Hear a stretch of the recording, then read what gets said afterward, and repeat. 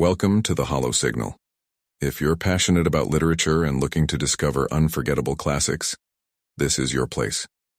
Don't forget to subscribe to the channel and hit the bell icon so you won't miss any recommendations. Today's book is The Secret of Chimneys, published in 1925 by Agatha Christie. The Secret of Chimneys is a thrilling mystery that combines murder, political intrigue, and hidden treasures in a classic country house setting, showcasing Christie's brilliant plotting and wit. Get ready for a captivating mystery. Agatha Christie. The Secret of Chimneys, Chapter 1. Anthony Cade signs on Gentleman Joe. Why if it isn't old Jimmy McGrath? Castle's select tour, represented by 7 depressed-looking females and 3 perspiring males, looked on with considerable interest. Evidently there Mr. Cade had met an old friend. They all admired Mr. Cade so much, his tall, lean figure, his sun-tanned face, the light-hearted manner with which he settled disputes and cajoled them all into good temper. This friend of his now surely rather a peculiar-looking man, about the same height as Mr. Cade, but thick-set, and not nearly so good-looking. The sort of man one read about in books who probably kept a saloon. Interesting, though. After all, that was what one came abroad for, to see all these peculiar things one read about in books. Up to now, they had been rather bored with Bulawayo. The sun was unbearably hot. The hotel was uncomfortable. There seemed to be nowhere particular to go until the moment should arrive to motor to the Matapos. Very fortunately, Mr. Cade had suggested picture postcards. There was an excellent supply of picture postcards. Anthony Cade and his friend had stepped a little apart. "What the hell are you doing with this pack of females?"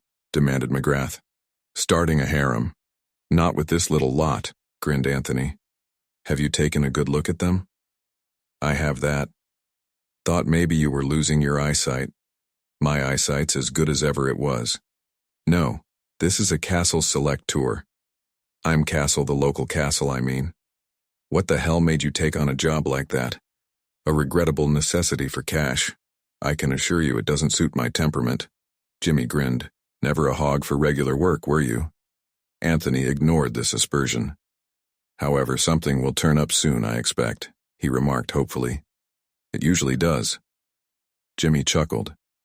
"If there's any trouble brewing, Anthony Cade is sure to be in it sooner or later." "I know that," he said. "You've an absolute instinct for rousing the 9 lives of a cat. When can we have a yarn together?" Anthony sighed. "I've got to take these cackling hens to see Rhoda's grave." "That's the stuff," said Jimmy approvingly. "They'll come back bumped black and blue with the ruts in the road and clamoring for bed to rest the bruises on. Then you and I will have a spot or two and exchange the news." "Right. So long, Jimmy." Anthony rejoined his flock of sheep. Miss Taylor, the youngest and most skittish of the party, instantly attacked him. "Oh, Mr. Cade, was that an old friend of yours?" "It was, Miss Taylor. One of the friends of my blameless youth." Miss Taylor giggled. "I thought he was such an interesting-looking man. I'll tell him you said so." "Oh, Mr. Cade, how can you be so naughty?" "The very idea. What was that name he called you?" "Gentleman Joe." "Yes." "Is your name Joe?" "I thought you knew it was Anthony, Miss Taylor." "Oh, go on with you," cried Miss Taylor coquettishly. Anthony had by now well mastered his duties. In addition to making the necessary arrangements of travel, they included soothing down irritable old gentlemen when their dignity was ruffled, seeing that elderly matrons had ample opportunities to buy picture postcards, and flirting with everything under a Catholic 40 years of age. The last task was rendered easier for him by the extreme readiness of the ladies in question to read a tender meaning into his most innocent remarks. Miss Taylor returned to the attack. "Why does he call you Joe, then?" "Oh, just because it isn't my name." "And why Gentleman Joe?" "The same kind of reason." "Oh, Mr. Cade," protested Miss Taylor, much distressed. "I'm sure you shouldn't say that. Papa was only saying last night what gentlemanly manners you had." "Very kind of your father, I'm sure, Miss Taylor, and we are all agreed that you are quite the gentleman." "I'm overwhelmed." "No, really, I mean it." "Kind hearts are more than coronets," said Anthony vaguely, without a notion of what he meant by the remark and wishing fervently it was lunchtime. That's such a beautiful poem, I always think. Do you know much poetry, Mr. Cade? I might recite, the boy stood on the burning deck at a pinch. The boy stood on the burning deck whence all but he had fled. That's all I know, but I can do that bit with action if you like. The boy stood on the burning deck, whoosh, whoosh, whoosh, the flames, you see. Whence all but he had fled, for that bit I run to and fro like a dog.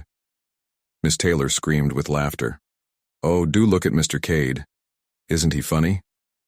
Time for morning tea, said Anthony briskly. Come this way. There is an excellent cafe in the next street. I presume, said Mrs. Caldecott in her deep voice, that the expense is included in the tour?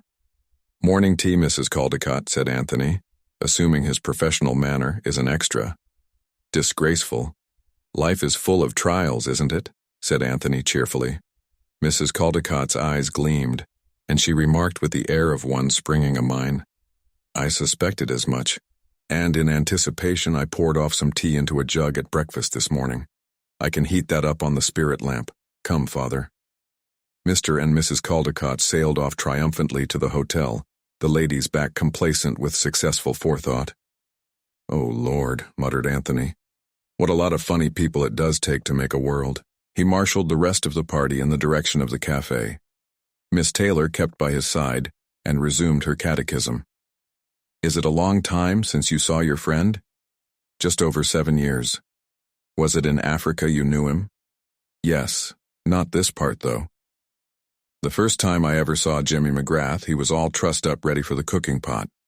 Some of the tribes in the interior are cannibals. You know. We got there just in time. What happened? Very nice little shindy.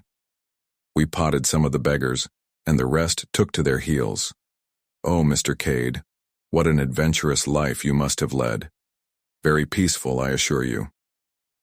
But it was clear that the lady did not believe him. Asti. It was about 10 o'clock that night when Anthony Cade walked into the small room where Jimmy McGrath was busy manipulating various bottles. Make it strong, James, he implored. I can tell you I need it.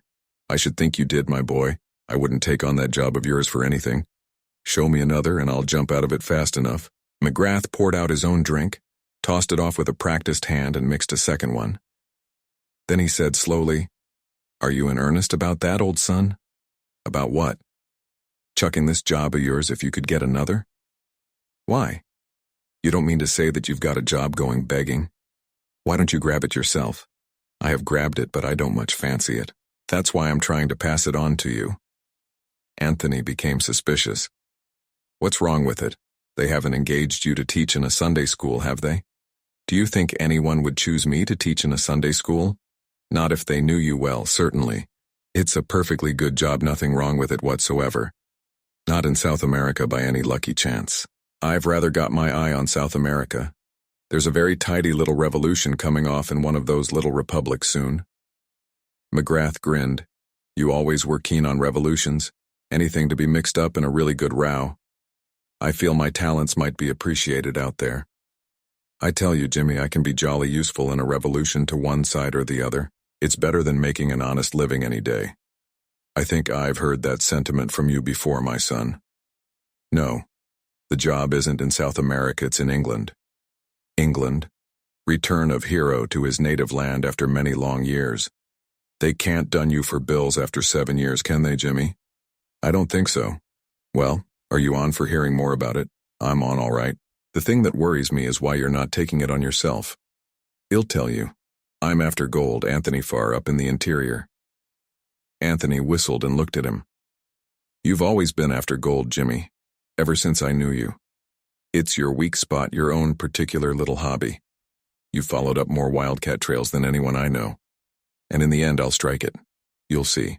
Well, everyone his own hobby. Mine's rose, yours is gold. They'll tell you the whole story. I suppose you know all about Czechoslovakia? Anthony looked up sharply. Czechoslovakia, he said, with a curious ring in his voice. Yes. Know anything about it? There was quite an appreciable pause before Anthony answered. Then he said slowly, Only what everyone knows. It's one of the Balkan states, isn't it? Principal rivers unknown, principal mountains also unknown but fairly numerous. Capital, Bucharest. Population, chiefly brigands. Hobby, assassinating kings and having revolutions. Last king, Nicholas IV, assassinated about 7 years ago. Since then it's been a republic. Altogether a very likely spot. You might have mentioned before that Czechoslovakia came into it. It doesn't except indirectly.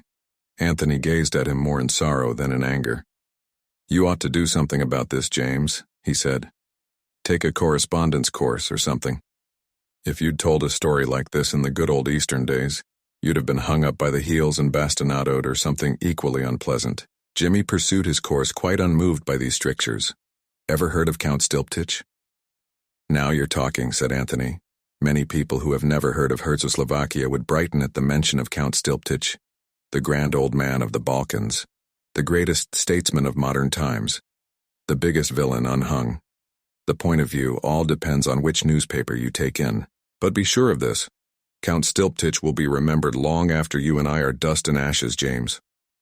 Every move and countermove in the Near East for the last 20 years has had Count Stilptich at the bottom of it.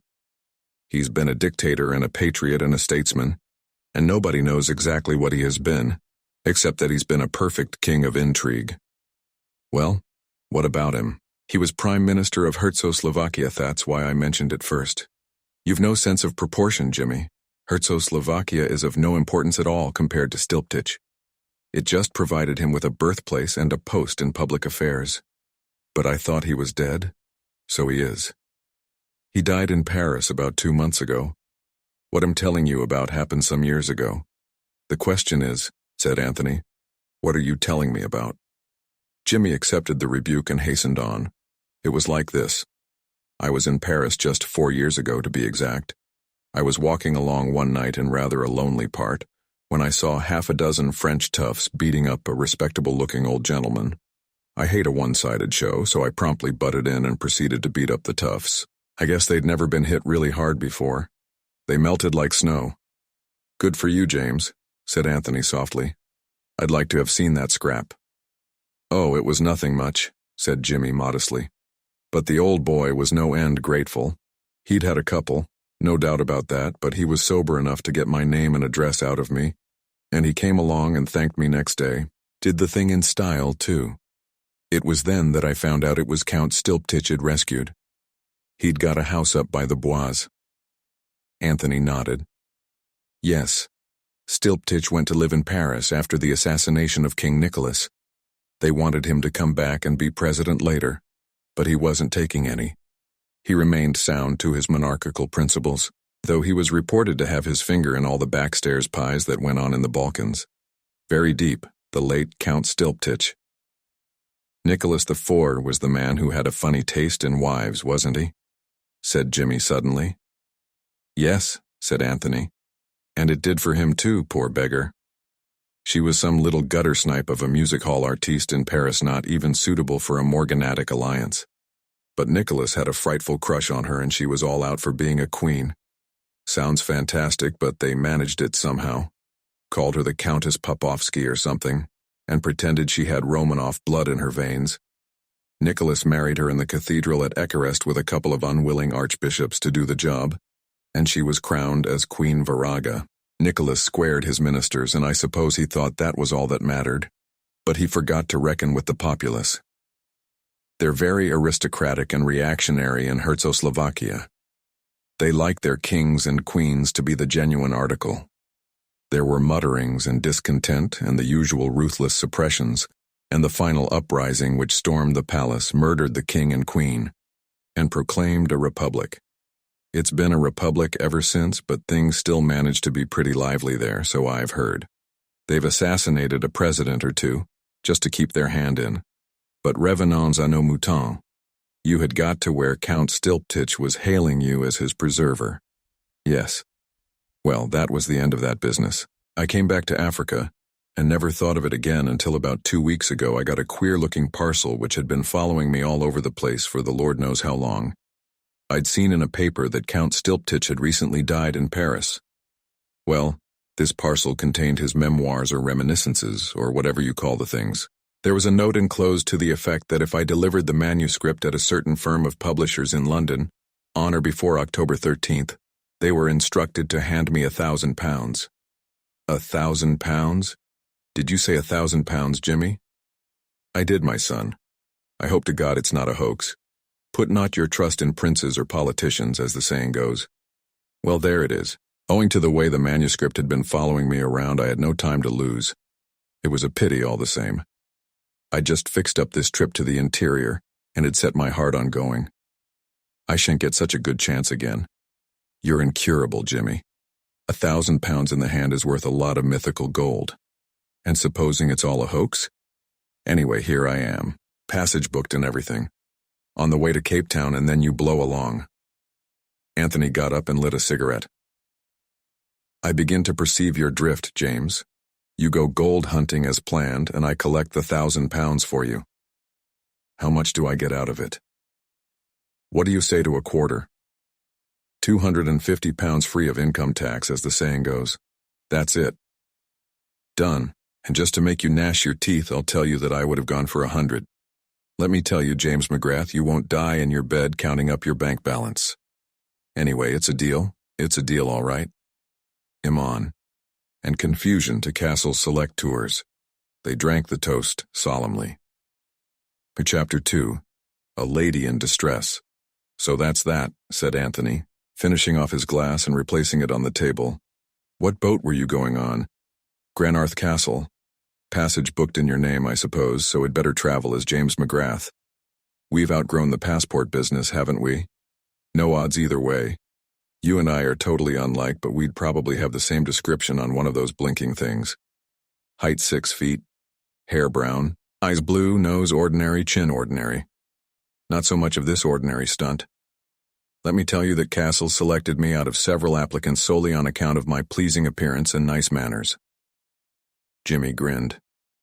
I noticed your manners this morning. The devil you did. Anthony rose and paced up and down the room. His brow was slightly wrinkled, and it was some minutes before he spoke. Jimmy, he said at last, Stilptich died in Paris. What's the point of sending a manuscript from Paris to London via Africa? Jimmy shook his head helplessly. I don't know. Why not do it up in a nice little parcel and send it by post? Sounds a damn sight more sensible, I agree.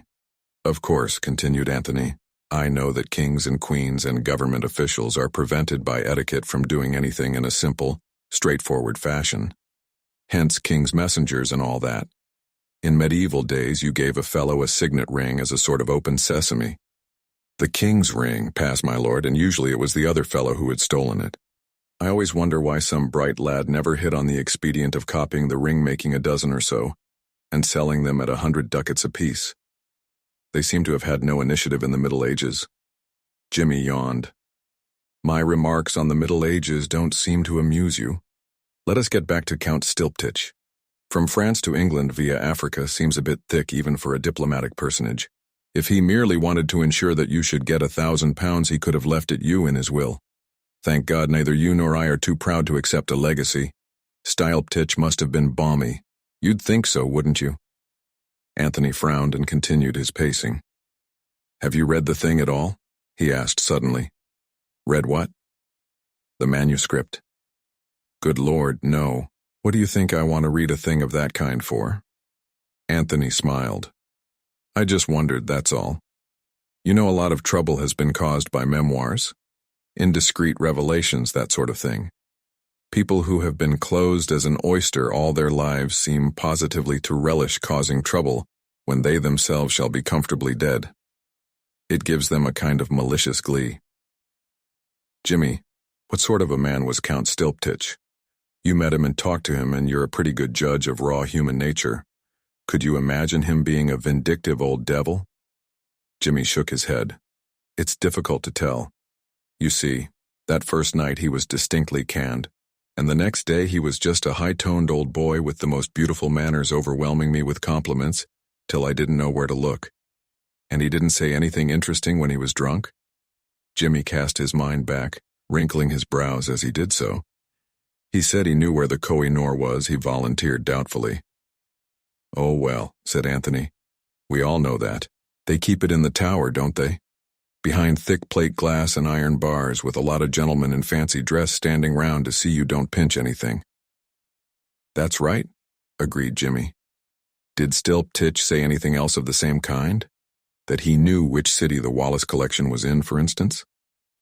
Jimmy shook his head. Said Anthony. He lit another cigarette, and once more began pacing up and down the room. You never read the papers, I suppose, you heathen? He threw out presently. Not very often, said McGrath simply. They're not about anything that interests me, as a rule. Thank heaven I'm more civilized. There have been several mentions of Czechoslovakia lately, hints at a royalist restoration. Nicholas IV didn't leave a son, said Jimmy, but I don't suppose for a minute that the Obolovich dynasty is extinct. There are probably shoals of young uns knocking about, cousins and second cousins and third cousins once removed, so that there wouldn't be any difficulty in finding a king? Not in the least, I should say, replied Jimmy. You know, I don't wonder at their getting tired of Republican institutions. A full-blooded, virile people like that must find it awfully tame to pot at presidents after being used to kings. And talking of kings, that reminds me of something else old Stilptich let out that night. He said he knew the gang that was after him. They were King Victor's people, he said. What? Anthony wheeled round suddenly. A slow grin widened on McGrath's face. Just a mite excited, aren't you? Gentleman Joe? He drawled. Don't be an ass, Jimmy. You've just said something rather important. He went over to the window and stood there looking out. Who is this King Victor, anyway? Demanded Jimmy. Another Balkan monarch? No, said Anthony slowly. He isn't that kind of a king. What is he, then? There was a pause, and then Anthony spoke. He's a crook, Jimmy, the most notorious jewel thief in the world. A fantastic, daring fellow not to be daunted by anything. King Victor was the nickname he was known by in Paris. Paris was the headquarters of his gang. They caught him there and put him away for 7 years on a minor charge. They couldn't prove the more important things against him. He'll be out soon, or he may be out already. Do you think Count Stilptich had anything to do with putting him away? Was that why the gang went for him? Out of revenge? I don't know, said Anthony. It doesn't seem likely on the face of it. King Victor never stole the crown jewels of Czechoslovakia, as far as I've heard. But the whole thing seems rather suggestive, doesn't it? The death of Stilptich, the memoirs, and the rumors in the papers all vague but interesting. And there's a further rumor to the effect that they've found oil in Czechoslovakia. I've a feeling in my bones, James, that people are getting ready to be interested in that unimportant little country. What sort of people? Financiers and city offices. What are you driving at with all this? Trying to make an easy job difficult. That's all. You can't pretend there's going to be any difficulty in handing over a simple manuscript at a publisher's office? No, said Anthony regretfully. I don't suppose there'll be anything difficult about that. But shall I tell you, James, where I propose to go with my $250? South America? No, my lad, Czechoslovakia. I shall stand in with the Republic, I think. Very probably I shall end up as president. Why not announce yourself as the principal Obolovich and be a king whilst you're about it? No, Jimmy. Kings are for life. Presidents only take on the job for 4 years or so. It would quite amuse me to govern a kingdom like Czechoslovakia for 4 years. The average for kings is even less, I should say, interpolated Jimmy. It will probably be a serious temptation to me to embezzle your share of the £1,000. You won't want it, you know, when you get back weighed down with nuggets. I'll invest it for you in Czechoslovakian oil shares. You know, James, the more I think of it, the more pleased I am with this idea of yours. I should never have thought of Czechoslovakia if you hadn't mentioned it. I shall spend 1 day in London, collecting the booty and then away by the Balkan Express. You won't get off quite as fast as that. I didn't mention it before, but I've got another little commission for you. Anthony sank into a chair and eyed him severely. I knew all along that you were keeping something dark. This is where the catch comes in. Not a bit. It's just something that's got to be done to help a lady. Once and for all, James, I refuse to be mixed up in your beastly love affairs. It's not a love affair. I've never seen the woman. I'll tell you the whole story. If I've got to listen to more of your long, rambling stories, I shall have to have another drink. His host complied hospitably with this demand, then began the tale. It was when I was up in Uganda. There was a Dago there whose life I had saved. If I were you, Jimmy, I should write a short book entitled, Lives I Have Saved. This is the second I've heard of this evening. Oh well, I didn't really do anything this time. Just pulled the Dago out of the river. Like all Dagos, he couldn't swim. Wait a minute. Has this story anything to do with the other business? Nothing whatever, though. Oddly enough, now I remember it, the man was a Herso-Slovakian. We always called him Dutch Pedro, though. Anthony nodded indifferently. Any name's good enough for a Dago, he remarked. Get on with the good work, James. Well, the fellow was sort of grateful about it. Hung around like a dog. About 6 months later, he died of fever. I was with him.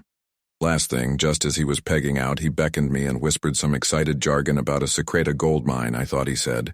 Shoved an oilskin packet into my hand, which he'd always worn next his skin. Well, I didn't think much of it at the time. It wasn't until a week afterwards that I opened the packet. Then I was curious. I must confess I shouldn't have thought that Dutch Pedro would have had the sense to know a gold mine when he saw it. But there's no accounting for luck. And at the mere thought of gold, your heart beat pitter-pat as always. Interrupted Anthony. I was never so disgusted in my life. Gold mine indeed. I dare say it may have been a gold mine to him, the dirty dog. Do you know what it was? A woman's letters, yes. A woman's letters, and an Englishwoman at that. The skunk had been blackmailing her, and he had the impudence to pass on his dirty bag of tricks to me.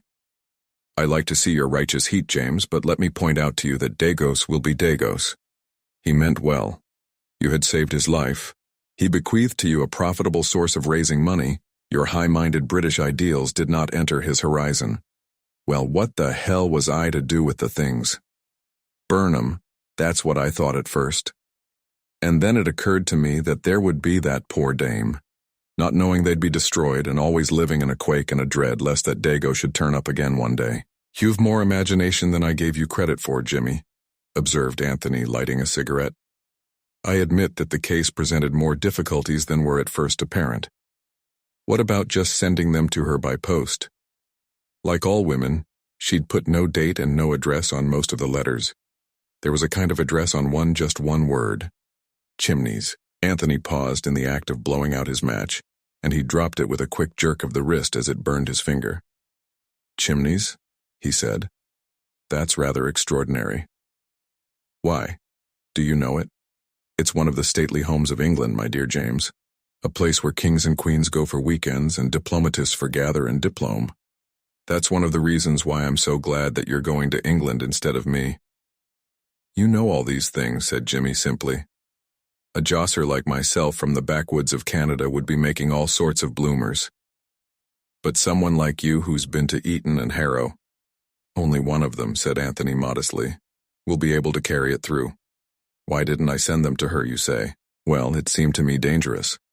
From what I could make out, she seemed to have a jealous husband. Suppose he opened the letter by mistake. Where would the poor dame be then? Or she might be dead. The letters looked as though they'd been written sometime.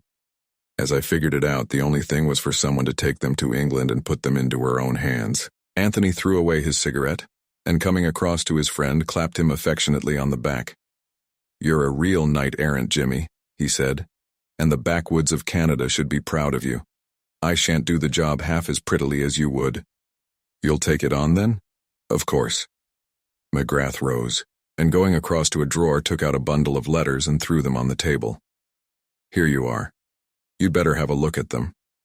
Is it necessary? On the whole, I'd rather not. Well, from what you say about this Chimneys place, she may have been staying there only. We'd better look through the letters and see if there's any clue as to where she really hangs out. I suppose you're right. They went through the letters carefully, but without finding what they had hoped to find. Anthony gathered them up again thoughtfully. Poor little devil, he remarked. She was scared stiff.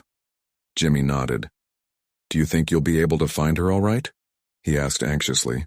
I won't leave England till I have. You're very concerned about this unknown lady. James? Jimmy ran his finger thoughtfully over the signature. It's a pretty name, he said apologetically. Virginia Revel. Chapter 3. Anxiety in High Places. Quite so, my dear fellow.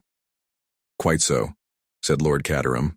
He had used the same words 3 times already, each time in the hope that they would end the interview and permit him to escape. He disliked very much being forced to stand on the steps of the exclusive London club to which he belonged and listen to the interminable eloquence of the Honourable George Lomax. Clement Edward Alistair Brent, 9th Marquis of Caterham, was a small gentleman, shabbily dressed and entirely unlike the popular conception of a marquis. He had faded blue eyes, a thin melancholy nose, and a vague but courteous manner. The principal misfortune of Lord Caterham's life was to have succeeded his brother, the 8th Marquis, 4 years ago. For the previous Lord Caterham had been a man of mark, a household word all over England. At one time Secretary of State for Foreign Affairs, he had always bulked largely in the councils of the Empire, and his country seat, Chimneys, was famous for its hospitality. Ably seconded by his wife, a daughter of the Duke of Perth, history had been made and unmade at informal weekend parties at Chimneys, and there was hardly anyone of note in England or indeed in Europe who had not at one time or another stayed there. That was all very well. The 9th Marquis of Caterham had the utmost respect and esteem for the memory of his brother. Henry had done that kind of thing magnificently.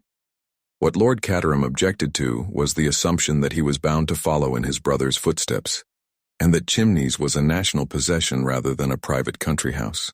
There was nothing that bored Lord Caterham more than politics, unless it was politicians, hence his impatience under the continued eloquence of George Lomax.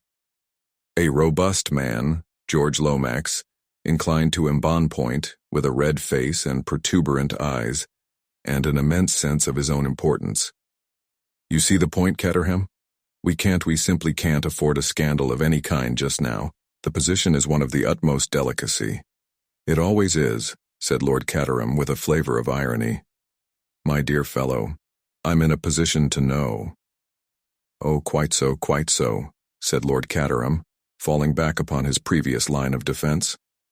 One slip over this Herzo-Slovakian business and we're done. It is most important that the oil concessions should be granted to a British company. You must see that? Of course, Prince Michael Abolovich arrives the end of the week and the whole thing can be carried through at Chimneys under the guise of a shooting party. I was thinking of going abroad this week, said Lord Caterham. Nonsense, my dear Caterham. No one goes abroad in early October. My doctor seems to think I'm in rather a bad way, said Lord Caterham, eyeing a taxi that was crawling past with longing eyes. He was quite unable to make a dash for liberty, however, since Lomax had the unpleasant habit of retaining a hold upon a person with whom he was engaged in serious conversation, doubtless the result of long experience. In this case he had a firm grip of the lapel of Lord Caterham's coat. My dear man, I put it to you imperially. In a moment of national crisis, such as is fast approaching, Lord Caterham wriggled uneasily. He felt suddenly that he would rather give any number of house parties than listen to George Lomax quoting from one of his own speeches. He knew by experience that Lomax was quite capable of going on for 20 minutes without a stop. All right, he said hastily, he'll do it. You'll arrange the whole thing, I suppose. My dear fellow, there's nothing to arrange. Chimneys, quite apart from its historic associations, is ideally situated. I shall be at the Abbey, less than 7 miles away. It wouldn't do, of course, for me to be actually a member of the house party. Of course not, agreed Lord Caterham, who had no idea why it would not do, and was not interested to learn. Perhaps you wouldn't mind having Bill Eversley, though. He'd be useful to run messages. Delighted, said Lord Caterham, with a shade more animation. Bill's quite a decent shot, and Bundle likes him. The shooting, of course, is not really important. It's only the pretext, as it were. Lord Caterham looked depressed again. That will be all, then. The Prince, his suite, Bill Eversley, Herman Isaacstein. Who? Herman Isaacstein. The representative of the syndicate I spoke to you about. The all-British syndicate? Yes. Why? Nothing. I only wondered, that's all. Curious names these people have. Then, of course, there ought to be 1 or 2 outsiders just to give the thing a bona fide appearance. Lady Eileen could see to that, young people, uncritical and with no idea of politics. Bundle would attend to that all right, I'm sure. I wonder now. Lomax seemed struck by an idea. You remember the matter I was speaking about just now? You've been speaking about so many things. No. I mean this unfortunate contretemps. He lowered his voice to a mysterious whisper. The memoirs, Count Stilptich's memoirs. I think you're wrong about that, said Lord Caterham, suppressing a yawn. People like scandal. Damn it all, I read reminiscences myself and enjoy them too. The point is not whether people will read them or not. They'll read them fast enough, but their publication at this juncture might ruin everything. The people of Herzoslovakia wish to restore the monarchy and are prepared to offer the crown to Prince Michael, who has the support and encouragement of His Majesty's government, and who is prepared to grant concessions to Mr. Ike Hermanstein and Coburn in return for the loan of $1 million or so to set him on the throne. Caterham, implored Lomax in an agonized whisper. Discretion, I beg of you. Above all things, discretion. And the point is, continued Lord Caterham, with some relish, though he lowered his voice in obedience to the other's appeal, that some of Stilptich's reminiscences may upset the apple cart. Tyranny and misbehavior of the Obolovich family generally, eh? Questions asked in the House. Why replace the present broad-minded and democratic form of government by an obsolete tyranny? Policy dictated by the blood-sucking capitalists. Down with the government. That kind of thing, Lomax nodded. And there might be worse still, he breathed. Suppose that some reference should be made to that unfortunate disappearance. You know what I mean. Lord Caterham stared at him. No, I don't. What disappearance? You must have heard of it? Why? It happened while they were at Chimneys. Henry was terribly upset about it. It almost ruined his career. You interest me enormously, said Lord Caterham. Who or what disappeared? Lomax leant forward and put his mouth to Lord Caterham's ear. The latter withdrew it hastily. For God's sake, don't hiss at me. You heard what I said? Yes, I did, said Lord Caterham reluctantly. I remember now hearing something about it at the time. Very curious affair. I wonder who did it. It was never recovered? Never. Of course we had to go about the matter with the utmost discretion. No hint of the loss could be allowed to leak out. But Stilptich was there at the time. He knew something. Not all, but something. We were at loggerheads with him once or twice over the Turkish question. Suppose that in sheer malice he has set the whole thing down for the world to read. Think of the scandal of the far-reaching results. Everyone would say, why was it hushed up? Of course they would, said Lord Caterham, with evident enjoyment. Lomax, whose voice had risen to a high pitch, took a grip on himself. I must keep calm, he murmured. I must keep calm. But I ask you this, my dear fellow. If he didn't mean mischief, why did he send the manuscript to London in this roundabout way? It's odd, certainly. You are sure of your facts? Absolutely. Weir had our agents in Paris. The memoirs were conveyed away secretly some weeks before his death. Yes, it looks as though there's something in it, said Lord Caterham, with the same relish he had displayed before. We have found out that they were sent to a man called Jimmy, or James McGrath, a Canadian at present in Africa.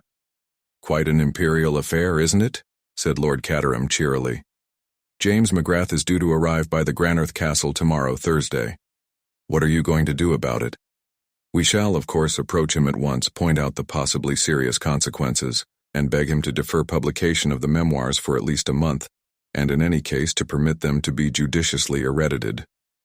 Supposing that he says no, sir, or he'll God-darned well see you in hell first, or something bright and breezy like that, suggested Lord Caterham.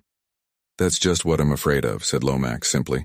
That's why it suddenly occurred to me that it might be a good thing to ask him down to Chimneys as well. He'd be flattered, naturally, at being asked to meet Prince Michael, and it might be easier to handle him. I'm not going to do it, said Lord Caterham hastily. I don't get on with Canadians, never did, especially those that have lived much in Africa. You'd probably find him a splendid fellow, a rough diamond, you know. No, Lomax, I put my foot down there absolutely. Somebody else has got to tackle him. It has occurred to me, said Lomax, that a woman might be very useful here. Told enough and not too much, you understand. A woman could handle the whole thing delicately and with tact put the position before him, as it were, without getting his back up. Not that I approve of women in politics, Saint, Stevens is ruined, absolutely ruined nowadays. But woman in her own sphere can do wonders.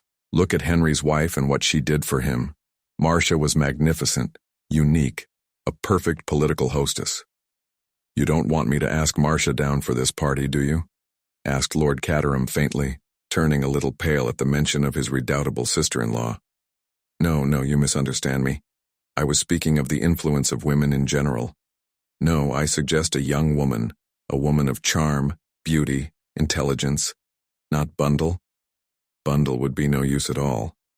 She's a red-hot socialist if she's anything at all, and she'd simply scream with laughter at the suggestion. I was not thinking of Lady Eileen. Your daughter, Caterham, is charming. Simply charming, but quite a child. We need someone with savoir-faire, poise, knowledge of the world. Ah, of course, the very person. My cousin Virginia. Mrs. Revel? Lord Caterham brightened up. He began to feel that he might possibly enjoy the party after all. A very good suggestion of yours, Lomax. The most charming woman in London. She is well up in Herzo-Slovakian affairs, too. Her husband was at the embassy there, you remember. And, as you say, a woman of great personal charm. A delightful creature, murmured Lord Caterham. That is settled, then. Mr. Lomax relaxed his hold on Lord Caterham's lapel, and the latter was quick to avail himself of the chance. Bye-bye, Lomax. You'll make all the arrangements, won't you? He dived into a taxi. As far as it is possible for one upright Christian gentleman to dislike another upright Christian gentleman, Lord Caterham disliked the Honour George Lomax. He disliked his puffy red face, his heavy breathing, and his prominent blue eyes. He thought of the coming week and sighed. A nuisance. An abominable nuisance. Then he thought of Virginia Revel and cheered up a little. A delightful creature, he murmured to himself. A most delightful creature. Chapter 4. Introducing a very charming lady. George Lomax returned straightway to Whitehall.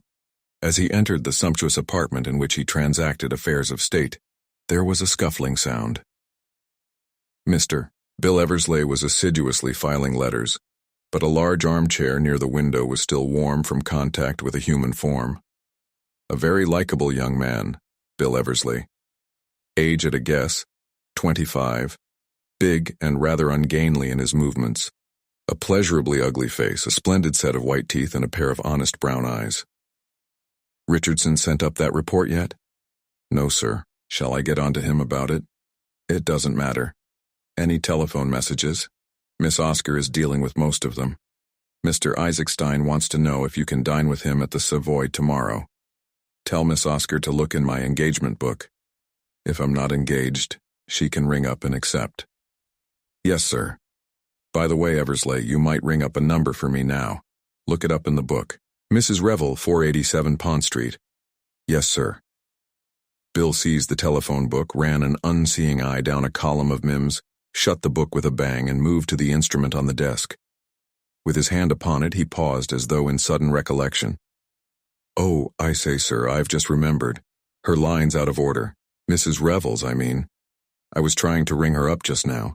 George Lomax frowned. Annoying, he said. Distinctly annoying. He tapped the table undecidedly. If it's anything important, sir, perhaps I might go round there now in a taxi. She's sure to be in at this time in the morning. George Lomax hesitated, pondering the matter. Bill waited expectantly, poised for instant flight, should the reply be favorable. Perhaps that would be the best plan, said Lomax at last.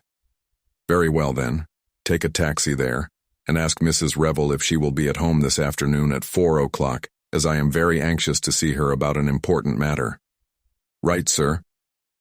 Bill seized his hat and departed. 10 minutes later, a taxi deposited him at 487 Pont Street. He rang the bell and executed a loud rat-tat on the knocker. The door was opened by a grave functionary to whom Bill nodded with the ease of long acquaintance.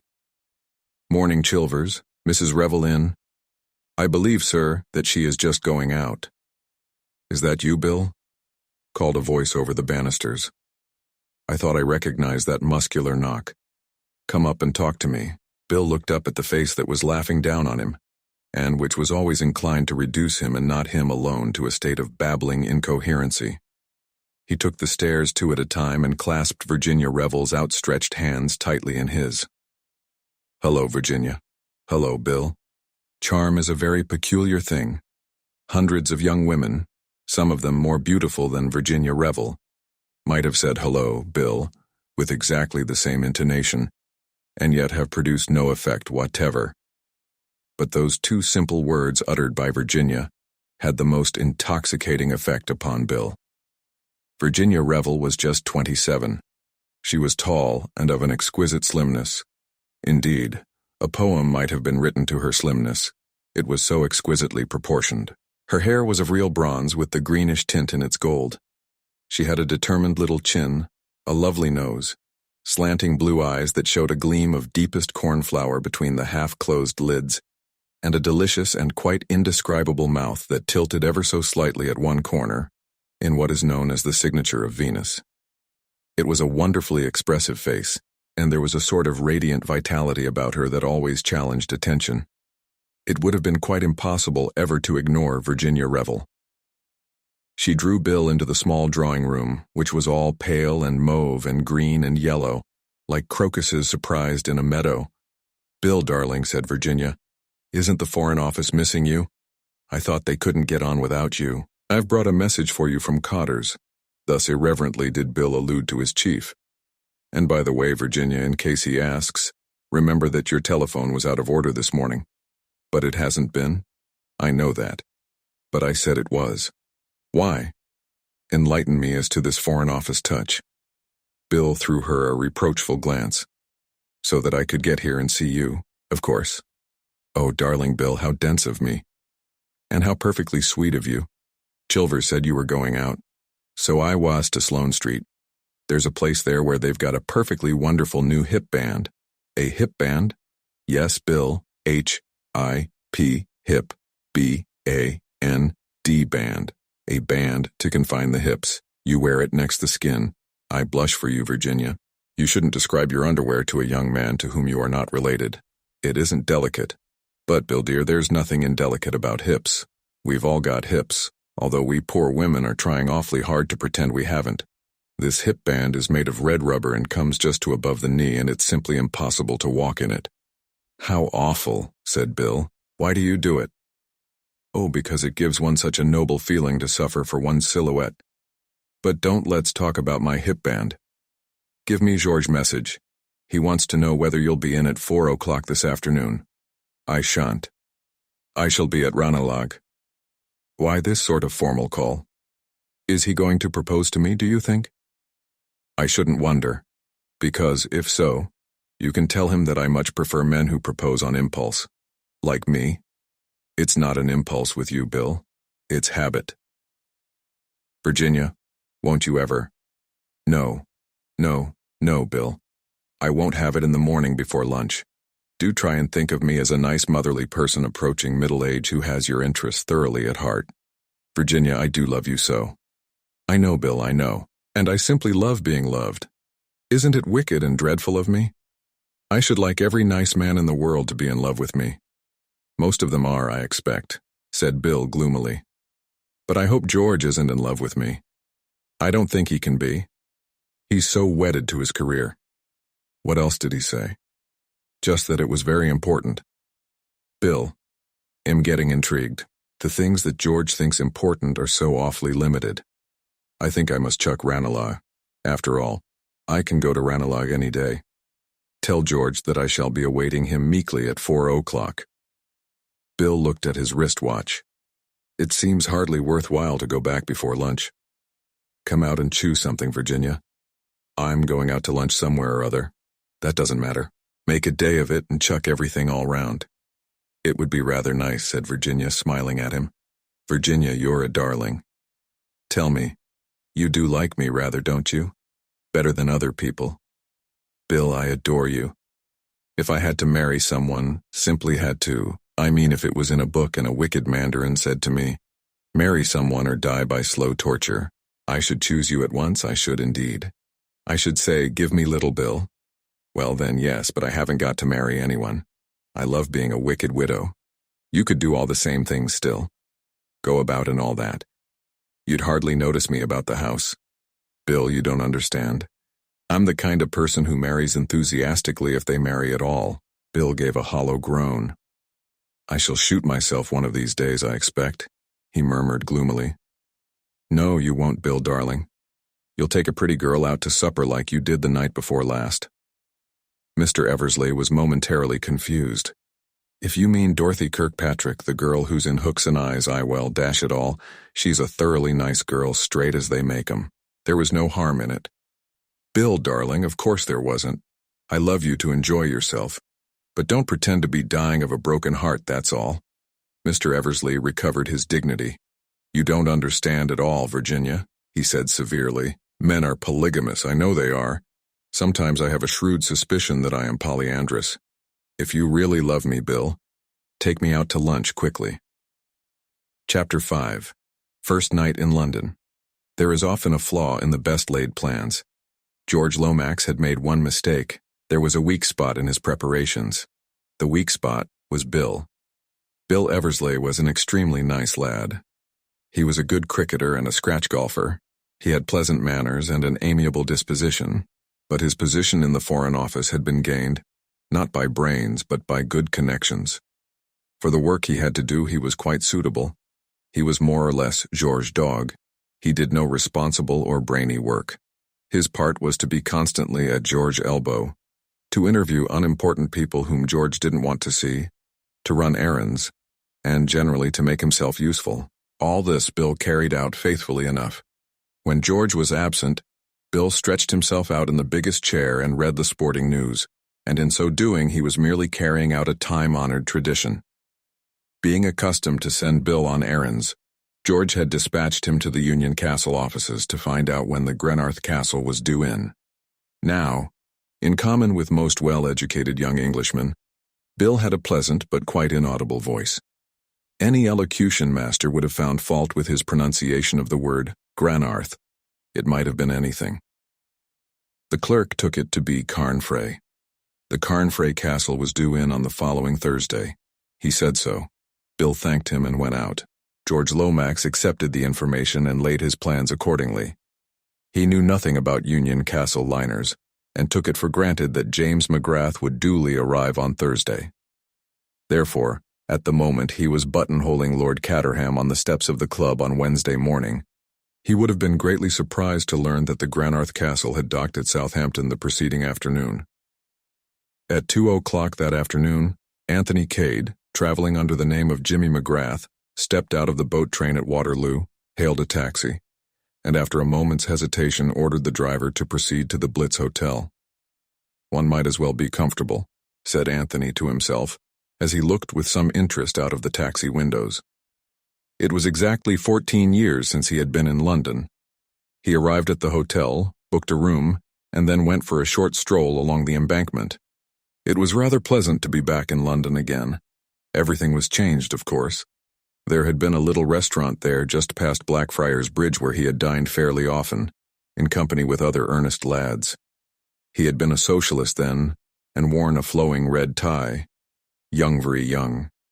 He retraced his steps back to the Blitz. Just as he was crossing the road, a man jostled against him, nearly making him lose his balance. They both recovered themselves, and the man muttered an apology, his eyes scanning Anthony's face narrowly. He was a short, thick-set man of the working classes, with something foreign in his appearance. Anthony went on into the hotel, wondering, as he did so, what had inspired that searching glance. Nothing in it, probably. The deep tan of his face was somewhat unusual looking amongst these pallid Londoners, and it had attracted the fellow's attention. He went up to his room, and led by a sudden impulse, crossed to the looking-glass and stood studying his face in it. Of the few friends of the old days, just a chosen few, was it likely that any of them would recognize him now, if they were to meet him face to face? He shook his head slowly. When he had left London, he had been just 18, a fair, slightly chubby boy, with a misleading, seraphic expression. Small chance that the boy would be recognized in the lean, brown-faced man with the quizzical expression. The telephone beside the bed rang, and Anthony crossed to the receiver. Hello? The voice of the desk clerk answered him. Mr. James McGrath, speaking. A gentleman is called to see you. Anthony was rather astonished. To see me? Yes, sir, a foreign gentleman. What's his name? There was a slight pause, and then the clerk said, I will send up a page boy with his card. Anthony replaced the receiver and waited. In a few minutes there was a knock on the door and a small page appeared bearing a card upon a salver. Anthony took it. The following was the name engraved upon it. Baron Lolopretzel. He now fully appreciated the desk clerk's pause. For a moment or two he stood studying the card, and then made up his mind. Show the gentleman up. Very good, sir. In a few minutes the Baron Lolopretzel was ushered into the room, a big man with an immense fan-like black beard and a high bald forehead. He brought his heels together with a click and bowed. Mr. McGrath, he said. Anthony imitated his movements as nearly as possible. Baron, he said, then, drawing forward a chair. Pray sit down. I have not, I think, had the pleasure of meeting you before. That is so, agreed the Baron, seating himself. It is my misfortune, he added politely. And mine also, responded Anthony, on the same note. Let us now to business come, said the Baron. I represent in London the loyalist party of Czechoslovakia, and represent it admirably, I am sure, murmured Anthony. The Baron bowed in acknowledgement of the compliment. You are too kind, he said stiffly. Mr. McGrath, I will not from you conceal anything. The moment has come for the restoration of the monarchy, in abeyance since the martyrdom of His Most Gracious Majesty King Nicholas IV of blessed memory. Amen, murmured Anthony. I mean here. On the throne will be placed His Highness Prince Michael, who the support of the British government has. Splendid, said Anthony. It's very kind of you to tell me all this. Everything arranged is, when you come here to trouble make. The Baron fixed him with a stern eye. My dear Baron, protested Anthony. Yes, I know what I am talking about. You have with you the memoirs of the late Count Stilptich. He fixed Anthony with an accusing eye. And if I have, what have the memoirs of Count Stilptich to do with Prince Michael? They will cause scandals. Most memoirs do that, said Anthony soothingly. Of many secrets he the knowledge had. Should he reveal but the quarter of them, Europe into war plunged may be. Come, said Anthony. It can't be as bad as all that. An unfavorable opinion of the Obolovich will abroad be spread. So democratic is the English spirit, I can quite believe, said Anthony, that the Obolovich may have been a trifle high-handed now and again. It runs in the blood. But people in England expect that sort of thing from the Balkans. I don't know why they should, but they do.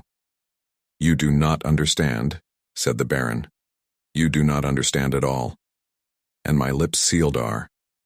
He sighed. What exactly are you afraid of? Asked Anthony. Until I have read the memoirs I do not know, explained the Baron simply, but there is sure to be something. These great diplomats are always indiscreet. The apple cart upset will be, as the saying goes. Look here, said Anthony kindly.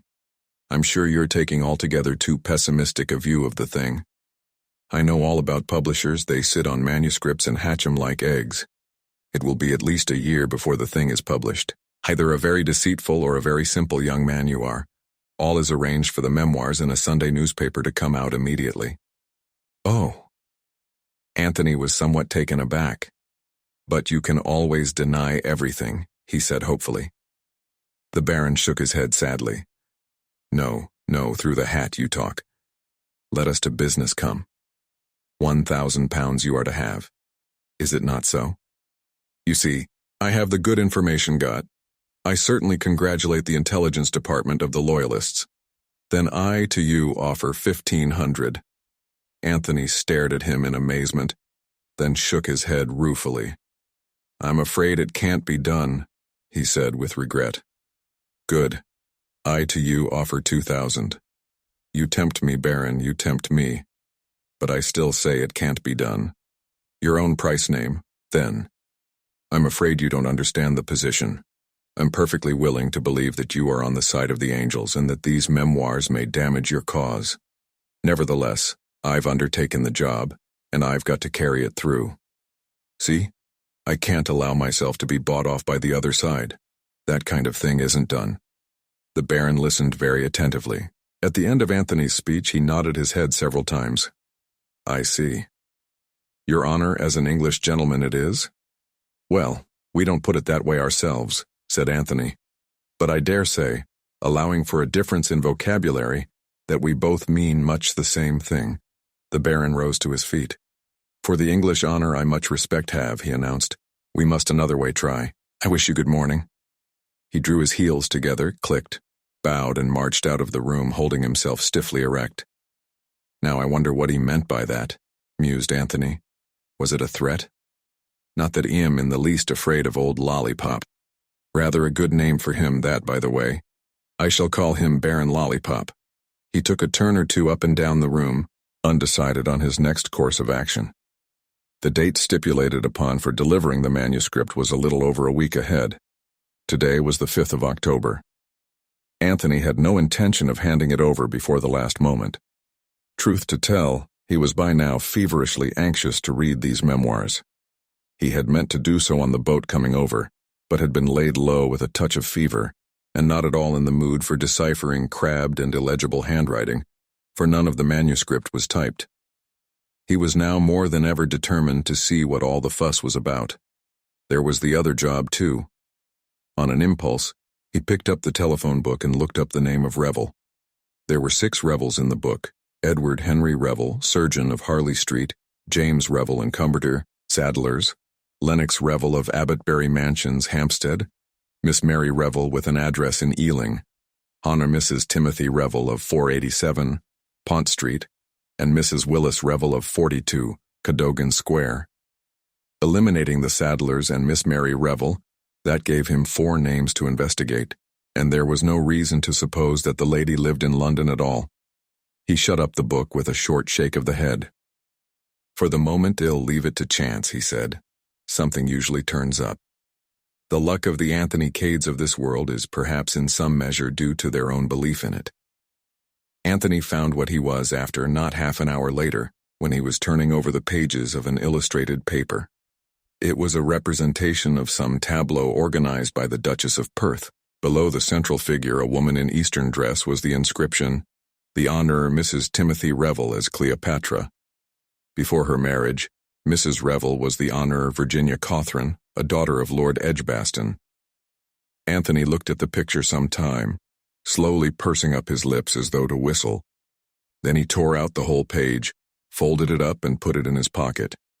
He went upstairs again, unlocked his suitcase, and took out the packet of letters. He took out the folded page from his pocket and slipped it under the string that held them together. Then, at a sudden sound behind him, he wheeled round sharply. A man was standing in the doorway, the kind of man whom Anthony had fondly imagined existed only in the chorus of a comic opera. A sinister-looking figure, with a squat, brutal head and lips drawn back in an evil grin. "What the devil are you doing here?" asked Anthony.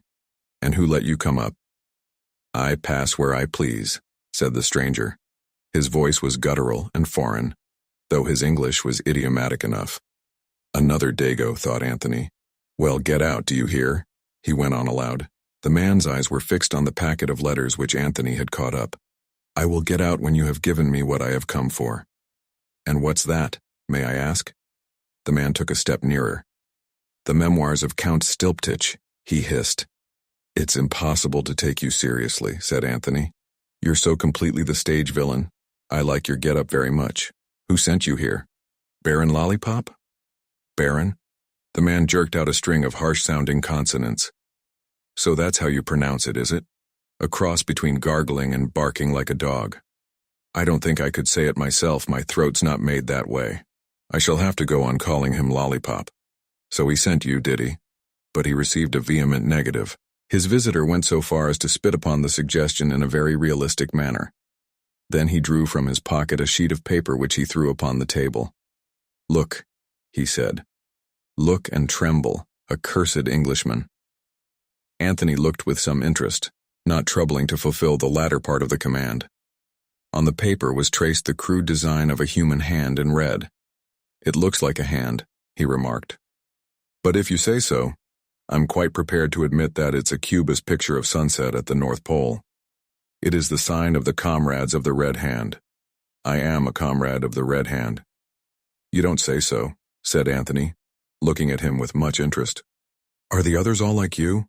I don't know what the Eugenics Society would have to say about it." The man snarled angrily. "Dog," he said. "Worse than dog. Paid slave of an effete monarchy. Give me the memoirs and you shall go unscathed. Such is the clemency of the Brotherhood." "It's very kind of them, I'm sure," said Anthony, "but I'm afraid that both they and you are laboring under a misapprehension. My instructions are to deliver the manuscript not to your amiable society, but to a certain firm of publishers." "Pah," laughed the other. "Do you think you will ever be permitted to reach that office alive? Enough of this fool's talk. Hand over the papers or I shoot." He drew a revolver from his pocket and brandished it in the air. But there he misjudged his Anthony Cade. He was not used to men who could act as quickly or quicker than they could think. Anthony did not wait to be covered by the revolver. Almost as soon as the other got it out of his pocket, Anthony had sprung forward and knocked it out of his hand. The force of the blow sent the man swinging round so that he presented his back to his assailant. The chance was too good to be missed. With one mighty, well-directed kick, Anthony sent the man flying through the doorway into the corridor, where he collapsed in a heap. Anthony stepped out after him, but the doughty comrade of the Red Hand had had enough. He got nimbly to his feet and fled down the passage. Anthony did not pursue him, but went back into his own room. "So much for the comrades of the Red Hand," he remarked. "Picturesque appearance, but easily routed by direct action. How the hell did that fellow get in, I wonder? There's one thing that stands out pretty clearly. This isn't going to be quite such a soft job as I thought. I've already fallen foul of both the Loyalist and the Revolutionary parties. Soon, I suppose, the Nationalists and the Independent Liberals will be sending up a delegation. One thing's fixed. I start on that manuscript tonight." Looking at his watch, Anthony discovered that it was nearly 9 o'clock, and he decided to dine where he was. He did not anticipate any more surprise visits, but he felt that it was up to him to be on his guard. He had no intention of allowing his suitcase to be rifled whilst he was downstairs in the grill room. He rang the bell and asked for the menu, selected a couple of dishes, and ordered a bottle of Bordeaux. The waiter took the order and withdrew. Whilst he was waiting for the meal to arrive, he got out the package of manuscript and put it on the table with the letters. There was a knock at the door, and the waiter entered with a small table and the accessories of the meal. Anthony had strolled over to the mantelpiece. Standing there with his back to the room, he was directly facing the mirror, and idly glancing in it, he noticed a curious thing. The waiter's eyes were glued on the parcel of manuscript. Shooting little glances sideways at Anthony's immovable back, he moved softly round the table. His hands were twitching and he kept passing his tongue over his dry lips. Anthony observed him more closely. He was a tall man, supple like all waiters, with a clean-shaven, mobile face. An Italian, Anthony thought, not a Frenchman. At the critical moment, Anthony wheeled round abruptly. The waiter started slightly but pretended to be doing something with the salt cellar. "What's your name?" asked Anthony abruptly. "Giuseppe, monsieur. Italian, eh?" "Yes, monsieur." Anthony spoke to him in that language, and the man answered fluently enough. Finally, Anthony dismissed him with a nod, but all the while he was eating the excellent meal which Giuseppe served to him, he was thinking rapidly. Had he been mistaken? Was Giuseppe's interest in the parcel just ordinary curiosity? It might be so, but remembering the feverish intensity of the man's excitement, Anthony decided against that theory. All the same, he was puzzled. "Dash it all," said Anthony to himself. "Everyone can't be after the blasted manuscript. Perhaps him fancying things." Dinner concluded and cleared away, he applied himself to the perusal of the memoirs. Owing to the illegibility of the late Count's handwriting, the business was a slow one. Anthony's yawns succeeded one another with suspicious rapidity. At the end of the 4th chapter, he gave it up. So far, he had found the memoirs insufferably dull, with no hint of scandal of any kind. He gathered up the letters and the wrapping of the manuscript, which were lying in a heap together on the table, and locked them up in the suitcase. Then he locked the door, and as an additional precaution put a chair against it. On the chair he placed the water bottle from the bathroom.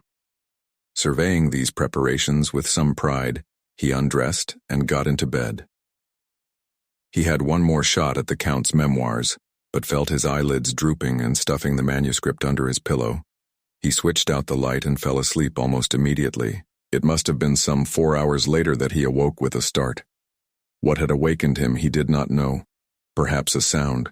Perhaps only the consciousness of danger, which in men who have led an adventurous life is very fully developed. For a moment he lay quite still, trying to focus his impressions.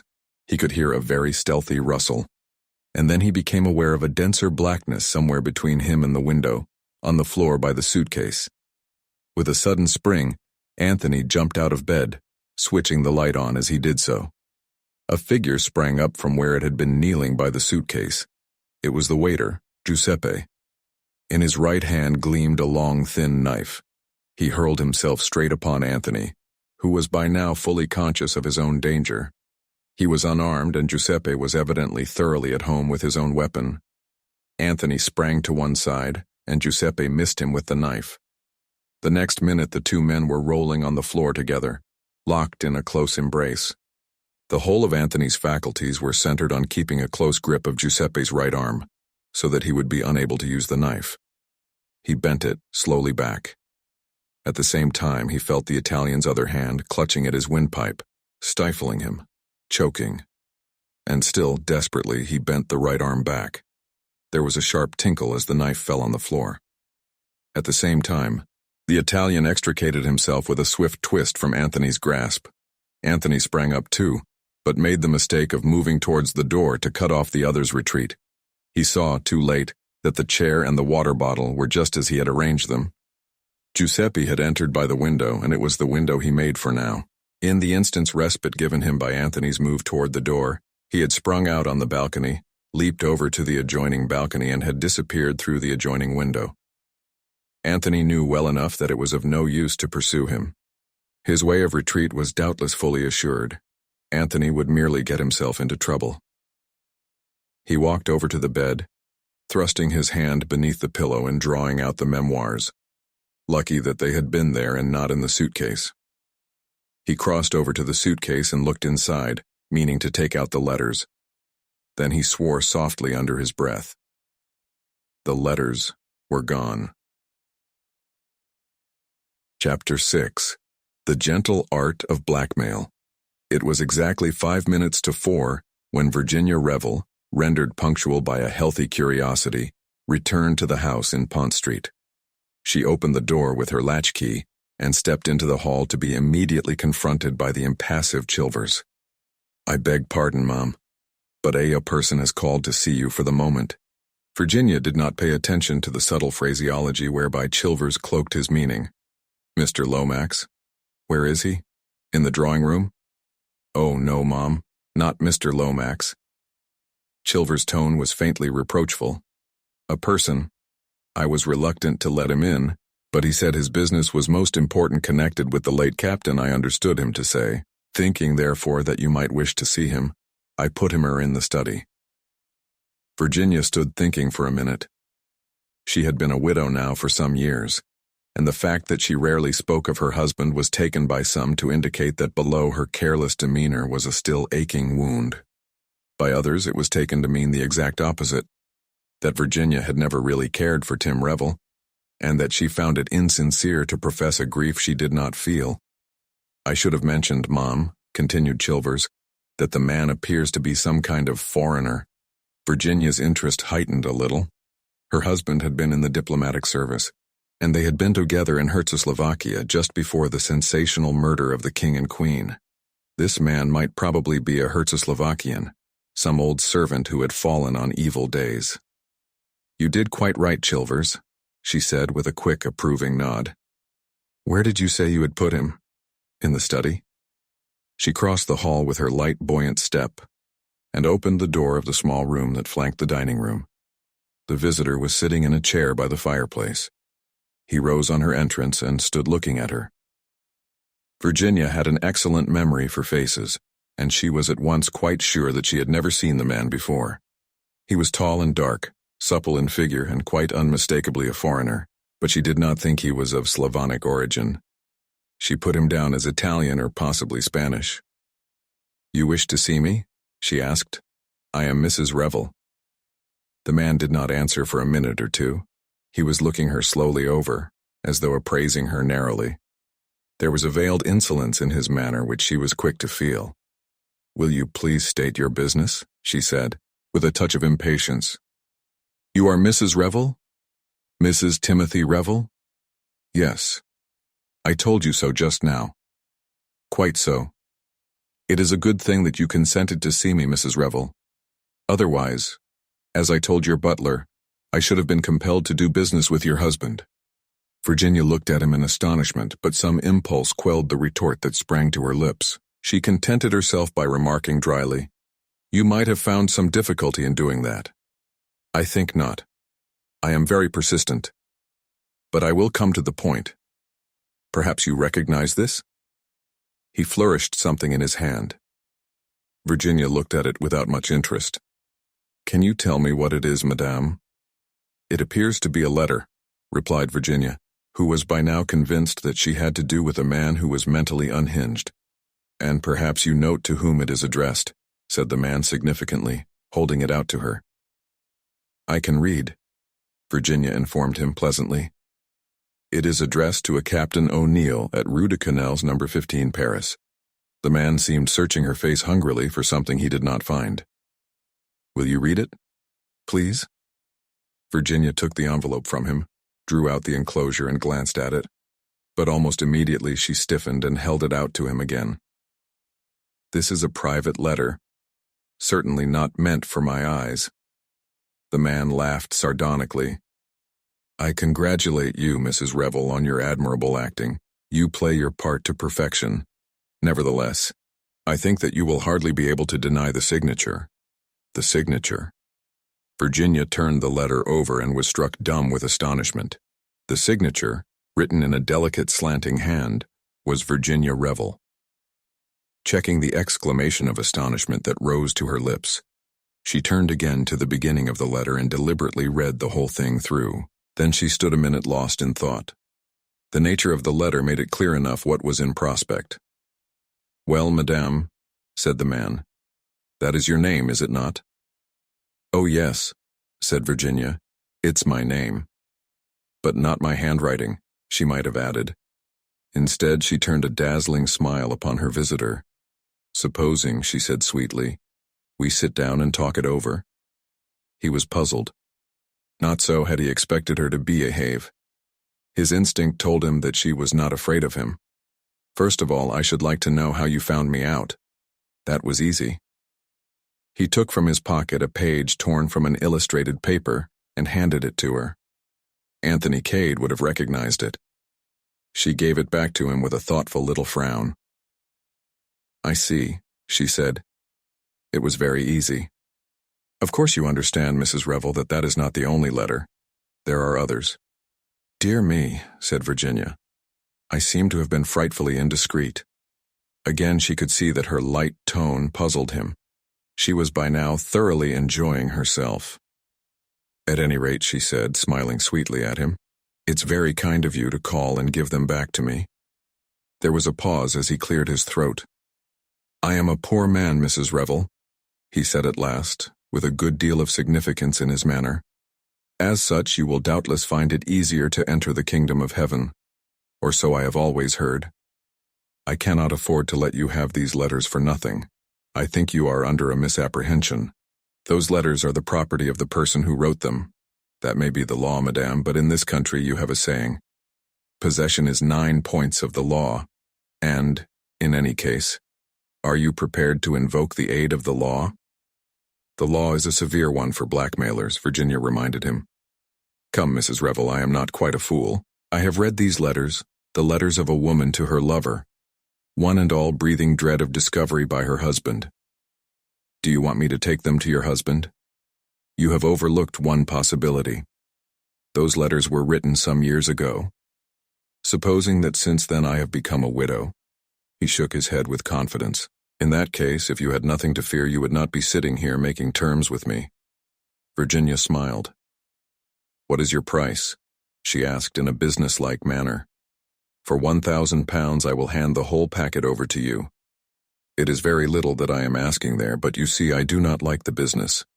I shouldn't dream of paying you £1,000, said Virginia with decision. Madame, I never bargain. £1,000 and I will place the letters in your hands. Virginia reflected. You must give me a little time to think it over. It will not be easy for me to get such a sum together. A few pounds on account, perhaps say 50, and I will call again. Virginia looked up at the clock. It was 5 minutes past 4, and she fancied that she had heard the bell. Very well, she said hurriedly. Come back tomorrow, but later than this. About 6. She crossed over to a desk that stood against the wall, unlocked one of the drawers, and took out an untidy handful of notes. There is about £40 here. That will have to do for you. He snatched at it eagerly. And now go at once, please, said Virginia. He left the room obediently enough. Through the open door, Virginia caught a glimpse of George Lomax in the hall, just being ushered upstairs by Chilvers. As the front door closed, Virginia called to him. Come in here, George. Chilvers, bring us tea in here, will you please? She flung open both windows, and George Lomax came into the room to find her standing erect with dancing eyes and wind-blown hair. I'll shut them in a minute, George, but I felt the room ought to be aired. Did you fall over the blackmailer in the hall? The what? Blackmailer, George. B-L-A-C-K-M-A-I-L-E-R.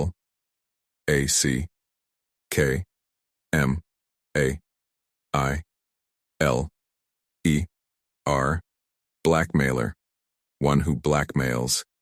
My dear Virginia, you can't be serious. Oh, but I am, George. But who did he come here to blackmail? Me, George. But my dear Virginia, what have you been doing? Well, just for once, as it happens, I hadn't been doing anything. The good gentleman mistook me for someone else. You rang up the police, I suppose? No, I didn't. I suppose you think I ought to have done so. Well, George considered weightily. No, perhaps not. Perhaps you acted wisely. You might be mixed up in some unpleasant publicity in connection with the case. You might even have had to give evidence. I should have liked that, said Virginia. I would love to be summoned, and I should like to see if judges really do make all the rotten jokes you read about. It would be most exciting. I was at Vine Street the other day to see about a diamond brooch I had lost, and there was the most perfectly lovely inspector, the nicest man I ever met. George, as was his custom, let all irrelevancies pass. But what did you do about this scoundrel? Well, George, I'm afraid I let him do it. Do what? Blackmail me? Do. George's face of horror was so poignant that Virginia had to bite her under lip.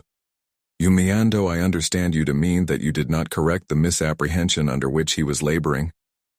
Virginia shook her head, shooting a sideways glance at him. Good heavens, Virginia, you must be mad. I suppose it would seem that way to you. But why? In God's name, why? Several reasons. To begin with, he was doing it so beautifully, blackmailing me. I mean, I hate to interrupt an artist when he's doing his job really well. And then, you see, I'd never been blackmailed, I should hope not. Indeed. And I wanted to see what it felt like. I am quite at a loss to comprehend you, Virginia. I knew you wouldn't understand. You did not give him money, I hope. Just a trifle, said Virginia apologetically. How much? £40. Virginia. My dear George, it's only what I pay for an evening dress. It's just as exciting to buy a new experience as it is to buy a new dress, more so, in fact. George Lomax merely shook his head, and Chilvers appearing at that moment with the tea urn, he was saved from having to express his outraged feelings. When tea had been brought in, and Virginia's deft fingers were manipulating the heavy silver teapot, she spoke again on the subject. I had another motive too, George a brighter and better one. We women are usually supposed to be cats, but at any rate, I'd done another woman a good turn this afternoon. This man isn't likely to go off looking for another Virginia Revel. He thinks he's found his bird all right. Poor little devil, she was in a blue funk when she wrote that letter. Mr. Blackmailer would have had the easiest job of his life there. Now, though he doesn't know it, he's up against a tough proposition. Starting with the great advantage of having led a blameless life, I shall toy with him to his undoing, as they say in books. Guile, George. Lots of guile. George still shook his head. I don't like it, he persisted. I don't like it. Well, never mind, George, dear. You didn't come here to talk about blackmailers. What did you come here for, by the way? Correct answer. To see you. Accent on the U. And press her hand with significance unless you happen to have been eating heavily buttered muffin, in which case it must all be done with the eyes. I did come to see you, replied George seriously. And I am glad to find you alone. Oh, George, this is so sudden, says she, swallowing a currant. I wanted to ask a favor of you. I have always considered you, Virginia, as a woman of considerable charm. Oh, George, and also a woman of intelligence. Not really. How well the man knows me. My dear Virginia, there is a young fellow arriving in England tomorrow whom I should like you to meet. All right, George, but it's your partylet, that be clearly understood.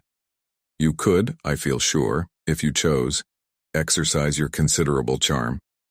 Virginia cocked her head a little on one side. George, dear, I don't charm as a profession, you know. Often I like people, and then, well, they like me. But I don't think I could set out in cold blood to fascinate a helpless stranger. That sort of thing isn't done, George, it really isn't. There are professional sirens who would do it much better than I should. That is out of the question, Virginia. This young man, he is a Canadian, by the way, of the name of McGrath, a Canadian of Scotch descent, says she, deducing brilliantly, is probably quite unused to the higher walks of English society. I should like him to appreciate the charm and distinction of a real English gentlewoman. Meaning me? Exactly. Why? I beg your pardon? I said why. You don't boom the real English gentlewoman with every stray Canadian who sets foot upon our shores. What is the deep idea, George? To put it vulgarly, what do you get out of it? I cannot see that that concerns you, Virginia. I couldn't possibly go out for an evening and fascinate unless I knew all the whys and wherefores. You have a most extraordinary way of putting things, Virginia. Anyone would think, wouldn't they? Come on, George, part with a little more information. My dear Virginia, matters are likely to be a little strained shortly in a certain Central European nation. It is important, for reasons which are immaterial, that this Mr. McGrath should be brought to realize that the restoring of the monarchy in Czechoslovakia is imperative to the peace of Europe. The part about the peace of Europe is all bosh, said Virginia calmly. But I'm all for monarchies every time, especially for a picturesque people like the Czechoslovakians. So you're running a king in the Czechoslovakian states, are you? Who is he? George was reluctant to answer, but did not see his way to avoid the question. The interview was not going at all as he had planned. He had foreseen Virginia as a willing, docile tool, receiving his hints gratefully and asking no awkward questions. This was far from being the case. She seemed determined to know all about it, and this George, ever doubtful of female discretion, was determined at all costs to avoid. He had made a mistake. Virginia was not the woman for the part. She might indeed cause serious trouble. Her account of her interview with the blackmailer had caused him grave apprehension. A most undependable creature, with no idea of treating serious matters seriously. Prince Michael Obolovich, he replied, as Virginia was obviously waiting for an answer to her question. But please let that go no further. Don't be absurd, George. There are all sort of hints in the papers already, and articles cracking up the Obolovich dynasty, and talking about the murdered Nicholas IV, as though he were a cross between a saint and a hero, instead of a stupid little man besotted by a third-rate actress. George winced. He was more than ever convinced that he had made a mistake in enlisting Virginia's aid. He must stave her off quickly. You are right, my dear Virginia, he said hastily, as he rose to his feet to bid her farewell. I should not have made the suggestion I did to you. But we are anxious for the Dominions to see eye to eye with us on this Czechoslovakian crisis. And McGrath has, I believe, influence in journalistic circles. As an ardent monarchist, and with your knowledge of the country, I thought it a good plan for you to meet him. So that's the explanation, is it? Yes, but I dare say you wouldn't have cared for him. Virginia looked at him for a second and then she laughed. George, she said, you're a rotten liar. Virginia, rotten, absolutely rotten. If I had had your training, I could have managed a better one than that own that had a chance of being believed. But I shall find out all about it, my poor George. Rest assured of that. The mystery of Mr. McGrath. I shouldn't wonder if I got a hint or two at Chimneys this weekend. At Chimneys? You are going to Chimneys? George could not conceal his perturbation. He had hoped to reach Lord Caterham in time for the invitation to remain unissued. Bundle rang up and asked me this morning. George made a last effort. Rather a dull party, I believe, he said. Hardly in your line, Virginia. My poor George. Why didn't you tell me the truth and trust me? It's still not too late. George took her hand and dropped it again limply. I have told you the truth, he said coldly, and he said it without a blush. That's a better one, said Virginia approvingly. But it's still not good enough. Cheer up, George. I shall be at Chimneys all right, exerting my considerable charm as you put it. Life has become suddenly very much more amusing. First a blackmailer, and then George in diplomatic difficulties. Will he tell all to the beautiful woman who asks for his confidence so pathetically? No, he will reveal nothing until the last chapter. Goodbye, George. One last fond look before you go? No? Oh, George, dear, don't be sulky about it. Virginia ran to the telephone as soon as George had departed with a heavy gait through the front door. She obtained the number she required and asked to speak to Lady Eileen Brent. Is that you, Bundle? I'm coming to Chimneys all right tomorrow. What? Bore me? No, it won't. Bundle, wild horses wouldn't keep me away. So there.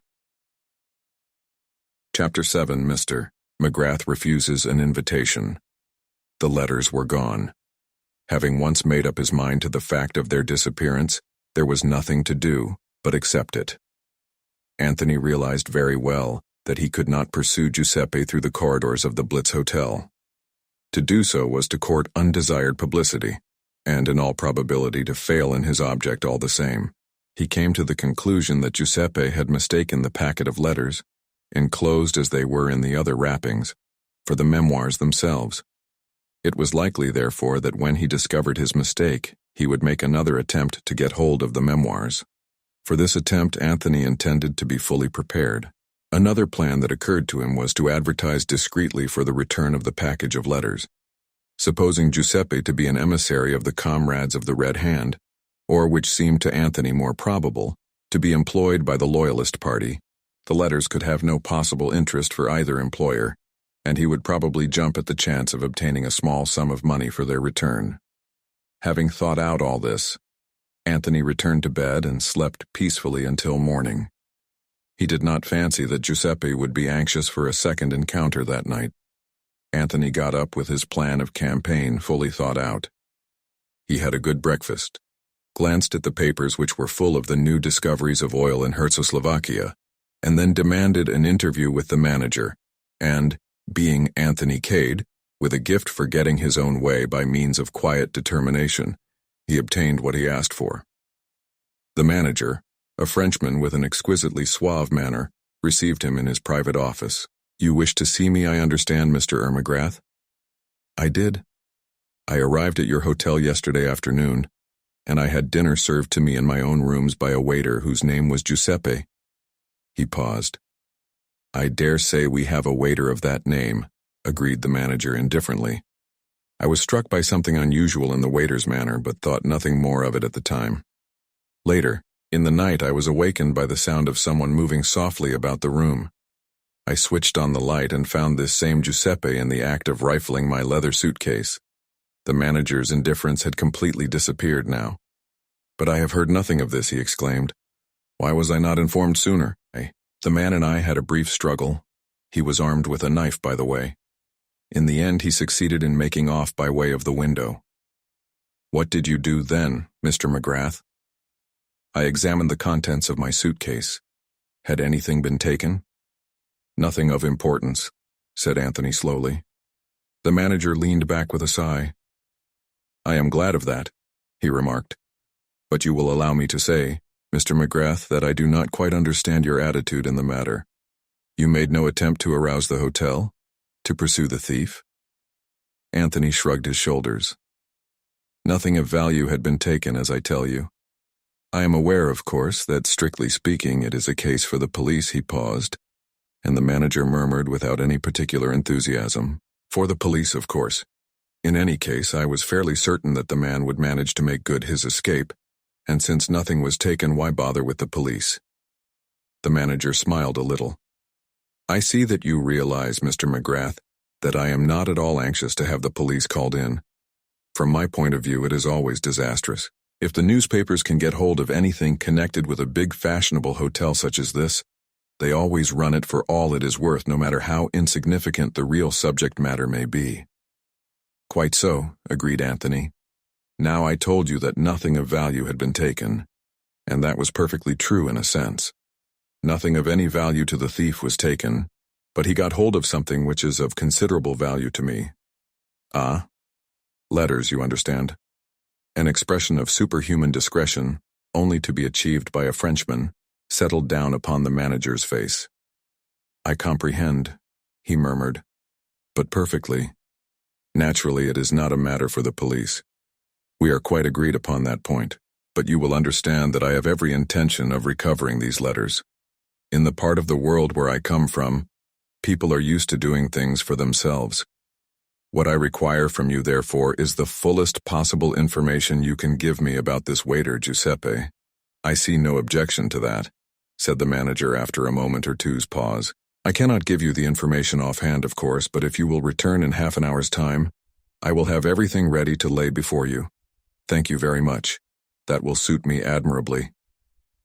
In half an hour's time, Anthony returned to the office again to find that the manager had been as good as his word. Jotted down upon a piece of paper were all the relevant facts known about Giuseppe Manelli. He came to us, you see, about 3 months ago. A skilled and experienced waiter. Has given complete satisfaction. He has been in England about 5 years. Together the two men ran over a list of the hotels and restaurants where the Italian had worked. One fact struck Anthony as being possibly of significance. At 2 of the hotels in question there had been serious robberies during the time that Giuseppe was employed there, though no suspicion of any kind had attached to him in either case. Still, the fact was significant. Was Giuseppe merely a clever hotel thief? Had his search of Anthony's suitcase been merely part of his habitual professional tactics? He might just possibly have had the packet of letters in his hand at the moment when Anthony switched on the light, and have shoved it into his pocket mechanically, so as to have his hands free. In that case, the thing was mere plain or garden robbery. Against that, there was to be put the man's excitement of the evening before when he had caught sight of the papers lying on the table. There had been no money or object of value there such as would excite the cupidity of an ordinary thief. No. Anthony felt convinced that Giuseppe had been acting as a tool for some outside agency. With the information supplied to him by the manager, it might be possible to learn something about Giuseppe's private life and so finally track him down. He gathered up the sheet of paper and rose. Thank you very much indeed. It's quite unnecessary to ask, I suppose, whether Giuseppe is still in the hotel? The manager smiled. His bed was not slept in and all his things have been left behind. He must have rushed straight out after his attack upon you. I don't think there is much chance of our seeing him again. I imagine not. Well, thank you very much indeed. I shall be staying on here for the present. I hope you will be successful in your task, but I confess that I am rather doubtful. I always hope for the best. One of Anthony's first proceedings was to question some of the other waiters who had been friendly with Giuseppe, but he obtained very little to go upon. He wrote out an advertisement on the lines he had planned, and had it sent to 5 of the most widely read newspapers. He was just about to go out and visit the restaurant at which Giuseppe had been previously employed, when the telephone rang. Anthony took up the receiver. Hello? What is it? A toneless voice replied. Am I speaking to Mr. McGrath? You are. Who are you? This is Messrs. Balderson and Hodgkins. Just a minute, please. I will put you through to Mr. Balderson. Our worthy publishers, thought Anthony. So they are getting worried too, are they? They needn't. There's a week to run still. A hearty voice struck suddenly upon his ear. Hello? That Mr. McGrath? Speaking. Am Mr. Balderson of Balderson and Hodgkins. What about that manuscript, Mr. McGrath? Well, said Anthony. What about it? Everything about it. I understand, Mr. McGrath, that you have just arrived in this country from South Africa. That being so, you can't possibly understand the position. There's going to be trouble about that manuscript, Mr. McGrath, big trouble. Sometimes I wish we'd never said we'd handle it. Indeed? I assure you it's so. At present, I'm anxious to get it into my possession as quickly as possible, so as to have a couple of copies made. Then, if the original is destroyed, well, no harm will be done. Dear me, said Anthony. Yes, I expect it sounds absurd to you, Mr. McGrath, but I assure you, you don't appreciate the situation. There's a determined effort being made to prevent its ever reaching this office. I say to you quite frankly and without humbug that if you attempt to bring it yourself, it's 10 to 1 that you'll never get here. I doubt that, said Anthony. When I want to get anywhere, I usually do. You're up against a very dangerous lot of people. I wouldn't have believed it myself a month ago. I tell you, Mr. McGrath, we've been bribed and threatened and cajoled by one lot and another, until we don't know whether we're on our heads or our heels. My suggestion is that you do not attempt to bring the manuscript here. One of our people will call upon you at the hotel and take possession of it. And supposing the gang does him in? Asked Anthony. The responsibility would then be ours, not yours. You would have delivered it to our representative and obtained a written discharge. The check for £1,000 which we are instructed to hand to you will not be available until Wednesday next. By the terms of our agreement with the executors of the later author, you know whom I mean. But if you insist, I will send my own check for that amount by the messenger. Anthony reflected for a minute or two. He had intended to keep the memoirs until the last day of grace, because he was anxious to see for himself what all the fuss was about. Nevertheless, he realized the force of the publisher's arguments. All right, he said, with a little sigh. Have it your own way. Send your man along. And if you don't mind sending that check as well, I'd rather have it now, as I may be going out of England before next Wednesday. Certainly, Mr. McGrath. Our representative will call upon you first thing tomorrow morning. It will be wiser not to send anyone direct from the office. Our Mr. Holmes lives in South London. He will call in on his way to us, and will give you a receipt for the package. I suggest that tonight you should place a dummy packet in the manager's safe. Your enemies will get to hear of this, and it will prevent any attack being made upon your apartments tonight. Very well, I will do as you direct. Anthony hung up the receiver with a thoughtful face. Then he went on with his interrupted plan of seeking news of the slippery Giuseppe. He drew a complete blank, however. Giuseppe had worked at the restaurant in question, but nobody seemed to know anything of his private life or associates. But he'll get you, my lad, murmured Anthony between his teeth. He'll get you yet. It's only a matter of time. His second night in London was entirely peaceful. At 9 o'clock the following morning, the card of Mr. Holmes from Messrs. Balderson and Hodgkins was sent up, and Mr. Holmes followed it. A small, fair man with a quiet manner. Anthony handed over the manuscript and received in exchange a check for £1,000.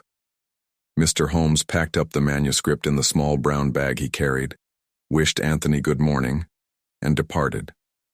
The whole thing seemed very tame, but perhaps hell be murdered on the way there. Anthony murmured aloud as he stared idly out of the window, I wonder now, I very much wonder. He put the check in an envelope, enclosed a few lines of writing with it, and sealed it up carefully. Jimmy, who had been more or less in funds at the time of his encounter with Anthony at Bulawayo, had advanced him a substantial sum of money which was, as yet, practically untouched. If one's job's done with, the other isn't, said Anthony to himself. Up to now I've bungled it. But never say die. I think that, suitably disguised, I shall go and have a look at 487 Pont Street. He packed his belongings, went down and paid his bill, and ordered his luggage to be put on a taxi, suitably rewarding those who stood in his path, most of whom had done nothing whatever materially to add to his comfort. He was on the point of being driven off, when a small boy rushed down the steps with a letter. Just come for you this very minute, sir. With a sigh, Anthony produced yet another shilling. The taxi groaned heavily and jumped forward with a hideous crashing of gears, and Anthony opened the letter. It was rather a curious document. He had to read it 4 times before he could be sure of what it was all about. Put in plain English, the letter was not in plain English but in the peculiar involved style common to missives issued by government officials. It presumed that Mr. McGrath was arriving in England from South Africa today. Thursday, It referred obliquely to the memoirs of Count Stilptich, and begged Mr. McGrath to do nothing in the matter until he had had a confidential conversation with Mr. George Lomax and certain other parties whose magnificence was vaguely hinted at. It also contained a definite invitation to go down to Chimneys as the guest of Lord Caterham on the following day, Friday. A mysterious and thoroughly obscure communication. Anthony enjoyed it very much. "Dear old England," he murmured affectionately. 2 days behind the times, as usual. Rather a pity. Still, I can't go down to Chimneys under false pretenses. I wonder, though, if there's an inn handy. Mr. Anthony Cade might stay at the inn without anyone being the wiser. He leaned out of the window and gave new directions to the taxi driver, who acknowledged them with a snort of contempt. The taxi drew up before one of London's more obscure hostelries. The fare, however, was paid on a scale befitting its point of departure. Having booked a room in the name of Anthony Cade, Anthony passed into a dingy writing room, took out a sheet of notepaper stamped with the legend Hotel Blitz, and wrote rapidly. He explained that he had arrived on the preceding Tuesday, that he had handed over the manuscript in question to Messrs. Balderson and Hodgkins, and he regretfully declined the kind invitation of Lord Caterham as he was leaving England almost immediately. He signed the letter, "Yours faithfully, James McGrath." "And now," said Anthony, as he affixed the stamp to the envelope, "to business. Exit James McGrath and enter Anthony Cade." Chapter 8. A Dead Man. On that same Thursday afternoon, Virginia Revel had been playing tennis at Ranelagh. All the way back to Pont Street, as she lay back in the long, luxurious limousine, a little smile played upon her lips as she rehearsed her part in the forthcoming interview. Of course, it was within the bounds of possibility that the blackmailer might not reappear, but she felt pretty certain that he would. She had shown herself an easy prey. Well, perhaps this time there would be a little surprise for him. When the car drew up at the house, she turned to speak to the chauffeur before going up the steps. "How's your wife, Walton?" "I forgot to ask." "Better, I think, ma'am. The doctor said he'd look in and see her about 6:30. Will you be wanting the car again?" Virginia reflected for a minute. "I shall be away for the weekend. I'm going by the 6:40 from Paddington, but I shan't need you again. A taxi will do for that. I'd rather you saw the doctor. If he thinks it would do your wife good to go away for the weekend, take her somewhere, Walton. He'll stand the expense." Cutting short the man's thanks with an impatient nod of the head, Virginia ran up the steps, delved into her bag in search of her latchkey, remembered she hadn't got it with her, and hastily rang the bell. It was not answered at once, but as she waited there, a young man came up the steps.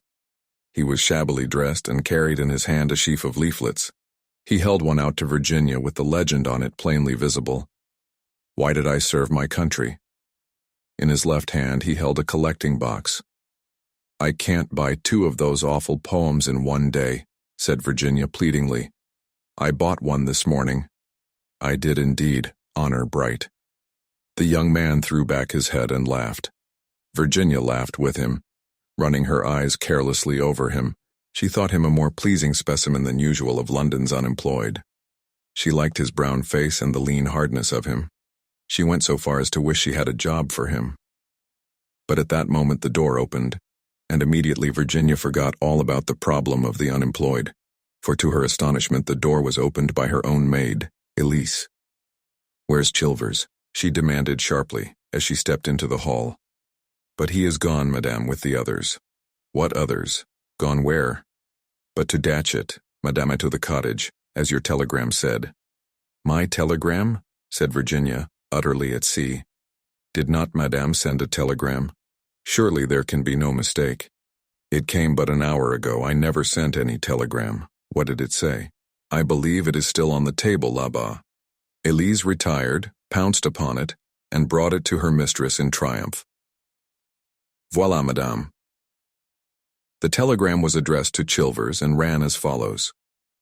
"Please take household down to cottage at once, and make preparations for weekend party there. Catch 5:49 train." There was nothing unusual about it. It was just the sort of message she herself had frequently sent before. when she had arranged a party at her riverside bungalow on the spur of the moment. She always took the whole household down, leaving an old woman as caretaker. Chilvers would not have seen anything wrong with the message, and like a good servant had carried out his orders faithfully enough. Me, I remained, explained Elise, knowing that Madame would wish me to pack for her. It's a silly hoax, cried Virginia, flinging down the telegram angrily. You know perfectly well, Elise, that I am going to Chimneys. I told you so this morning. I thought Madame had changed her mind. Sometimes that does happen, does it not, Madame? Virginia admitted the truth of the accusation with a half-smile. She was busy trying to find a reason for this extraordinary practical joke. Elise cut forward a suggestion. Mon Dieu, she cried, clasping her hands. If it should be the malefactors, the thieves. They send the bogus telegram and get the domestiques all out of the house, and then they rob it. I suppose that might be it, said Virginia doubtfully. Yes, Madame, that is it without a doubt. Every day you read in the papers of such things. Madame will ring up the police at once before they arrive and cut our throats. Don't get so excited, Elise. They won't come and cut our throats at 6 o'clock in the afternoon. Madame, I implore you, let me run out and fetch a policeman now at once. What on earth for? Don't be silly, Elise. Go up and pack my things for Chimneys if you haven't already done it. The new Kahlua evening dress and the white crepe maroquin, and yes, the black velvet is so political, is it not? Madame looks ravishing in the eau de Nil satin, suggested Elise, her professional instincts reasserting themselves. No, I won't take that. Hurry up, Elise. There's a good girl. We've got very little time. I'll send a wire to Chilvers at Datchet, and I'll speak to the policeman on the beat as we go out and tell him to keep an eye on the place. Don't start rolling your eyes again, Elise, if you get so frightened before anything has happened. What would you do if a man jumped out from some dark corner and stuck a knife into you? Elise gave vent to a shrill squeak and beat a speedy retreat up the stairs, darting nervous glances over each shoulder as she went. Virginia made a face at her retreating back and crossed the hall to the little study where the telephone was. Elise's suggestion of ringing up the police station seemed to her a good one, and she intended to act upon it without any further delay. She opened the study door and crossed to the telephone. Then, with her hand on the receiver, she stopped. A man was sitting in the big armchair, sitting in a curious huddled position. In the stress of the moment, she had forgotten all about her expected visitor. Apparently, he had fallen asleep whilst waiting for her. She came right up to the chair, a slightly mischievous smile upon her face, and then suddenly the smile faded. The man was not asleep. He was dead. She knew it at once, knew it instinctively, even before her eyes had seen and noted the small shining pistol lying on the floor, the little singed hole just above the heart with the dark stain round it, and the horrible dropped jaw. She stood quite still, her hands pressed to her sides. In the silence she heard Elise running down the stairs. Madame! Madame! Well, what is it? She moved quickly to the door. Her whole instinct was to conceal what had happened for the moment anyway from Elise. Elise would promptly go into hysterics. She knew that well enough, and she felt a great need for calm and quiet in which to think things out. Madam, would it not be better if I should draw the chain across the door? These malefactors, at any minute they may arrive. Yes, if you like. Anything you like. She heard the rattle of the chain, and then Elise running upstairs again and drew a long breath of relief. She looked at the man in the chair and then at the telephone. Her course was quite clear. She must ring up the police at once. But still she did not do so. She stood quite still, paralyzed with horror and with a host of conflicting ideas rushing through her brain. The bogus telegram. Had it something to do with this? Supposing Elise had not stayed behind. She would have let herself in, that is, presuming she had had her latchkey with her as usual, to find herself alone in the house with a murdered manna man whom she had permitted to blackmail her on a former occasion. Of course she had an explanation of that. But thinking of that explanation, she was not quite easy in her mind. She remembered how frankly incredible George had found it. Would other people think the same? Those letters now, of course she hadn't written them, but would it be so easy to prove that? She put her hands on her forehead, squeezing them tight together. I must think, said Virginia. I simply must think. Who had let the man in? Surely not Elise. If she had done so, she would have been sure to have mentioned the fact at once. The whole thing seemed more and more mysterious as she thought about it. There was really only one thing to be donoring up the police.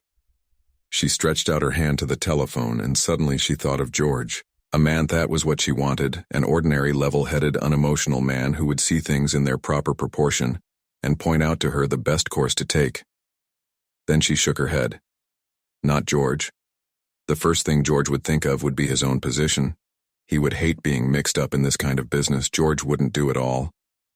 Then her face softened. Bill, of course. Without more ado, she rang up Bill.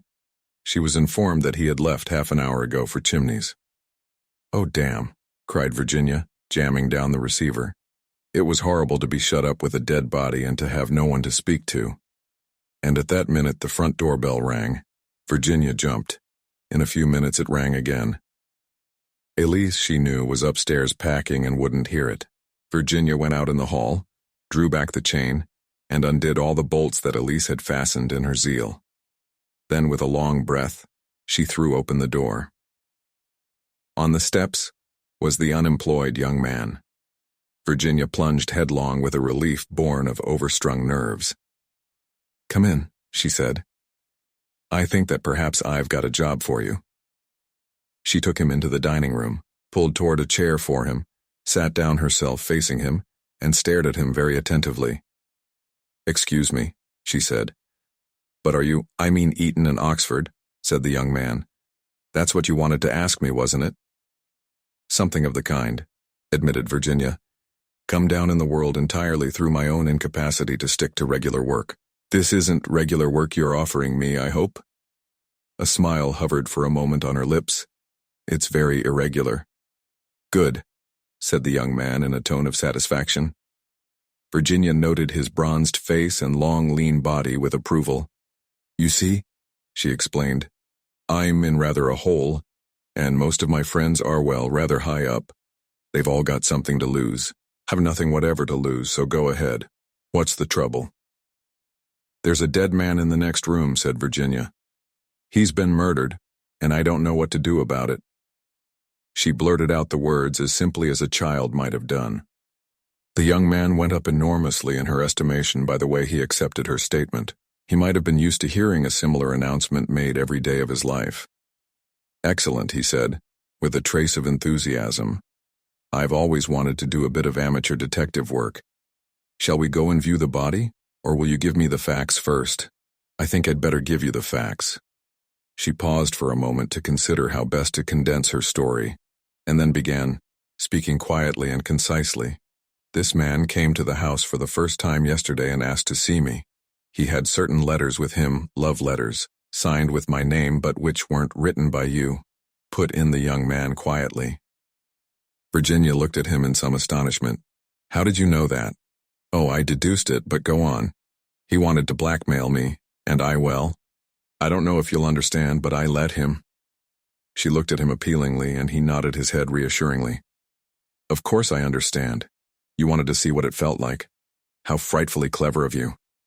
"That's just what I did feel." "I am clever," said the young man modestly. "But, mind you, very few people would understand that point of view. Most people, you see, haven't got any imagination." "I suppose that's so. I told this man to come back today at 6 o'clock.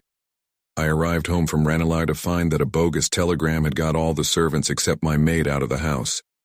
Then I walked into the study and found the man shot. Who let him in? I don't know. I think if my maid had done so, she would have told me. Does she know what has happened?" "I have told her nothing." The young man nodded and rose to his feet. "And now to view the body," he said briskly. "But I'll tell you this, on the whole it's always best to tell the truth. One lie involves you in such a lot of lies, and continuous lying is so monotonous." "Then you advise me to ring up the police?" "Probably. But well, just have a look at the fellow first." Virginia led the way out the room. On the threshold she paused, looking back at him. "By the way," she said, "you haven't told me your name yet?" "My name?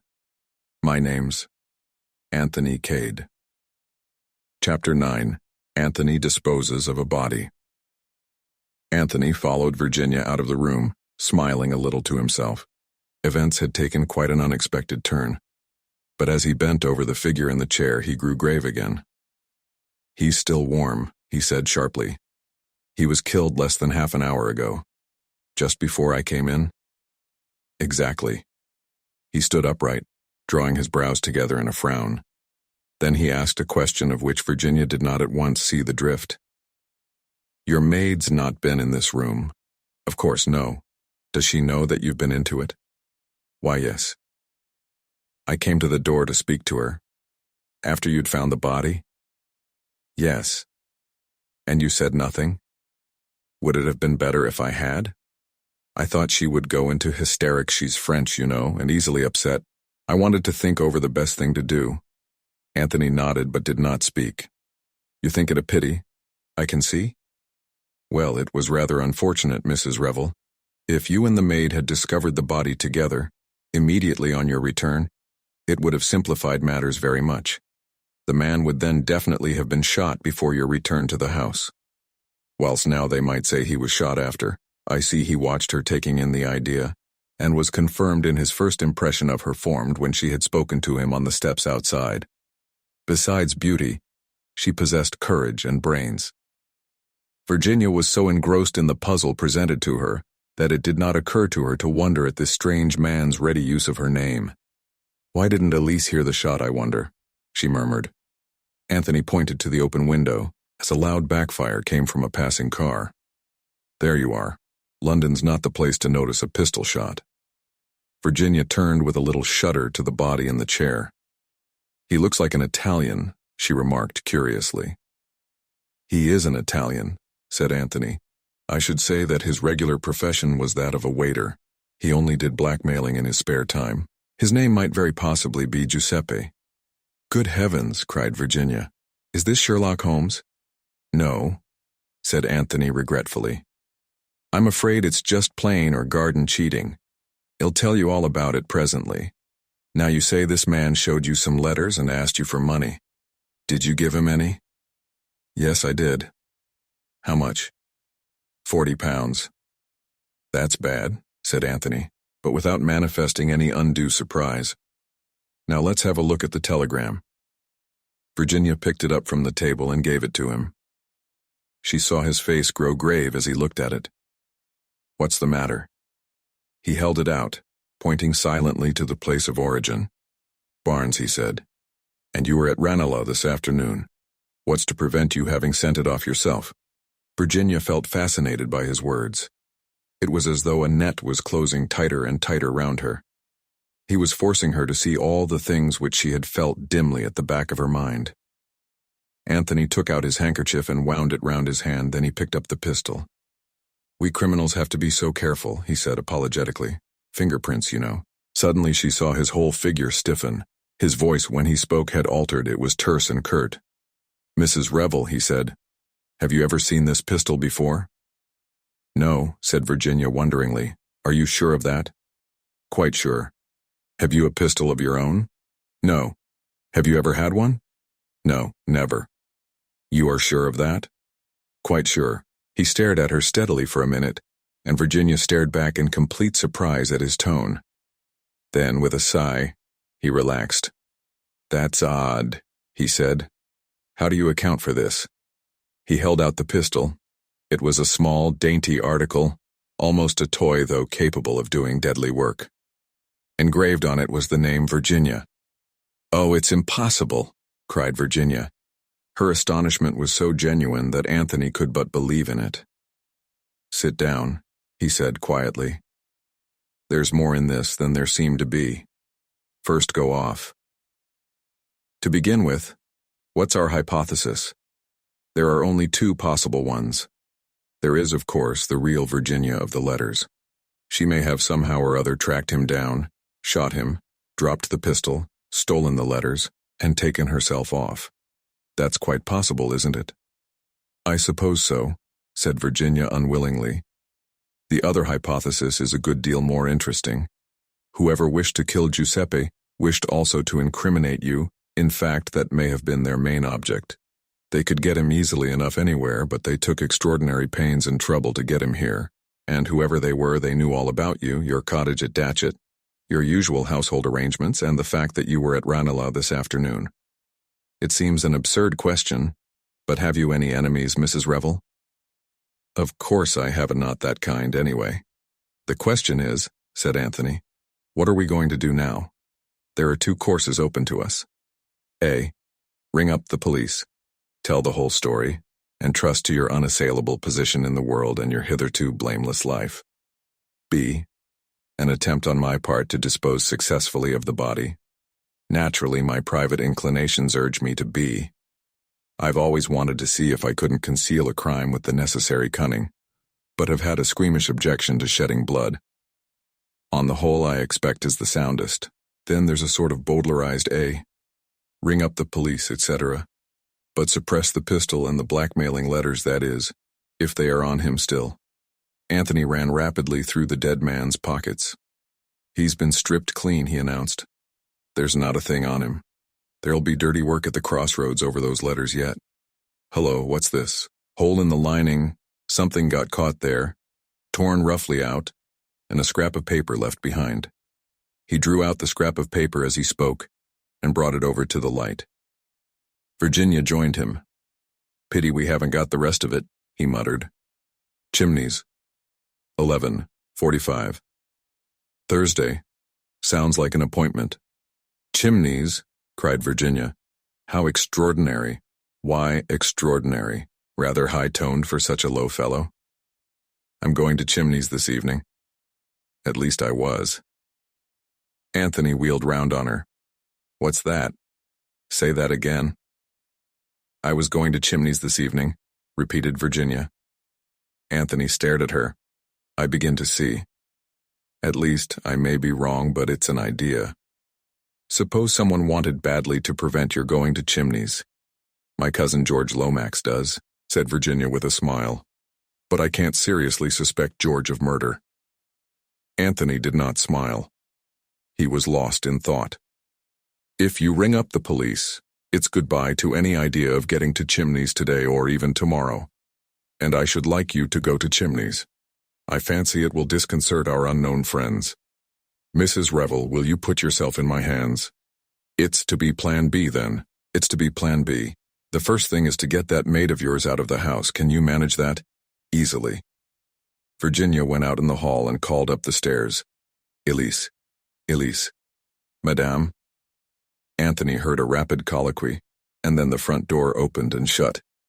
Virginia came back into the room. She's gone. I sent her for some special scent, told her the shop in question was open until 8. It won't be, of course. She's to follow after me by the next train without coming back here. Good, said Anthony approvingly. We can now proceed to the disposal of the body. It's a time-worn method, but I'm afraid I shall have to ask you if there's such a thing in the house as a trunk. Of course there is. Come down to the basement and take your choice. There was a variety of trunks in the basement. Anthony selected a solid affair of suitable size. I'll attend to this part of it, he said tactfully. You go upstairs and get ready to start. Virginia obeyed. She slipped out of her tennis kit, put on a soft brown traveling dress and a delightful little orange hat, and came down to find Anthony waiting in the hall with a neatly strapped trunk beside him. I should like to tell you the story of my life, he remarked, but it's going to be rather a busy evening. Now this is what you've got to do. Call a taxi, have your luggage put on it, including the trunk. Drive to Paddington. There have the trunk put in the left luggage office. I shall be on the platform. As you pass me, drop the cloakroom ticket. I will pick it up and pretend to return it to you, but in reality I shall keep it.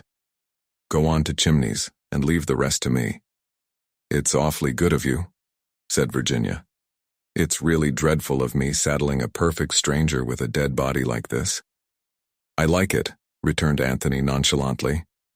If one of my friends, Jimmy McGrath, were here, he'd tell you that anything of this kind suits me down to the ground. Virginia was staring at him. What name did you say? Jimmy McGrath? Anthony returned her glance keenly. Yes, why? Have you heard of him?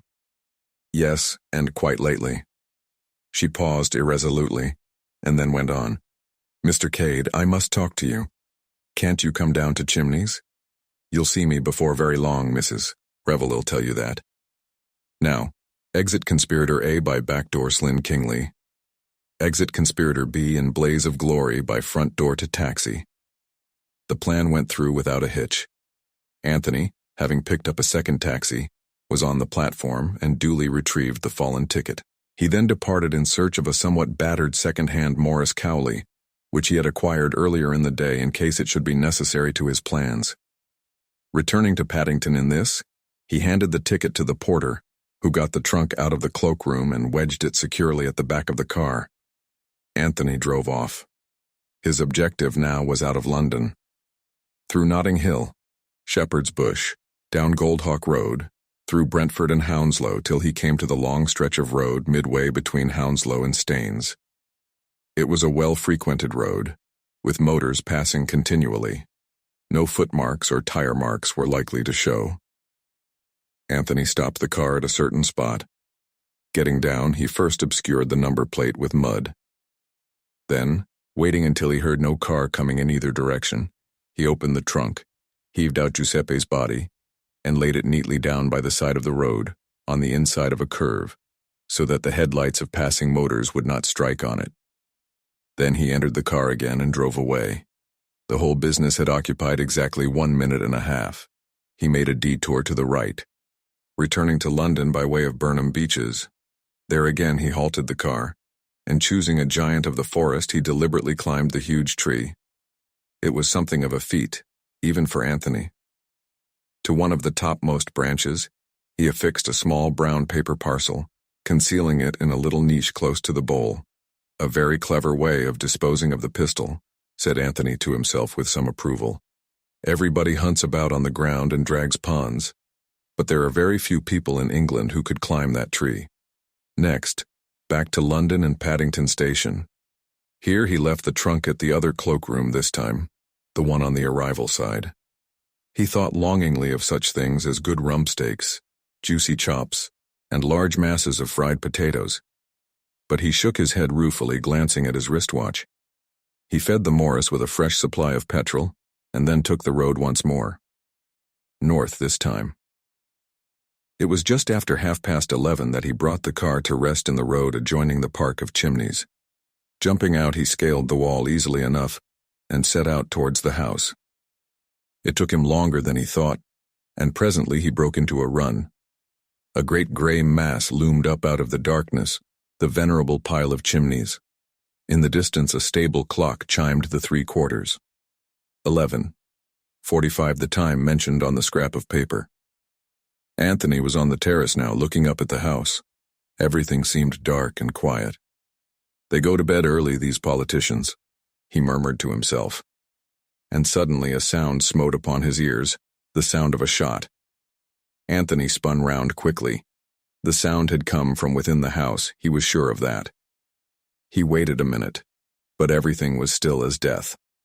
Finally, he went up to one of the long French windows from where he judged the sound that had startled him had come. He tried the handle.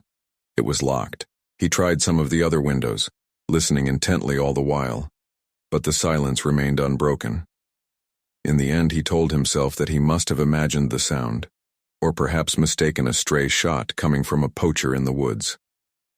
He turned and retraced his steps across the park, vaguely dissatisfied and uneasy. He looked back at the house, and whilst he looked, a light sprang up in one of the windows on the first floor. In another minute it went out again, and the whole place was in darkness once more. Beer Chapter 10. Chimneys Inspector Badgeworthy in his office. Time, 8:30 a.m.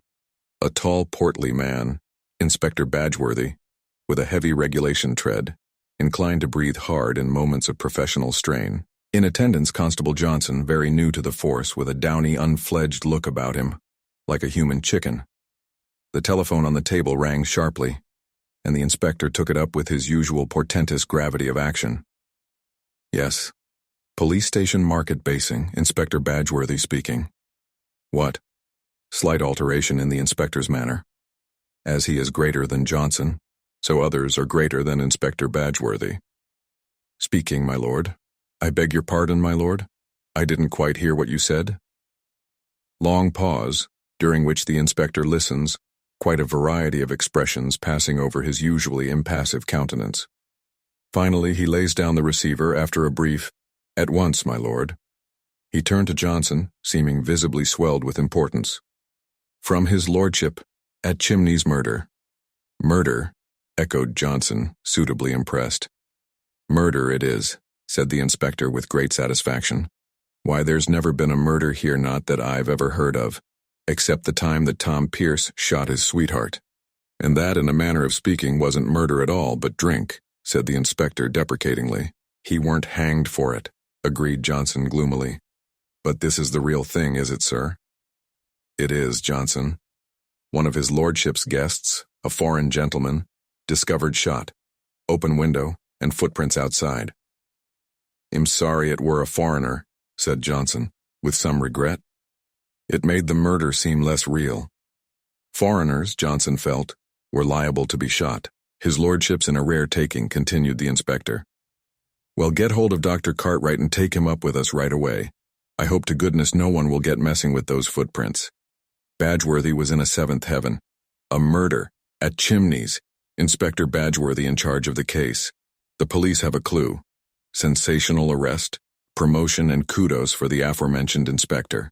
"That is," said Inspector Badgeworthy to himself, "if Scotland Yard doesn't come butting in."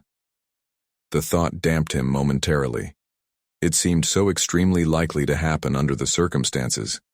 They stopped at Dr. Cartwright's, and the doctor, who was a comparatively young man, displayed a keen interest. His attitude was almost exactly that of Johnson. "Why, bless my soul," he exclaimed, "we haven't had a murder here since the time of Tom Pierce."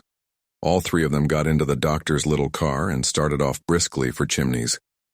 As they passed the local inn, the Jolly Cricketers, the doctor noticed a man standing in the doorway. "Stranger," he remarked. "Rather a nice-looking fellow.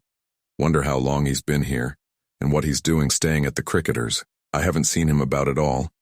He must have arrived last night." "He didn't come by train," said Johnson. Johnson's brother was the local railway porter, and Johnson was therefore always well up in arrivals and departures. "Who was there for Chimneys yesterday?" asked the inspector. "Lady Eileen, she come down by the 3:40 and two gentlemen with her, an American gent, and a young army chap, neither of them with valets. His lordship come down with a foreign gentleman, the one that's been shot as likely as not, by the 5:40, and the foreign gentleman's valet. Mr. Eversley come by the same train. Mrs. Revel came by the 7:25, and another foreign-looking gentleman came by it too, one with a bald head and a hook nose. Mrs. Revel's maid came by the 8:56. Johnson paused out of breath. "And there was no one for the Cricketers?" Johnson shook his head. "He must have come by car then," said the inspector. "Johnson, make a note to institute inquiries at the Cricketers on your way back. We want to know all about any strangers. He was very sunburnt, that gentleman. Likely as not he's come from foreign parts too." The inspector nodded his head with great sagacity, as though to imply that that was the sort of wide-awake man he wasn't to be caught napping under any consideration. The car passed in through the park gates of Chimneys. Descriptions of that historic place can be found in any guidebook. It is also number 3 in Historic Homes of England, price 21s.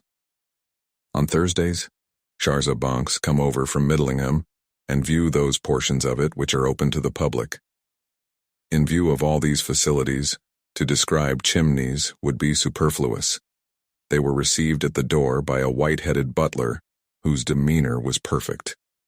We are not accustomed, it seemed to say, to having murder committed within these walls. But these are evil days. Let us meet disaster with perfect calm, and pretend with our dying breath that nothing out of the usual has occurred. His lordship, said the butler, is expecting you. This way, if you please. He led them to a small cozy room which was Lord Caterham's refuge from the magnificence elsewhere, and announced them. "The police, my lord, and Dr. Cartwright." Lord Caterham was pacing up and down in a visibly agitated state. "Ha! Inspector, you've turned up at last. I'm thankful for that. How are you, Cartwright? This is the very devil of a business, you know. The very devil of a business." And Lord Caterham, running his hands through his hair in a frenzied fashion until it stood upright in little tufts, looked even less like a peer of the realm than usual. "Where's the body?" asked the doctor, in curt, businesslike fashion. Lord Caterham turned to him as though relieved at being asked a direct question. "In the council chamber, just where it was found. I wouldn't have it touched." I believed her that was the correct thing to do. "Quite right, my lord," said the inspector approvingly. He produced a notebook and pencil. "And who discovered the body? Did you?" "Good Lord, no," said Lord Caterham. "You don't think I usually get up at this unearthly hour in the morning, do you?" "No, a housemaid found it. She screamed a good deal, I believe. I didn't hear her myself. Then they came to me about it, and of course I got up and came down, and there it was, you know." "You recognize the body as that of one of your guests?" "That's right, Inspector." "By name?" This perfectly simple question seemed to upset Lord Caterham. He opened his mouth once or twice, and then shut it again. Finally he asked feebly, Do you mean, what was his name?" "Yes, my lord." "Well," said Lord Caterham, looking slowly round the room, as though hoping to gain inspiration. "His name was, I should say it was, yes, decidedly so, Count Stanislaus." There was something so odd about Lord Caterham's manner that the inspector ceased using his pencil and stared at him instead. But at that moment, a diversion occurred which seemed highly welcome to the embarrassed peer. The door opened, and a girl came into the room. She was tall, slim and dark, with an attractive boyish face and a very determined manner. This was Lady Eileen Brent, commonly known as Bundle, Lord Caterham's eldest daughter. She nodded to the others and addressed her father directly. "I've got him," she announced. For a moment the inspector was on the point of starting forward under the impression that the young lady had captured the murderer red-handed, but almost immediately he realized that her meaning was quite different. Lord Caterham uttered a sigh of relief. "That's a good job." "What did he say?" "He's coming over at once. We are to use the utmost discretion." Her father made a sound of annoyance.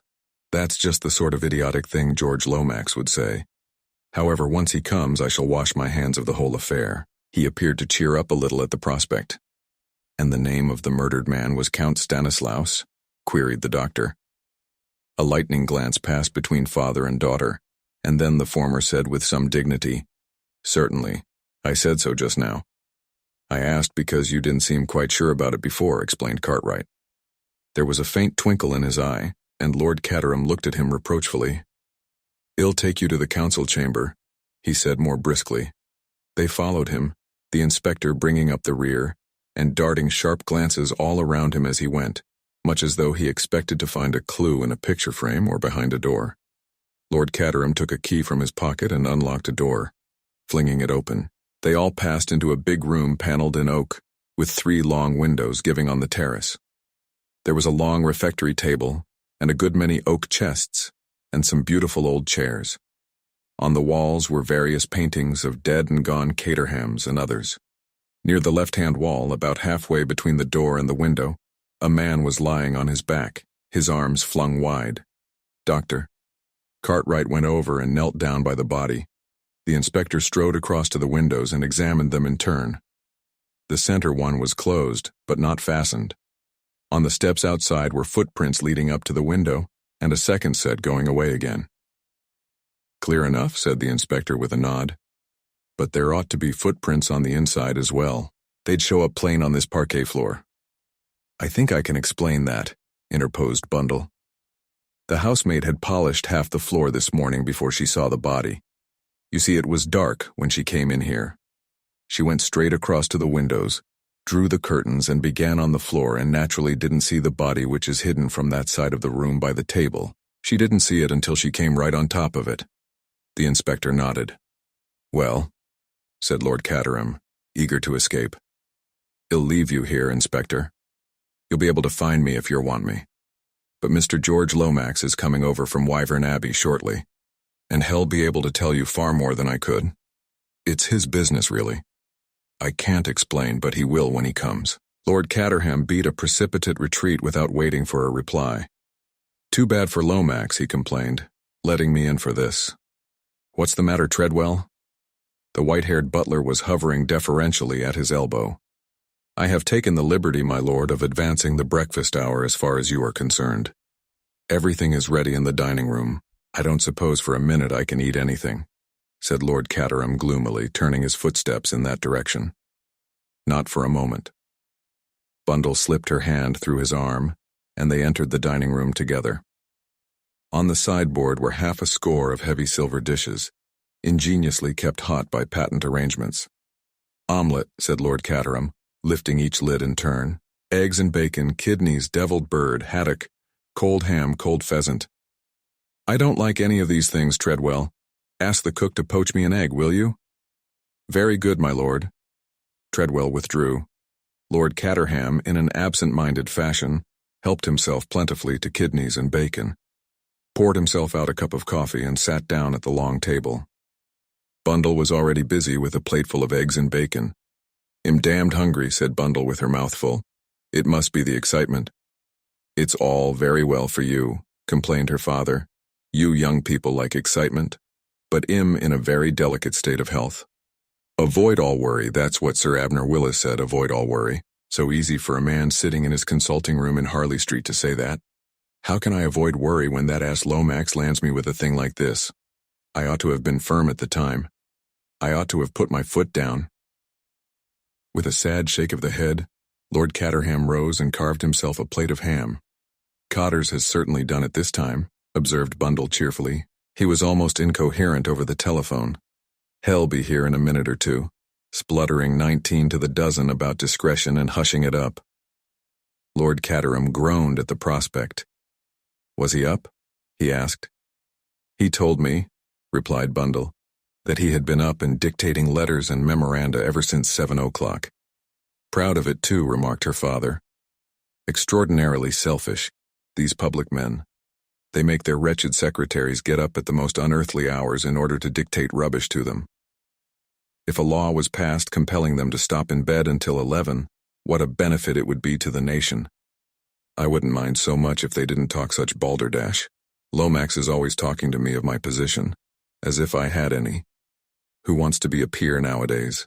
Nobody, said Bundle. They'd much rather keep a prosperous public house. Treadwell reappeared silently with 2 poached eggs in a little silver dish, which he placed on the table in front of Lord Caterham. What's that, Treadwell? Said the latter, looking at them with faint distaste. Poached eggs, my lord. I hate poached eggs, said Lord Caterham peevishly. They're so insipid, I don't like to look at them even. Take them away, will you, Treadwell? Very good, my lord. Treadwell and the poached eggs withdrew as silently as they came. Thank God no one gets up early in this house, remarked Lord Caterham devoutly. We shall have to break this to them when they do, I suppose. He sighed. I wonder who murdered him, said Bundle. And why? That's not our business. Thank goodness, said Lord Caterham.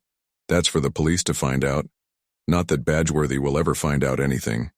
On the whole, I rather hope it was Nosestein, meaning the all-British syndicate. Why should Mr. Isaacstein murder him when he'd come down here on purpose to meet him? High finance, said Lord Caterham vaguely. And that reminds me, I shouldn't be at all surprised if Isaacstein wasn't an early riser. He may blow in upon us at any minute. It's a habit in the city. I believe that, however rich you are, you always catch the 9. 17. The sound of a motor being driven at great speed was heard through the open window. Cotters, cried Bundle. Father and daughter leaned out of the window and hailed the occupant of the car as it drew up before the entrance. In here, my dear fellow. In here, cried Lord Caterham, hastily swallowing his mouthful of ham. George had no intention of climbing in through the window. He disappeared through the front door and reappeared ushered in by Treadwell, who withdrew at once. Have some breakfast? Said Lord Caterham, shaking him by the hand. What about a kidney? George waved the kidney aside impatiently. This is a terrible calamity. Terrible. Terrible. It is indeed. Some haddock? No, no. It must be hushed up at all costs. It must be hushed up. As Bundle had prophesied, George began to splutter. I understand your feelings, said Lord Caterham sympathetically. Try an egg and bacon or some haddock. A totally unforeseen contingency. National calamity concessions jeopardized. Take time, said Lord Caterham. And take some food. What you need is some food to pull you together. Poached eggs now? There were some poached eggs here a minute or two ago. I don't want any food, said George. I've had breakfast, and even if I hadn't had any, I shouldn't want it. We must think what is to be done. You have told no one as yet? Well, there's Bundle and myself, and the local police, and Cartwright, and all the servants, of course. George groaned. Pull yourself together, my dear fellow, said Lord Caterham kindly. I wish you'd have some breakfast. You don't seem to realize that you can hush up a dead body. It's got to be buried and all that sort of thing. Very unfortunate, but there it is. George became suddenly calm. You are right, Caterham. You have called in the local police, you say? That will not do. We must have battle. Battle, murder, and sudden death, inquired Lord Caterham with a puzzled face. No, you misunderstand me. I referred to Superintendent Battle of Scotland Yard, a man of the utmost discretion. He worked with us in that deplorable business of the party funds. What was that? Asked Lord Caterham with some interest. But George's eye had fallen upon Bundle, as she sat half in and half out of the window, and he remembered discretion just in time. He rose. We must waste no time. I must send off some wires at once.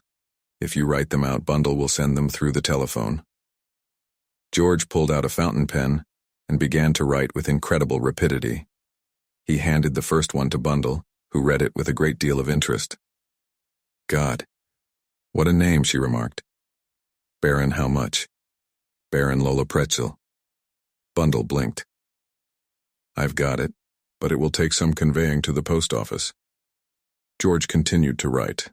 Then he handed his labors to Bundle and addressed the master of the house. The best thing that you can do, Caterham. Yes, said Lord Caterham apprehensively, is to leave everything in my hands. Certainly, said Lord Caterham with alacrity.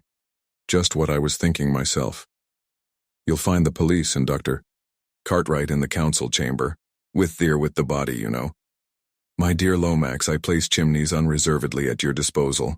Do anything you like. Thank you, said George, if I should want to consult you. But Lord Caterham had faded unobtrusively through the farther door.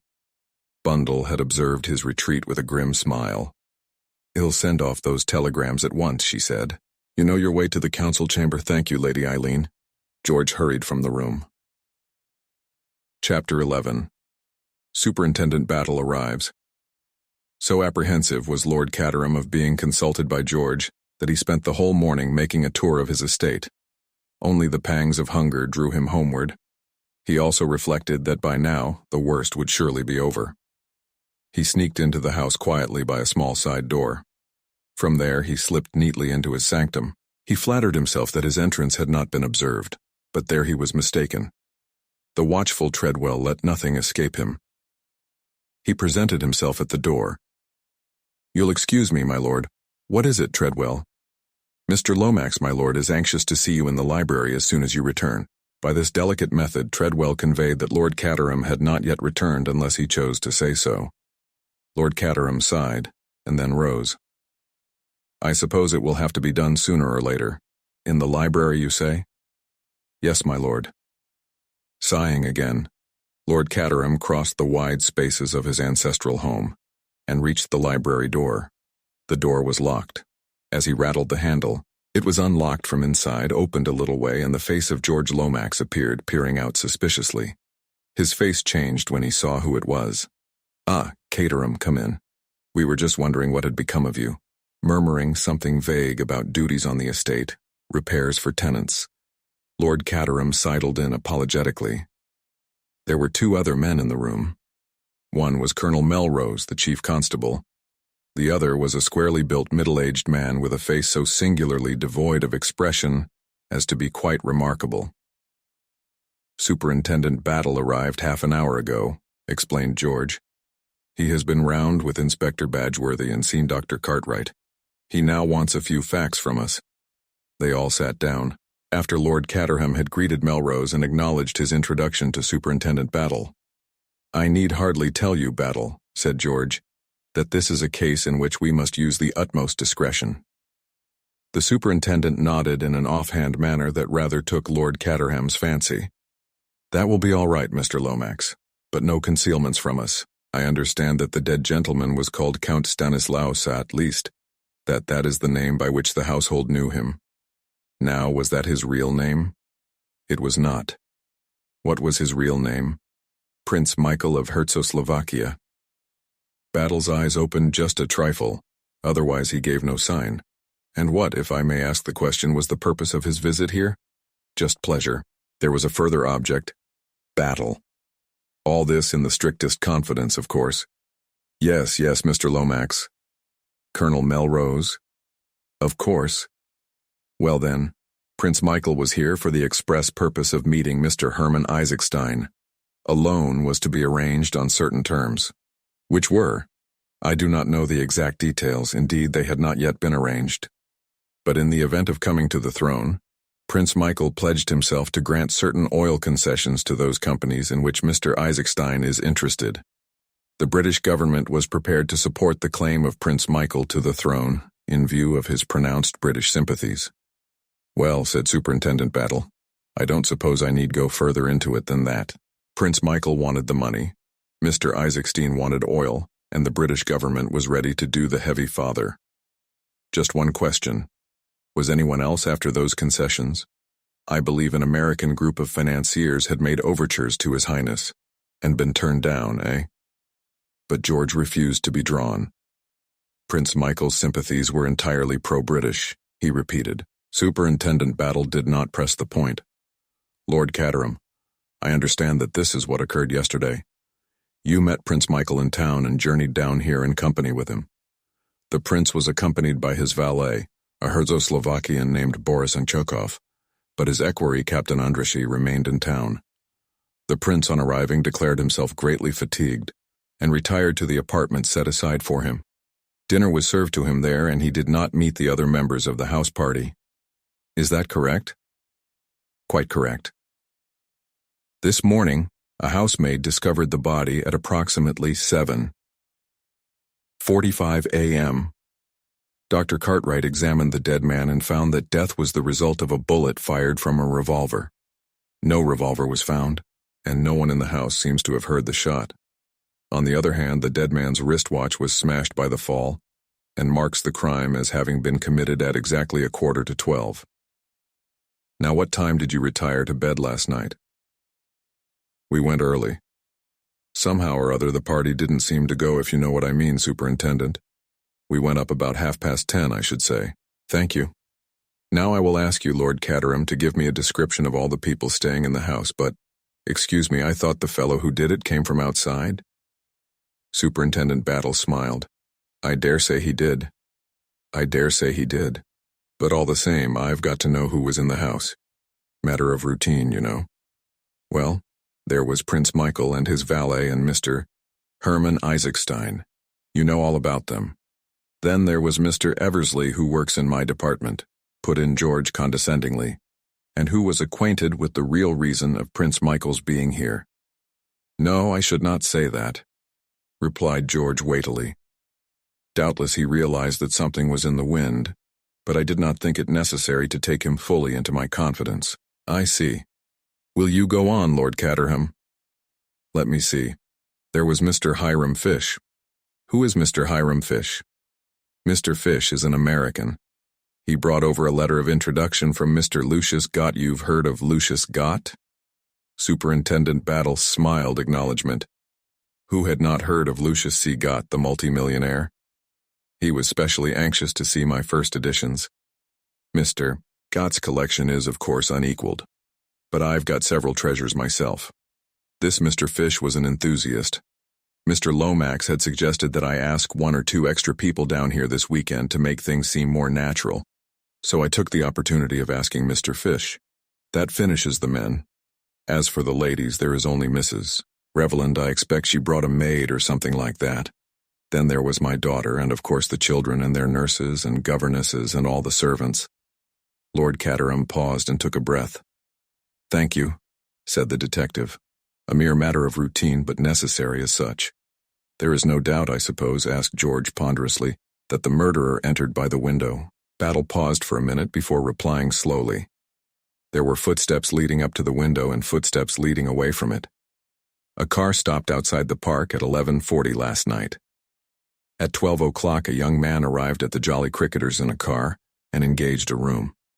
He put his boots outside to be cleaned. They were very wet and muddy, as though he had been walking through the long grass in the park. George leant forward eagerly. Could not the boots be compared with the footprints? They were. Well, they exactly correspond. That settles it, cried George. We have the murderer. The young man. What is his name, by the way? At the inn he gave the name of Anthony Cade. This Anthony Cade must be pursued at once, and arrested? You won't need to pursue him, said Superintendent Battle. Why? Because he's still there. What? Curious, isn't it? Colonel Melrose eyed him keenly. What's in your mind, Battle? Out with it. I just say it's curious, that's all. Here's a young man who ought to cut and run, but he doesn't cut and run. He stays here, and gives us every facility for comparing footmarks. What do you think, then? I don't know what to think, and that's a very disturbing state of mind. Do you imagine, began Colonel Melrose, but broke off as a discreet knock came at the door. George rose and went to it. Treadwell, inwardly suffering from having to knock at doors in this low fashion, stood dignified upon the threshold, and addressed his master. Excuse me, my lord, but a gentleman wishes to see you on urgent and important business, connected, I understand, with this morning's tragedy. What's his name? Asked Battle suddenly. His name, sir, is Mr. Anthony Cade, but he said it wouldn't convey anything to anybody. It seemed to convey something to the four men present. They all sat up in varying degrees of astonishment. Lord Caterham began to chuckle. I'm really beginning to enjoy myself. Show him in, Treadwell. Show him in at once. Chapter 12. Anthony tells his story. Mr. Anthony Cade, announced Treadwell. Enter suspicious stranger from village inn, said Anthony. He made his way toward Lord Caterham with a kind of instinct rare in strangers. At the same time he summed up the other three men in his own mind thus. 1. Scotland Yard. 2. Local dignitary, probably chief constable. 3. Harassed gentleman on the verge of apoplexy, possibly connected with the government. I must apologize, continued Anthony, still addressing Lord Caterham. For forcing my way in like this, I mean. But it was rumored round the Jolly Dog, or whatever the name of your local pub may be, that you had had a murder up here, and as I thought I might be able to throw some light upon it, I came along. For a moment or two, no one spoke. Superintendent Battle, because he was a man of ripe experience who knew how infinitely better it was to let everyone else speak, if they could be persuaded upon to do so. Colonel Melrose, because he was habitually taciturn. George, because he was in the habit of having notice given him of the question. Lord Caterham, because he had not the least idea of what to say. The silence of the other three, however, and the fact that he had been directly addressed finally forced speech upon the last named. Kitso, he said nervously. Want you to sit down? Thank you, said Anthony. George cleared his throat portentously. Or when you say you can throw light upon this matter, you mean? I mean, said Anthony, that I was trespassing upon Lord Caterham's property, for which I hope he will forgive me, last night at about 11:45, and that I actually heard the shot fired. I can at any rate fix the time of the crime for you. He looked round at the three in turn, his eyes resting longest on Superintendent Battle, the impassivity of whose face he seemed to appreciate. But I hardly think that that's news to you, he added gently. Meaning by that, Mr. Cade? Asked Battle. Just this. I put on shoes when I got up this morning. Later, when I asked for my boots, I couldn't have them. Some nice young constable had called round for them. So I naturally put two and two together and hurried up here to clear my character if possible. A very sensible move, said Battle non-committally. Anthony's eyes twinkled a little. I appreciate your reticence, Inspector. It is Inspector, isn't it? Lord Caterham interposed. He was beginning to take a fancy to Anthony. Superintendent Battle of Scotland Yard. This is Colonel Melrose, our chief constable, and Mr. Lomax. Anthony looked sharply at George. Mr. George Lomax? Yes. "I think, Mr. Lomax," said Anthony, "that I had the pleasure of receiving a letter from you yesterday." George stared at him. "I think not," he said coldly. But he wished that Miss Oscar were here. Miss Oscar wrote all his letters for him, and remembered who they were too, and what they were about. A great man like George could not possibly remember all these annoying details. "I think, Mr. Cade," he hinted, "that you were about to give us some explanation of what you were doing in the grounds last night at 11:45? His tone said plainly, "And whatever it may be, we are not likely to believe it." "Yes, Mr. Cade, what were you doing?" said Lord Caterham, with lively interest.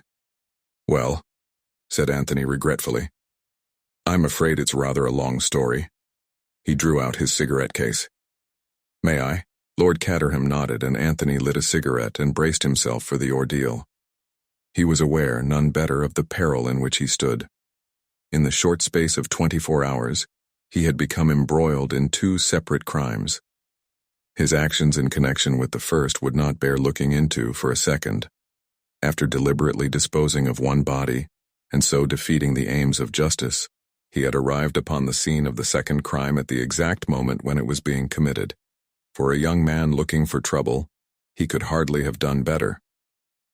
South America, thought Anthony to himself, simply isn't in it with this.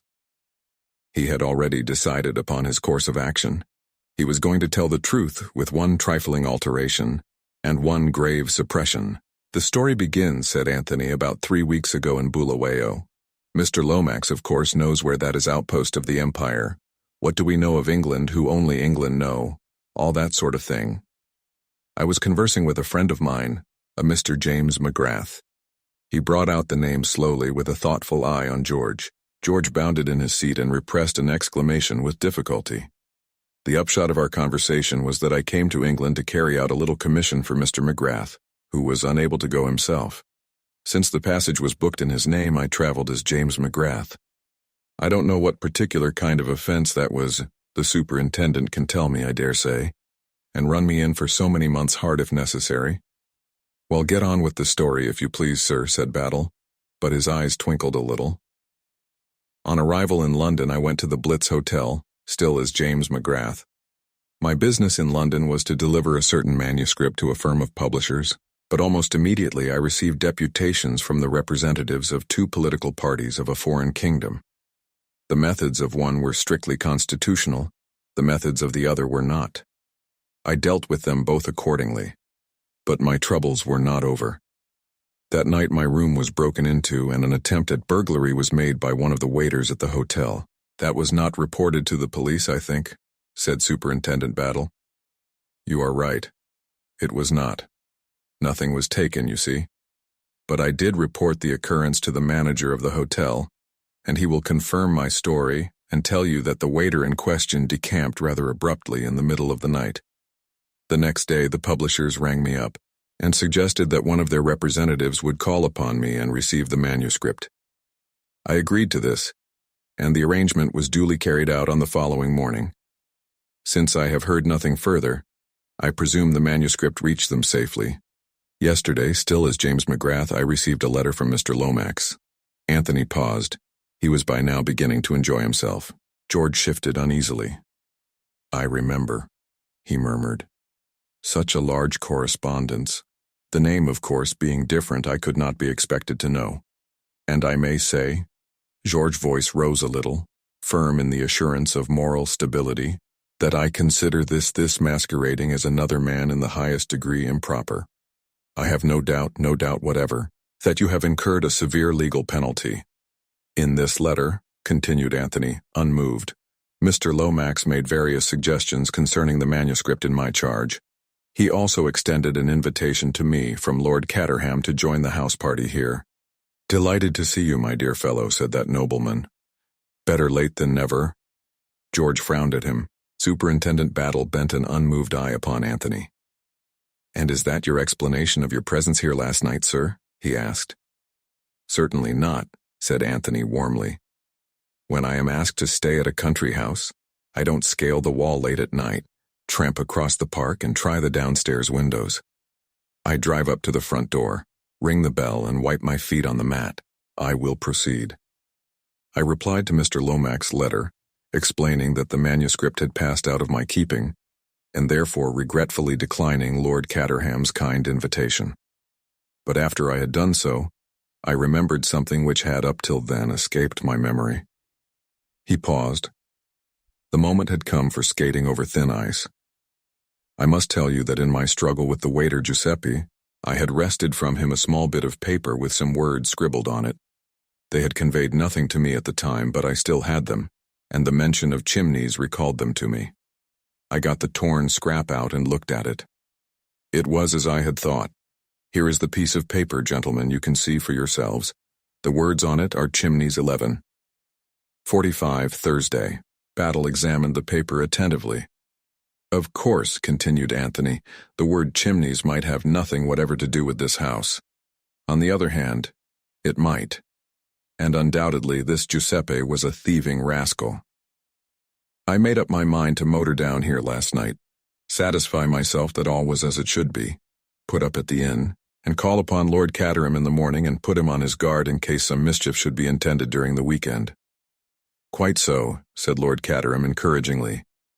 Quite so. I was late in getting here, had not allowed enough time. Consequently, I stopped the car, climbed over the wall and ran across the park. When I arrived on the terrace, the whole house was dark and silent.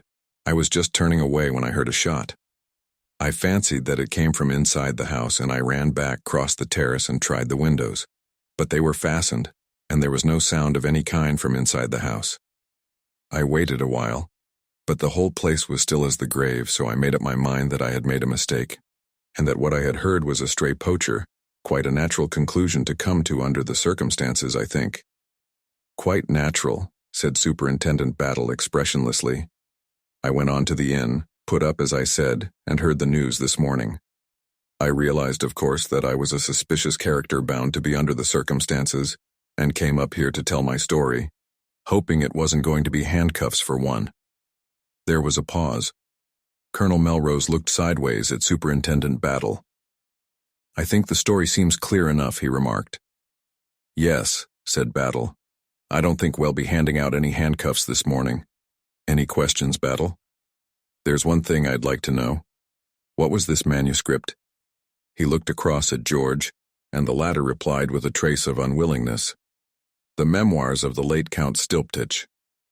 You see, you needn't say anything more, said Battle. I see perfectly. He turned to Anthony. Do you know who it was that was shot, Mr. Cade? At the Jolly Dog it was understood to be a Count Stanislaus or some such name. Tell him, said Battle laconically to George Lomax. George was clearly reluctant, but he was forced to speak. The gentleman who was staying here incognito as Count Stanislaus was His Highness Prince Michael of Czechoslovakia. Anthony whistled. That must be deuced awkward, he remarked. Superintendent Battle, who had been watching Anthony closely, gave a short grunt as though satisfied of something, and rose abruptly to his feet. There are one or two questions I'd like to ask Mr. Cade, he announced. I'll take him into the council chamber with me if I may. Certainly, certainly, said Lord Caterham. Take him anywhere you like. Anthony and the detective went out together. The body had been removed from the scene of the tragedy. There was a dark stain on the floor where it had lain, but otherwise there was nothing to suggest that a tragedy had ever occurred. The sun poured in through the 3 windows, flooding the room with light, and bringing out the mellow tone of the old paneling. Anthony looked around him with approval. Very nice, he commented. Nothing much to beat old England, is there? Did it seem to you at first it was in this room the shot was fired? Asked the superintendent, not replying to Anthony's eulogium. Let me see. Anthony opened the window and went out on the terrace, looking up at the house. Yes, that's the room all right, he said. It's built out and occupies all the corner. If the shot had been fired anywhere else, it would have sounded from the left, but this was from behind me, or to the right if anything. That's why I thought of poachers. It's at the extremity of the wing, you see. He stepped back across the threshold and asked suddenly, as though the idea had just struck him, But why do you ask? You know he was shot here, don't you? Ah, said the superintendent. We never know as much as we'd like to know. But yes, he was shot here all right. Now you said something about trying the windows, didn't you? Yes, they were fastened from the inside. How many of them did you try? All 3 of them. Sure of that, sir? I'm in the habit of being sure. Why do you ask? That's a funny thing, said the superintendent.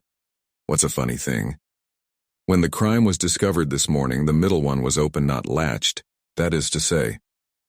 Whew, said Anthony, sinking down on the window seat and taking out his cigarette case. That's rather a blow. That opens up quite a different aspect of the case. It leaves us 2 alternatives. Either he was killed by someone in the house, and that someone unlatched the window after I had gone to make it look like an outside job, incidentally with me as little Willie or else, not to mince matters in lying. I dare say you incline to the second possibility, but, upon my honor, you're wrong. Nobody's going to leave this house until I'm through with them, I can tell you that, said Superintendent Battle grimly. Anthony looked at him keenly. How long have you had the idea that it might be an inside job? He asked. Battle smiled. I've had a notion that way all along. Your trail was a bit too flaring, if I may put it that way. As soon as your boots fitted the footmarks, I began to have my doubts. I congratulate Scotland Yard, said Anthony lightly. But at that moment, the moment when Battle apparently admitted Anthony's complete absence of complicity in the crime, Anthony felt more than ever the need of being upon his guard. Superintendent Battle was a very astute officer. It would not do to make any slip with Superintendent Battle about. That's where it happened, I suppose, said Anthony, nodding towards the dark patch upon the floor. Yes. What was he shot with, a revolver? Yes. But we shan't know what make until they get the bullet out at the autopsy. It wasn't found then? No, it wasn't found. No clues of any kind? Well, we've got this. Rather after the manner of a conjurer, Superintendent Battle produced a half-sheet of notepaper, and as he did so he again watched Anthony closely without seeming to do so. But Anthony recognized the design upon it without any sign of consternation. Aha! Comrades of the Red Hand again. If they're going to scatter this sort of thing about, they ought to have it lithographed. It must be a frightful nuisance doing everyone separately. Where was this found underneath the body? You've seen it before, sir. Anthony recounted to him in detail his short encounter with that public-spirited association. The idea is, I suppose, that the comrades did him in. Do you think it likely, sir? Well, it would be in keeping with their propaganda, but I've always found that those who talk most about blood have never actually seen it run. I shouldn't have said the comrades had the guts myself, and they're such picturesque people, too. I don't see one of them disguising himself as a suitable guest for a country house. Still, one never knows. Quite right, Mr. Cade. One never knows. Anthony looked suddenly amused. I see the big idea now. Open window, trail of footprints, suspicious stranger at village inn. But I can assure you, my dear superintendent, that, whatever I am not the local agent of the Red Hand. Superintendent Battle smiled a little. Then he played his last card. Would you have any objection to seeing the body? He shot out suddenly. None whatever, rejoined Anthony. Battle took a key from his pocket, and preceding Anthony down the corridor, paused at a door and unlocked it. It was one of the smaller drawing rooms.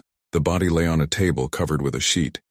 Superintendent Battle waited until Anthony was beside him, and then whisked away the sheet suddenly. An eager light sprang into his eyes at the half-uttered exclamation and the start of surprise which the other gave. So you do recognize him, Mr. Cade, he said, in a voice that he strove to render devoid of triumph. I've seen him before, yes, said Anthony, recovering himself. But not as Prince Michael Obolovich. He purported to come from Messrs. Balderson and Hodgkins, and he called himself Mr. Holmes. Chapter 13.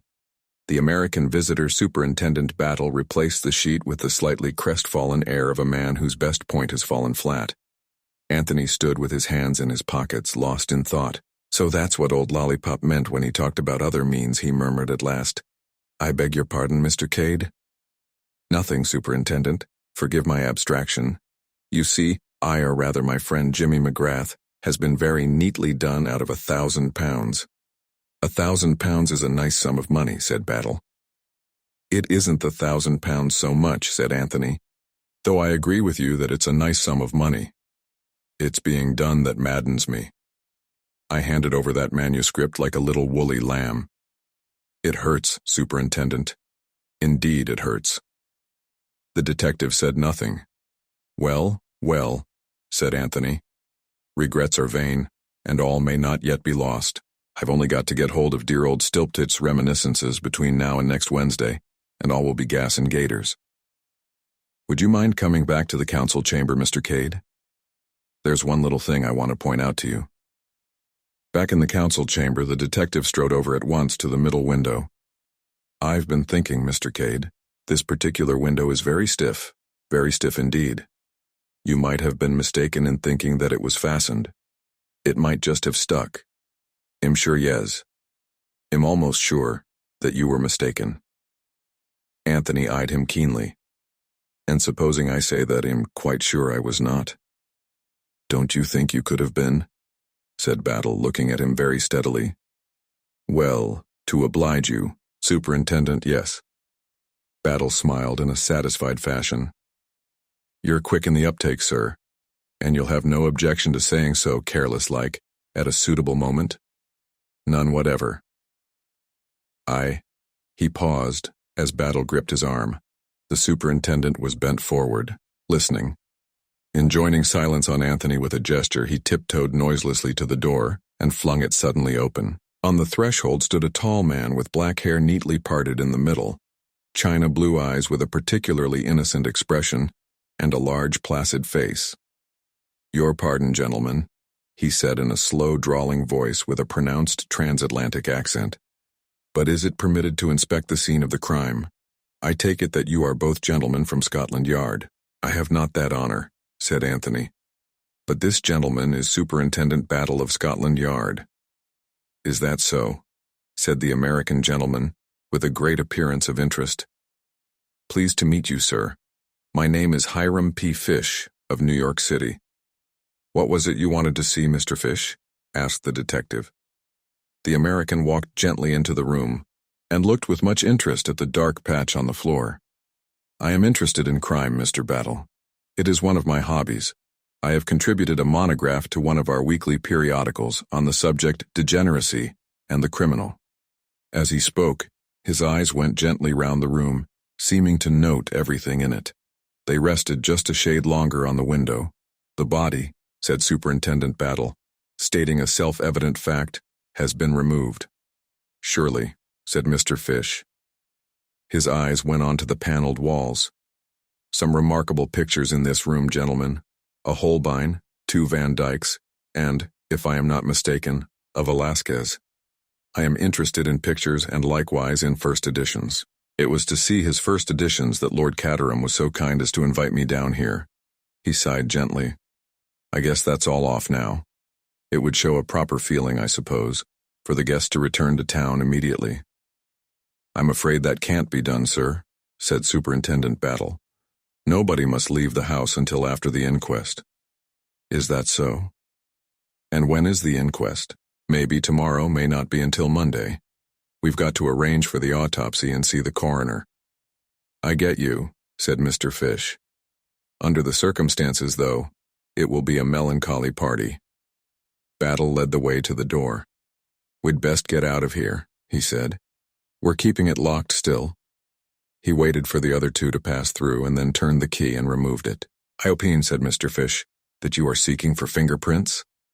Maybe, said the superintendent laconically. I should say to that, on a night such as last night, an intruder would have left footprints on the hardwood floor. None inside, plenty outside. Mine, explained Anthony cheerfully. The innocent eyes of Mr. Fish swept over him. Young man, he said, you surprise me. They turned a corner and came out into the big wide hall, paneled like the council chamber in old oak, and with a wide gallery above it. 2 other figures came into sight at the far end. Aha, said Mr. Fish, our genial host. This was such a ludicrous description of Lord Caterham that Anthony had to turn his head away to conceal a smile. "And with him," continued the American, "is a lady whose name I did not catch last night. But she is bright, she is very bright. With Lord Caterham was Virginia Revel." Anthony had been anticipating this meeting all along. He had no idea how to act. He must leave it to Virginia. Although he had full confidence in her presence of mind, he had not the slightest idea what line she would take. He was not long left in doubt. "Why, it's Mr. Cade," said Virginia. She held out both hands to him. "So you found you could come down after all?" "My dear Mrs. Revel, I had no idea Mr. Cade was a friend of yours," said Lord Caterham. "He's a very old friend," said Virginia, smiling at Anthony with a mischievous glint in her eye. "I ran across him in London unexpectedly yesterday and told him I was coming down here." Anthony was quick to give her pointer.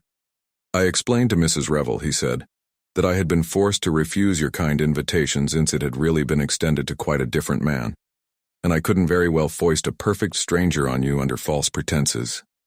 "Well, well, my dear fellow," said Lord Caterham, "that's all over and done with now. I'll send down to the cricketers for your bag." "It's very kind of you, Lord Caterham, but nonsense, of course you must come to Chimneys." "Horrible place, the cricketers to stay in, I mean." "Of course you must come, Mr. Cade," said Virginia softly. Anthony realized the altered tone of his surroundings. Already Virginia had done much for him. He was no longer an ambiguous stranger. Her position was so assured and unassailable that anyone for whom she vouched was accepted as a matter of course. He thought of the pistol in the tree at Burnham Beeches and smiled inwardly. "Ill send for your traps," said Lord Caterham to Anthony. "I suppose in the circumstances we can't have any shooting. A pity. But there it is. And I don't know what the devil to do with Isaacstein. It's all very unfortunate." The depressed peer sighed heavily. "That's settled, then," said Virginia. "You can begin to be useful right away, Mr. Cade, and take me out on the lake. It's very peaceful there and far from crime and all that sort of thing. Isn't it awful for poor Lord Caterham having a murder done in his house? But it's George's fault, really. This is George's party, you know." "Ah," said Lord Caterham, "but I should never have listened to him." He assumed the air of a strong man betrayed by a single weakness. "One can't help listening to George," said Virginia. "He always holds you so that you can't get away. I'm thinking of patenting a detachable lapel." "I wish you would," chuckled her host. "I'm glad you're coming to us, Cade. I need support." "I appreciate your kindness very much, Lord Caterham," said Anthony. "Especially," he added, "when I'm such a suspicious character. But my staying here makes it easier for battle." "In what way, sir?" asked the superintendent. "It won't be so difficult to keep an eye on me," explained Anthony gently, and by the momentary flicker of the superintendent's eyelids he knew that his shot had gone home. Chapter 14. Mainly political and financial. Except for that involuntary twitch of the eyelids, Superintendent Battle's impassivity was unimpaired. If he had been surprised at Virginia's recognition of Anthony, he did not show it. He and Lord Caterham stood together and watched those two go out through the garden door. Mr. Fish also watched them. "Nice young fellow, that," said Lord Caterham. "Very nice for Mrs. Revel to meet an old friend," murmured the American. "They have been acquainted some time, presumably?" "Seems so," said Lord Caterham. "But I've never heard her mention him before. Oh, by the way, Battle, Mr. Lomax has been asking for you. He is in the blue morning room." "Very good, Lord Caterham. You'll go there at once." Battle found his way to the blue morning room without difficulty. He was already familiar with the geography of the house. "Ah, there you are, Battle," said Lomax. He was striding impatiently up and down the carpet. There was one other person in the room, a big man sitting in a chair by the fireplace. He was dressed in very correct English shooting clothes, which nevertheless sat strangely upon him. He had a fat yellow face and black eyes, as impenetrable as those of a cobra. There was a generous curve to the big nose and power in the square lines of the vast jaw. "Come in, Battle," said Lomax irritably, "and shut the door behind you. This is Mr. Herman Isaacstein." Battle inclined his head respectfully. He knew all about Mr. Herman Isaacstein. And though the great financier sat there silent, whilst Lomax strode up and down and talked, he knew who was the real power in the room.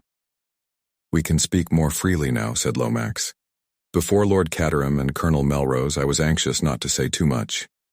You understand, Battle. These things mustn't get about." "Ah," said Battle. "But they always do.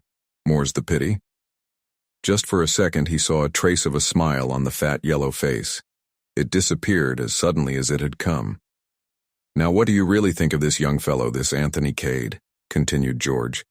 "Do you still assume him to be innocent?" Battle shrugged his shoulders very slightly. "He tells a straight story. Part of it we shall be able to verify. On the face of it, it accounts for his presence here last night. I shall cable to South Africa, of course, for information about his antecedents. Then you regard him as cleared of all complicity?" Battle raised a large square hand. "Not so fast, sir. I never said that." "What is your own idea about the crime, Superintendent Battle?" asked Isaacstein, speaking for the first time. His voice was deep and rich and had a certain compelling quality about it. It had stood him in good stead at board meetings in his younger days. "It's rather too soon to have ideas, Mr. Isaacstein. I've not got beyond asking myself the first question. What is that? Oh, it's always the same. Motive. Who benefits by the death of Prince Michael? We've got to answer that before we can get anywhere. The Revolutionary Party of Czechoslovakia began, George." Superintendent Battle waved him aside with something less than his usual respect. "It wasn't the comrades of the Red Hand, sir, if you're thinking of them, but the paper with the scarlet hand on it, put there to suggest the obvious solution." George's dignity was a little ruffled. "Really, Battle, I don't see how you can be so sure of that." "Bless you, Mr. Lomax. We know all about the comrades of the Red Hand. We've had our eye on them ever since Prince Michael landed in England. That sort of thing is the elementary work of the department. They'd never be allowed to get within a mile of him." "I agree with Superintendent Battle," said Isaacstein. "We must look elsewhere." "You see, sir," said Battle, encouraged by his support, "we do know a little about the case.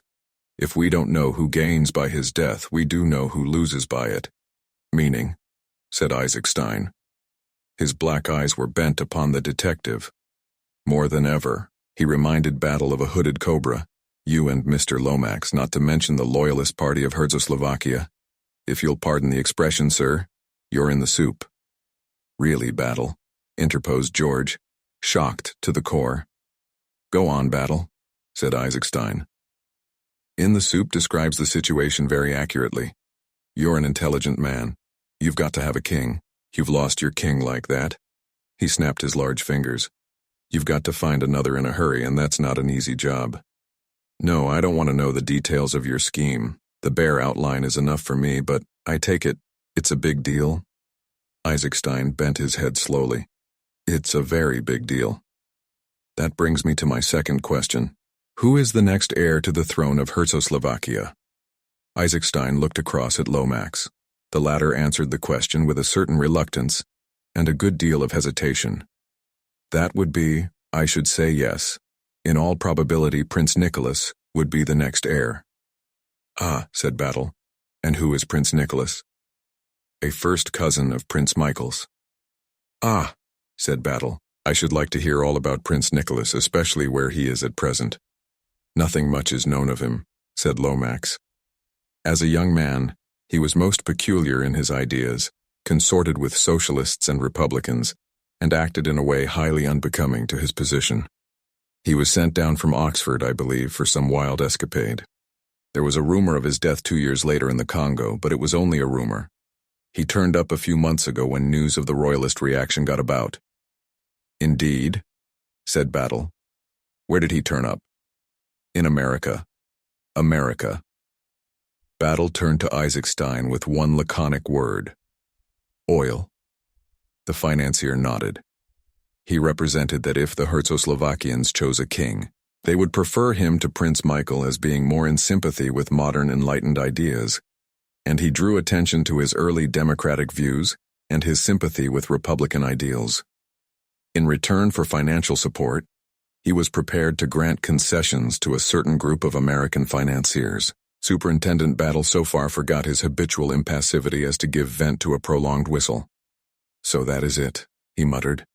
"In the meantime, the Loyalist Party supported Prince Michael, and you felt sure you'd come out on top. And then this happens. You surely don't think," began George. "It was a big deal," said Battle. "Mr. Isaacstein says so, and I should say that what he calls a big deal is a big deal. There are always unscrupulous tools to be got hold of," said Isaacstein quietly. "For the moment, Wall Street wins. But they've not done with me yet.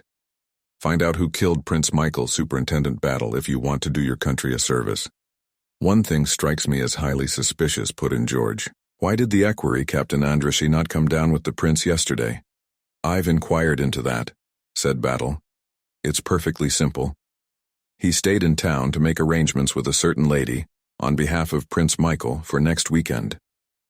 The Baron rather frowned on such things, thinking them injudicious at the present stage of affairs, so His Highness had to go about them in a hole-and-corner manner. He was, if I may say so, inclined to be a rather dissipated young man." "I'm afraid so," said George ponderously. "Yes, I'm afraid so. There's one other point we ought to take into account, I think," said Battle, speaking with a certain amount of hesitation. "King Victor's supposed to be in England." "King Victor?" Lomax frowned in an effort at recollection. "Notorious French crook, sir. We've had a warning from the Sûreté in Paris." "Of course," said George. "I remember now. Jewel thief, isn't he?" "Why, that's the man," he broke off abruptly. Isaacstein, who had been frowning abstractedly at the fireplace, looked up just too late to catch the warning glance telegraphed from Superintendent Battle to the other. But being a man sensitive to vibrations in the atmosphere, he was conscious of a sense of strain. "You don't want me any longer, do you, Lomax?" he inquired. "No, thank you, my dear fellow. Would it upset your plans if I returned to London, Superintendent Battle?" "I'm afraid so, sir," said the superintendent civilly. "You see, if you go, there will be others who'll want to go also, and that would never do." "Quite so." The great financier left the room, closing the door behind him. "Splendid fellow, Isaacstein," murmured George Lomax perfunctorily. "Very powerful personality," agreed Superintendent Battle. George began to pace up and down again. "What you say disturbs me greatly," he began. "King Victor. I thought he was in prison. Came out a few months ago. French police meant to keep on his heels, but he managed to give them the slip straight away. He would too. One of the coolest customers that ever lived. For some reason or other, they believe he's in England and have notified us to that effect. But what should he be doing in England?" "That's for you to say, sir," said Battle significantly. "You mean? You think? You know the story, of course, Yes, I can see you do. I was not in office, of course, at the time, but I heard the whole story from the late Lord Caterham. An unparalleled catastrophe." "The Koh-i-Noor," said Battle reflectively. "Hush, Battle." George glanced suspiciously round him. "I beg of you, mention no names. Much better not. If you must speak of it, call it the K." The superintendent looked wooden again. "You don't connect King Victor with this crime, do you, Battle?" "It's just a possibility, that's all. If you'll cast your mind back, sir, you'll remember that there were 4 places where a certain royal visitor might have concealed the jewel. Chimneys was one of them. King Victor was arrested in Paris 3 days after the disappearance, if I may call it that, of the K. It was always hoped that he would someday lead us to the jewel. But Chimneys has been ransacked and overhauled a dozen times."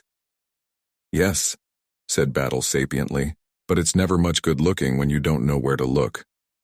Only suppose now that this King Victor came here to look for the thing, was surprised by Prince Michael, and shot him." "It's possible," said George. "A most likely solution of the crime."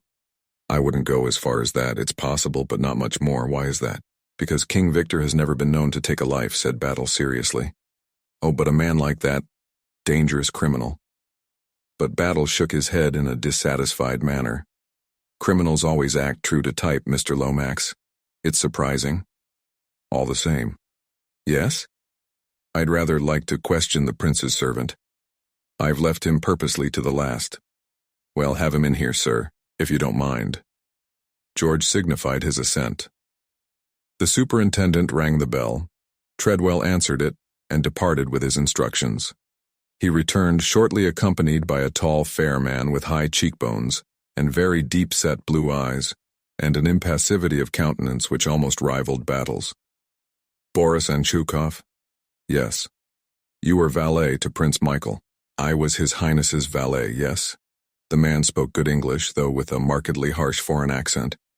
You know that your master was murdered last night? A deep snarl, like the snarl of a wild beast, was the man's only answer. It alarmed George, who withdrew prudently towards the window. When did you see your master last? His Highness retired to bed at 10:30. I slept, as always, in the anteroom next to him. He must have gone down to the room downstairs by the other door, the door that gave on to the corridor. I did not hear him go. It may be that I was drugged. I have been an unfaithful servant. I slept while my master woke. I am accursed. George gazed at him, fascinated. You loved your master, eh? Said Battle, watching the man closely. Boris' features contracted painfully. He swallowed twice. Then his voice came harsh with emotion. I say this to you, English policeman. I would have died for him. And since he is dead, and I still live, my eyes shall not know sleep, or my heart rest, until I have avenged him. Like a dog will I nose out his murderer, and when I have discovered him, ah! His eyes lit up.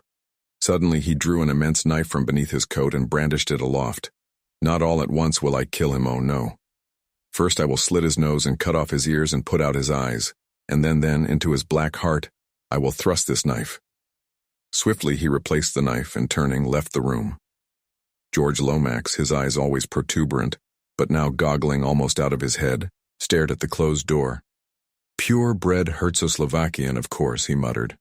Most uncivilized people. A race of brigands. Superintendent Battle rose alertly to his feet. Either that man's sincere, he remarked, or he's the best bluffer I've ever seen. And if it's the former, God help Prince Michael's murderer when that human bloodhound gets hold of him. In Chapter 15. The French stranger Virginia and Anthony walked side by side down the path which led to the lake. For some minutes after leaving the house, they were silent. It was Virginia who broke the silence at last with a little laugh. Oh dear, she said, isn't it dreadful? Here I am so bursting with the things I want to tell you, and the things I want to know, that I simply don't know where to begin. First of all, she lowered her voice. What have you done with the body? How awful it sounds, doesn't it? I never dreamt that I should be so steeped in crime. I suppose it's quite a novel sensation for you, agreed Anthony. But not for you? Well, I've never disposed of a corpse before, certainly. Tell me about it. Briefly and succinctly, Anthony ran over the steps he had taken on the previous night. Virginia listened attentively. I think you were very clever, she said approvingly when he had finished. I can pick up the trunk again when I go back to Paddington. The only difficulty that might arise is if you had to give an account of where you were yesterday evening. I can't see that that can arise. The body can't have been found until late last night or possibly this morning. Otherwise there would have been something about it in this morning's papers. And whatever you may imagine from reading detective stories, doctors aren't such magicians that they can tell you exactly how many hours a man has been dead. The exact time of his death will be pretty vague. An alibi for last night would be far more to the point. I know. Lord Caterham was telling me all about it. But the Scotland Yard man is quite convinced of your innocence now, isn't he? Anthony did not reply at once. He doesn't look particularly astute, continued Virginia. I don't know about that, said Anthony slowly. I've an impression that there are no flies on Superintendent Battle. He appears to be convinced of my innocence, but I'm not so sure. He's stumped at present by my apparent lack of motive. Apparent? Cried Virginia. But what possible reason could you have for murdering an unknown foreign count? Anthony darted a sharp glance at her. You were at one time or other in Herzo-Slovakia, weren't you? He asked. Yes, I was there with my husband for 2 years, at the embassy. That was just before the assassination of the king and queen. Did you ever run across Prince Michael Obolovich? Michael? Of course I did. Horrid little wretch. He suggested, I remember, that I should marry him morganatically. Did he really? And what did he suggest you should do about your existing husband? Oh, he had a sort of David and Uriah scheme all made out. And how did you respond to this amiable offer? Well, said Virginia, unfortunately one had to be diplomatic. So poor little Michael didn't get it as straight from the shoulder as he might have done. But he retired hurt all the same. Why all this interest about Michael? Something I'm getting at in my own blundering fashion. I take it that you didn't meet the murdered man? No. To put it like a book, he retired to his own apartments immediately on arrival. And of course you haven't seen the body? Virginia, eyeing him with a good deal of interest, shook her head. Could you get to see it, do you think? By means of influence in high places, meaning Lord Caterham, I dare say I could. Why? Is it an order? Good Lord, no, said Anthony, horrified. Have I been as dictatorial as all that? No, it's simply this. Count Stanislaus was the incognito of Prince Michael of Czechoslovakia. Virginia's eyes opened very wide. I see. Suddenly her face broke into its fascinating one-sided smile. I hope you don't suggest that Michael went to his room simply to avoid seeing me. Something of the kind, admitted Anthony. You see, if I'm right in my idea that someone wanted to prevent your coming to Chimneys, the reason seems to lie in your knowing Czechoslovakia. Do you realize that you're the only person here who knew Prince Michael by sight? Do you mean that this man who was murdered was an impostor? Asked Virginia abruptly. That is the possibility that crossed my mind. If you can get Lord Caterham to show you the body, we can clear up that point at once. He was shot at 11:45, said Virginia thoughtfully. The time mentioned on that scrap of paper. The whole thing's horribly mysterious. That reminds me. Is that your window up there? The second from the end over the council chamber? No. My room is in the Elizabethan wing, the other side. Why? Simply because as I walked away last night after thinking I heard a shot, the light went up in that room. How curious. I don't know who has that room, but I can find out by asking Bundle. Perhaps they heard the shot? If so, they haven't come forward to say so. I understood from Battle that nobody in the house heard the shot fired. It's the only clue of any kind that I've got, and I dare say it's a pretty rotten one, but I mean to follow it up for what it's worth. It's curious, certainly, said Virginia thoughtfully. They had arrived at the boathouse by the lake, and had been leaning against it as they talked. And now, for the whole story, said Anthony. Well, paddle gently about on the lake, secure from the prying ears of Scotland Yard, American visitors, and curious housemaids. I've heard something from Lord Caterham, said Virginia, but not nearly enough. To begin with, which are you really, Anthony Cade or Jimmy McGrath? For the second time that morning, Anthony unfolded the history of the last 6 weeks of his life.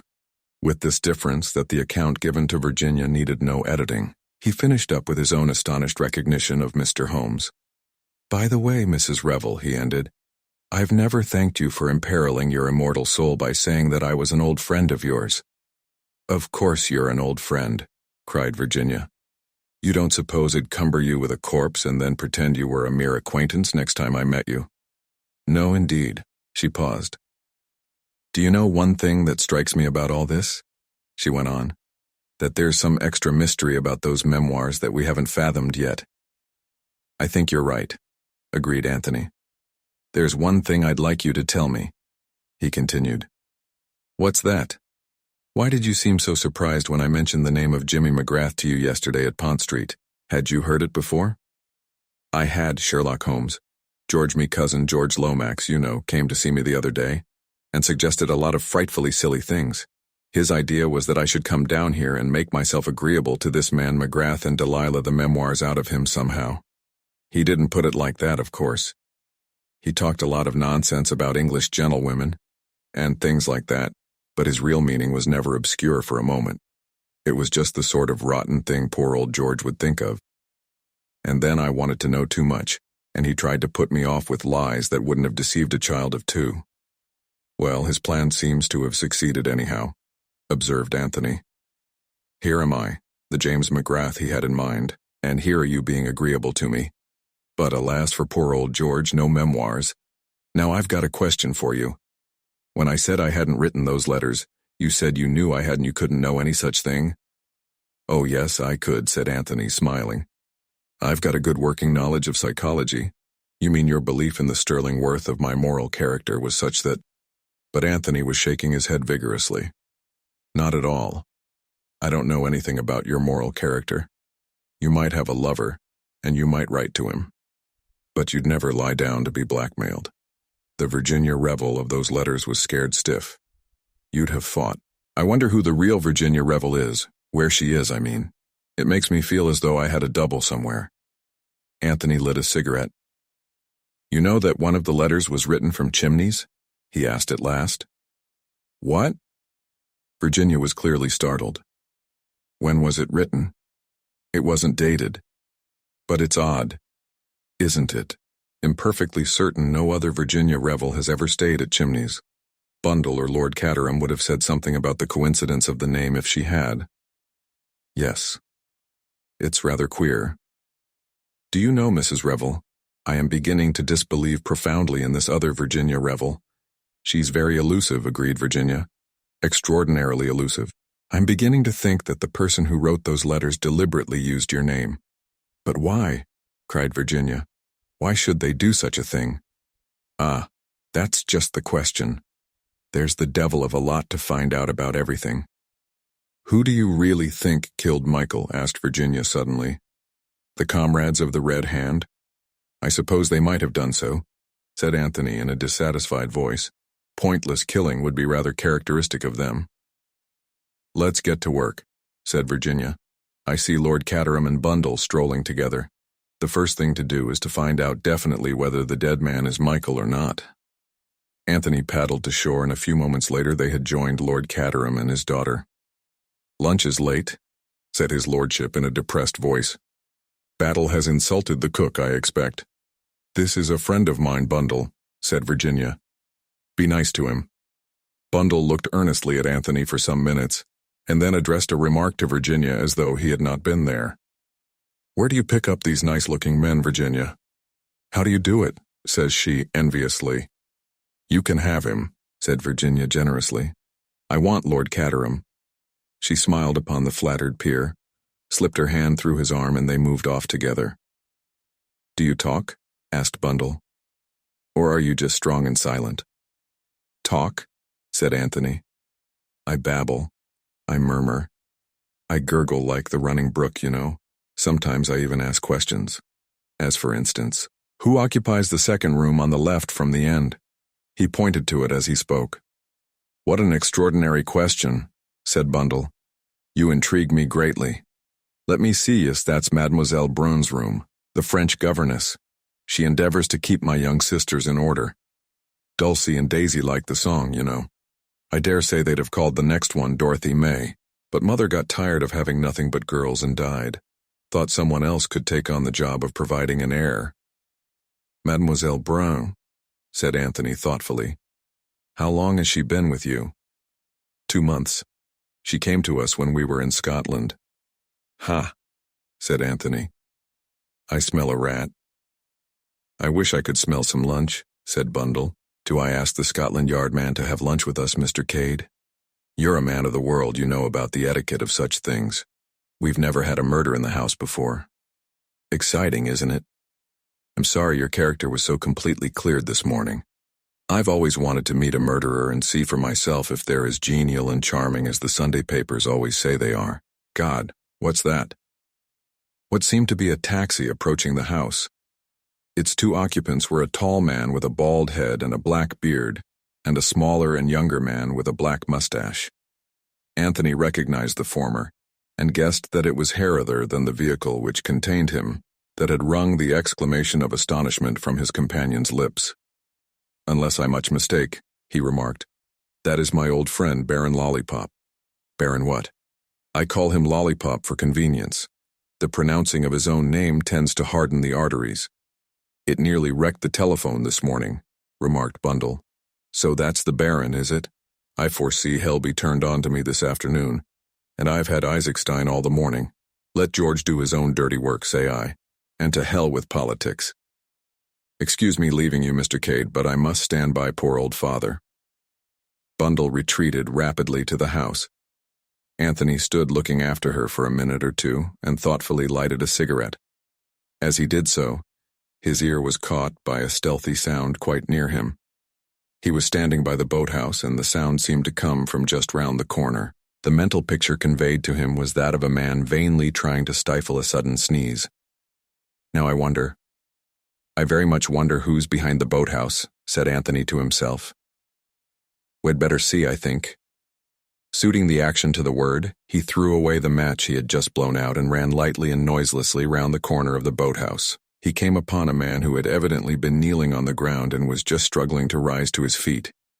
He was tall, wore a light-colored overcoat and glasses, and for the rest, had a short, pointed black beard and a slightly foppish manner. He was between 30 and 40 years of age and altogether of a most respectable appearance. "What are you doing here?" asked Anthony. He was pretty certain that the man was not one of Lord Caterham's guests. "I ask your pardon," said the stranger, with a marked foreign accent and what was meant to be an engaging smile. "It is that I wish to return to the Jolly Crickets, and I have lost my way. Would monsieur be so good as to direct me?" "Certainly," said Anthony. "But you don't go there by water, you know." "Eh?" said the stranger with the air of one at a loss. "I said," repeated Anthony with a meaning glance at the boathouse, "that you won't get there by water. There's a right-of-way across the park some distance away, but all this is the private part. You're trespassing." "I am most sorry," said the stranger. "I lost my direction entirely. I thought I would come up here and inquire." Anthony refrained from pointing out that kneeling behind a boathouse was a somewhat peculiar manner of prosecuting inquiries. He took the stranger kindly by the arm. "You go this way," he said. "Right round the lake and straight on. You can't miss the path. When you get on it, turn to the left and it will lead you to the village. You're staying at the Cricketers, I suppose?" "I am, monsieur, since this morning. Many thanks for your kindness in directing me." "Don't mention it," said Anthony. "I hope you haven't caught cold." "Eh?" said the stranger. "From kneeling on the damp ground, I mean," explained Anthony. "I fancied I heard you sneezing." "I may have sneezed," admitted the other. "Quite so," said Anthony. "But you shouldn't suppress a sneeze, you know. One of the most eminent doctors said so only the other day. It's frightfully dangerous. I don't remember exactly what it does to you, whether it's an inhibition or whether it hardens your arteries, but you must never do it." "Good morning." "Good morning, and thank you, monsieur, for setting me on the right road." "Second suspicious stranger from Village Inn," murmured Anthony to himself, as he watched the other's retreating form, "and one that I can't quite place either. Appearance that of a French commercial traveler. I don't quite see him as a comrade of the Red Hand. Does he represent yet a third party in the harassed state of Herzegovina? The French governess has the second window from the end. A mysterious Frenchman is found slinking round the grounds, listening to conversations that are not meant for his ears. He'll bet my hat there's something in it." Musing thus, Anthony retraced his steps to the house. On the terrace he encountered Lord Caterham, looking suitably depressed, and two new arrivals. He brightened a little at the sight of Anthony. "Ah, there you are," he remarked. "Let me introduce you to Baroneriran Captain Andraschi, Mr. Anthony Cade." The Baron stared at Anthony with growing suspicion. "Mr. Cade?" he said stiffly. "I think not." "A word alone with you, Baron," said Anthony. "I can explain everything." The Baron bowed, and the two men walked down the terrace together. "Baron," said Anthony, "I must throw myself upon your mercy. I have so far strained the honor of an English gentleman as to travel to this country under an assumed name. I represented myself to you as Mr. James McGrath, but you must see for yourself that the deception involved was infinitesimal. You are doubtless acquainted with the works of Shakespeare and his remarks about the unimportance of the nomenclature of roses. This case is the same. The man you wanted to see was the man in possession of the memoirs. I was that man. As you know only too well, I am no longer in possession of them. A neat trick, Baron. A very neat trick. Who thought of it, you or your principal? His Highness's own idea it was, and for anyone but him to carry it out he would not permit. He did it jolly well, said Anthony with approval. I never took him for anything but an Englishman. The education of an English gentleman did the prince receive, explained the Baron. The custom of Czechoslovakia it is. No professional could have pinched those papers better, said Anthony. May I ask, without indiscretion, what has become of them? Between gentlemen, began the Baron. You are too kind, Baron, murmured Anthony. I've never been called a gentleman so often as I have in the last 48 hours. I to you say this, I believe them to be burnt. You believe, but you don't know, eh? Is that it? His Highness in his own keeping retained them. His purpose it was to read them and then by the fire to destroy them. I see, said Anthony. All the same, they are not the kind of light literature you'd skim through in half an hour. Among the effects of my martyred master they have not discovered been. It is clear, therefore, that burnt they are. Said Anthony. I wonder? He was silent for a minute or two and then went on. I have asked you these questions, Baron, because, as you may have heard, I myself have been implicated in the crime. I must clear myself absolutely so that no suspicion attaches to me. Undoubtedly, said the Baron. Your honor demands it. Exactly, said Anthony. You put these things so well. I haven't got the knack of it. To continue, I can only clear myself by discovering the real murderer, and to do that I must have all the facts. This question of the memoirs is very important. It seems to me possible that to gain possession of them might be the motive of the crime. Tell me, Baron, is that a very far-fetched idea? The Baron hesitated for a moment or two. You yourself the memoirs have read? He asked cautiously at length.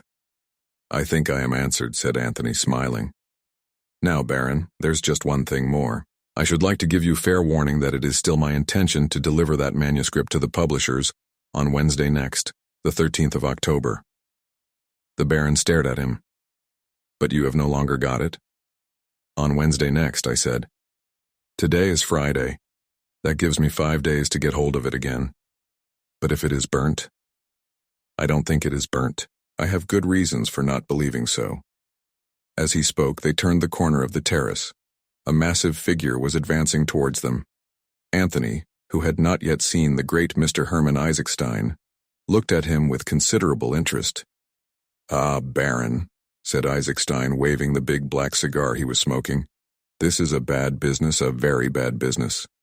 My good friend, Mr. Isaacstein. It is indeed, cried the Baron. All our noble edifice in ruins is. Anthony tactfully left the two gentlemen to their lamentations and retraced his steps along the terrace. Suddenly he came to a halt. A thin spiral of smoke was rising into the air, apparently from the very center of the yew hedge. It must be hollow in the middle, reflected Anthony. I've heard of such things before. He looked swiftly to right and left of him. Lord Caterham was at the farther end of the terrace with Captain Andreschi. Their backs were towards him. Anthony bent down and wriggled his way through the massive yew. He had been quite right in his supposition. The yew hedge was really not one, but two. A narrow passage divided them. The entrance to this was about halfway up, on the side of the house. There was no mystery about it, but no one seeing the yew hedge from the front would have guessed at the probability. Anthony looked down the narrow vista. About halfway down, a man was reclining in a basket chair. A half-smoked cigar rested on the arm of the chair, and the gentleman himself appeared to be asleep. Said Anthony to himself. Evidently Mr. Hiram Fish prefers sitting in the shade. Chapter 16. Tea in the schoolroom. Anthony regained the terrace with the feeling uppermost in his mind that the only safe place for private conversations was the middle of the lake. The resonant boom of a gong sounded from the house, and Treadwell appeared in a stately fashion from a side door. Luncheon is served, my lord. Ah, said Lord Caterham, brisking up a little. Lunch. At that moment 2 children burst out of the house. They were high-spirited young women of 12 and 10, and though their names might be Dulcie and Daisy, as Bundle had affirmed, they appeared to be more generally known as Guggle and Winkle. They executed a kind of war dance, interspersed with shrill whoops till Bundle emerged and quelled them. "Where's Mademoiselle?" she demanded. "She's got the migraine, the migraine, the migraine," chanted Winkle. "Hurrah!" said Guggle, joining in.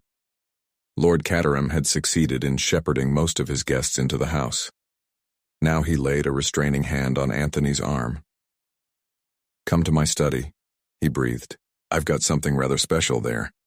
Slinking down the hall, far more like a thief than like the master of the house, Lord Caterham gained the shelter of his sanctum. Here he unlocked a cupboard and produced various bottles. "Talking to foreigners always makes me so thirsty," he explained apologetically. "I don't know why it is." There was a knock on the door, and Virginia popped her head round the corner of it. "Got a special cocktail for me?" she demanded. "Of course," said Lord Caterham hospitably. "Come in." The next few minutes were taken up with serious rites. "I needed that," said Lord Caterham with a sigh, as he replaced his glass on the table. "As I said just now, I find talking to foreigners particularly fatiguing. I think it's because they're so polite. Come along, let's have some lunch." He led the way to the dining room. Virginia put her hand on Anthony's arm and drew him back a little. "I've done my good deed for the day," she whispered. "I got Lord Caterham to take me to see the body." "Well?" demanded Anthony eagerly. One theory of his was to be proved or disproved. Virginia was shaking her head. "You were wrong," she whispered. "It's Prince Michael, all right." "Oh." Anthony was deeply chagrined. "And Mademoiselle has the migraine," he added aloud, in a dissatisfied tone. "What has that got to do with it?" "Probably nothing, but I wanted to see her. You see, I've found out that Mademoiselle has the second room from the end, the one where I saw the light last night. That's interesting. Probably there's nothing in it. All the same, I mean to see Mademoiselle before the day is out." Lunch was somewhat of an ordeal. Even the cheerful impartiality of Bundle failed to reconcile the heterogeneous assembly. The Baron and Andrichy were correct, formal, full of etiquette, and had the air of attending a meal in a mausoleum. Lord Caterham was lethargic and depressed. Bill Eversley stared longingly at Virginia. George, very mindful of the trying position in which he found himself, conversed weightily with the Baron and Mr. Isaacstein. Guggle and Winkle, completely beside themselves with joy of having a murder in the house, had to be continually checked and kept under, whilst Mr. Hiram Fish slowly masticated his food and drawled out dry remarks in his own peculiar idiom. Superintendent Battle had considerately vanished, and nobody knew what had become of him. "Thank God that's over," murmured Bundle to Anthony as they left the table. "And George is taking the foreign contingent over to the Abbey this afternoon to discuss state secrets." "That will possibly relieve the atmosphere," agreed Anthony. "I don't mind the American so much," continued Bundle. "He and Father can talk first editions together quite happily in some secluded spot. Mr. Fish's the object of their conversation drew near, and planning a peaceful afternoon for you." The American bowed. "That's too kind of you, Lady Eileen." "Mr. Fish," said Anthony, "had quite a peaceful morning." Mr. Fish shot a quick glance at him. "Ah, sir, you observed me then in my secluded retreat? There are moments, sir, when far from the madding crowd is the only motto for a man of quiet tastes." Bundle had drifted on, and the American and Anthony were left together. The former dropped his voice a little. "I opine," he said, "that there is considerable mystery about this little dust-up." "Any amount of it," said Anthony. "That guy with the bald head was perhaps a family connection." "Something of the kind." "These Central European nations beat the band," declared Mr. Fish. "It's kind of being rumored around that the deceased gentleman was a royal highness. Is that so, do you know?" "He was staying here as Count Stanislaus," replied Anthony evasively. To this Mr. Fish offered no further rejoinder than the somewhat cryptic, "Oh boy," after which he relapsed into silence for some moments. "This police captain of yours," he observed at last. "Battle, or whatever his name is he the goods all right?" "Scotland Yard thinks so," replied Anthony dryly. "He seems kind of hidebound to me," remarked Mr. Fish. "No hustle to him. This big idea of his, letting no one leave the house, what is there to it?" He darted a very sharp look at Anthony as he spoke. "Everyone's got to attend the inquest tomorrow morning, you see." "That's the idea, is it? No more to it than that? No question of Lord Caterham's guests being suspected? My dear Mr. Fish, I was getting a mite uneasy being a stranger in this country. But of course it was an outside job. I remember now. Window found unfastened, wasn't it? It was, said Anthony, looking straight in front of him. Mr. Fish sighed. After a minute or two, he said in a plaintive tone, "Young man, do you know how they get the water out of a mine? How? By pumping, but it's almighty hard work. I observe the figure of my genial host, detaching itself from the group over yonder. I must join him." Mr. Fish walked gently away, and Bundle drifted back again. "Funny fish, isn't he?" she remarked. "He is." "It's no good looking at Virginia," said Bundle sharply. "I wasn't. You were. I don't know how she does it. It isn't what she says. I don't even believe it's what she looks. But oh, boy, she gets there every time. Anyway, she's on duty elsewhere for the time. She told me to be nice to you, and I'm going to be nice to you by force if necessary. No force required," Anthony assured her. "But if it's all the same to you, I'd rather you were nice to me on the water in a boat." "It's not a bad idea," said Bundle meditatively. They strolled down to the lake together. "There's just one question I'd like to ask you," said Anthony as he paddled gently out from the shore, "before we turn to really interesting topics. Business before pleasure. Whose bedroom do you want to know about now?" asked Bundle with weary patience. "Nobody's bedroom for the moment, but I would like to know where you got your French governess from." "The man's bewitched," said Bundle. "I got her from an agency and I pay her £100 a year, and her Christian name is Genevieve. Anything more you want to know?" "We'll assume the agency," said Anthony. "What about her references?" "Oh, glowing. She'd lived for 10 years with the Countess of Whatnot. Whatnot being the Comtesse de Breteuil, Chateau de Breteuil, Dinard. You didn't actually see the Comtesse yourself? It was all done by letter?" "Exactly." Said Anthony. "You intrigue me," said Bundle. "You intrigue me enormously. Is it love or crime? Probably sheer idiocy on my part. Let's forget it." "Let's forget it," said he negligently, having extracted all the information he wants. "Mr. Cade, who do you suspect?" "I rather suspect Virginia as being the most unlikely person. Or possibly Bill." "What about you?" "Member of the aristocracy joins in secret the comrades of the Red Hand. It would create a sensation, all right." Anthony laughed. He liked Bundle, though he was a little afraid of the shrewd penetration of her sharp gray eyes. "You must be proud of all this," he said suddenly, waving his hand towards the great house in the distance. Bundle screwed up her eyes and tilted her head on one side. "Yes, it means something, I suppose. But one's too used to it. Anyway, we're not here very much, too deadly dull. We've been at Cowes and Deauville all the summer after town, and then up to Scotland. Chimneys has been swathed in dust sheets for about 5 months. Once a week they take the dust sheets off and chars-a-bancs full of tourists come and gape and listen to Treadwell. On your right is the portrait of the 4th Marchioness of Caterham, painted by Sir Joshua Reynolds, etc. And Ed or Bert, the humorist of the party, nudges his girl and says, "Hey, Gladys, they've got 2 penny worth of pictures here, right enough." And then they go and look at more pictures and yawn and shuffle their feet and wish it was time to go home. Yet history has been made here once or twice, by all accounts. "You've been listening to George," said Bundle sharply. That's the kind of thing he's always saying. But Anthony had raised himself on his elbow and was staring at the shore. "Is that a third suspicious stranger I see standing disconsolately by the boathouse? Or is it one of the house party?" Bundle lifted her head from the scarlet cushion. "It's Bill," she said. "He seems to be looking for something." "He's probably looking for me," said Bundle without enthusiasm. "Shall we row quickly in the opposite direction?"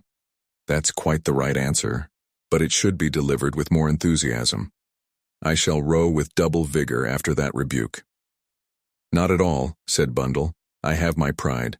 Row me to where that young ass is waiting. Somebody's got to look after him, I suppose." Virginia must have given him the slip. One of these days, inconceivable as it seems, I might want to marry George, so I might as well practice being one of our well-known political hostesses. Anthony pulled obediently towards the shore. "And what's to become of me, I should like to know," he complained. "I refuse to be the unwanted third. Is that the children I see in the distance?" "Yes." Be careful or they'll rope you in. I'm rather fond of children, said Anthony. I might teach them some nice, quiet, intellectual game. Well, don't say I didn't warn you. Having relinquished Bundle to the care of her gallant captain, Anthony strolled off to where various shrill cries disturbed the peace of the afternoon. He was received with acclamation. Are you any good at playing Red Indians? Asked Guggle sternly. Rather, said Anthony. You should hear the noise I make when I'm being scalped. Like this, he illustrated. Not so bad, said Winkle grudgingly. Now do the scalpers yell. Anthony obliged with a blood-curdling noise. In another minute, the game of Red Indians was in full swing. About an hour later, Anthony wiped his forehead and ventured to inquire after Mademoiselle Migraine. He was pleased to hear that that lady had entirely recovered. So popular had he become that he was urgently invited to come and have tea in the schoolroom. And then you can tell us about the man you saw hung, urged Guggle. Did you say you got a bit of the rope with you? Asked Winkle. It's in my suitcase, said Anthony solemnly.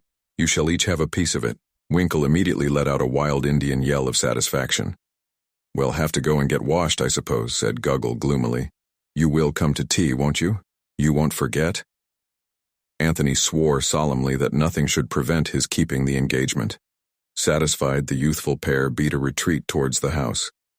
Anthony stood for a minute looking after them. I guess, he said softly. It's just about time for your British institution of afternoon tea. Closing his watch with a snap, Mr. Fish ambled gently away in the direction of the house. Anthony stood in a brown study and awoke with a start to the fact that Superintendent Battle was standing beside him. Not the faintest sound had heralded his approach, and he seemed literally to have materialized from space. Where did you spring from? Asked Anthony irritably. With a slight jerk of his head, Battle indicated the little copse of trees behind them.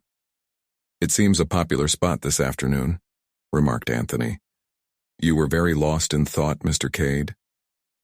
I was indeed. Do you know what I was doing, Battle?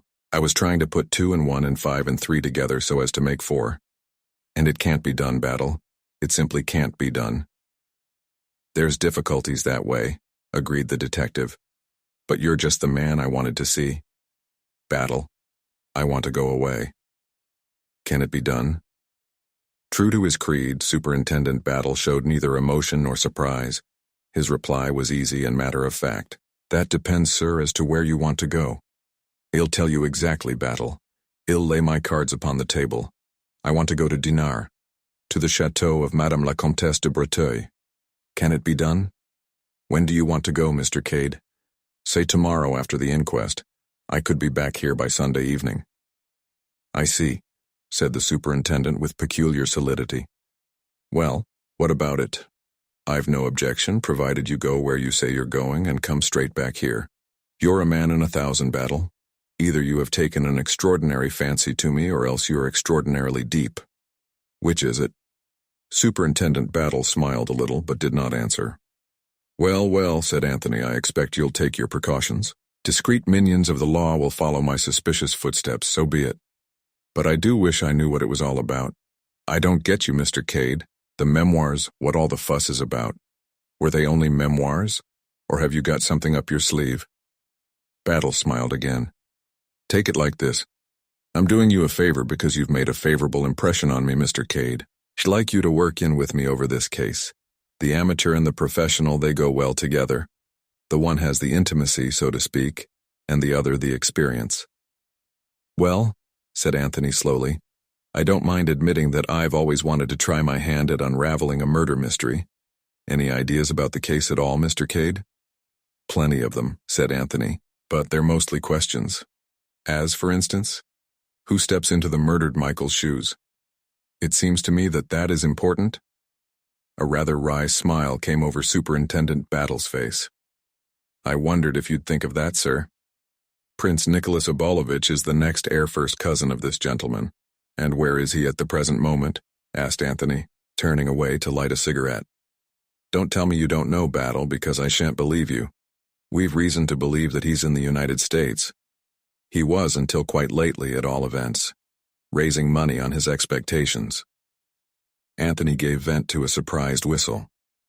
"I get you," said Anthony. Michael was backed by England, Nicholas by America. In both countries, a group of financiers are anxious to obtain the oil concessions. The Loyalist Party adopted Michael as their candidate. Now they'll have to look elsewhere. Gnashing of teeth on the part of Isaac Stein and Cummer and Mr. George Lomax. Rejoicings in Wall Street, am I right? "You're not far off," said Superintendent Battle. Said Anthony. "I almost dare swear that I know what you were doing in that copse." The detective smiled but made no reply. "International politics are very fascinating," said Anthony, "but I fear I must leave you.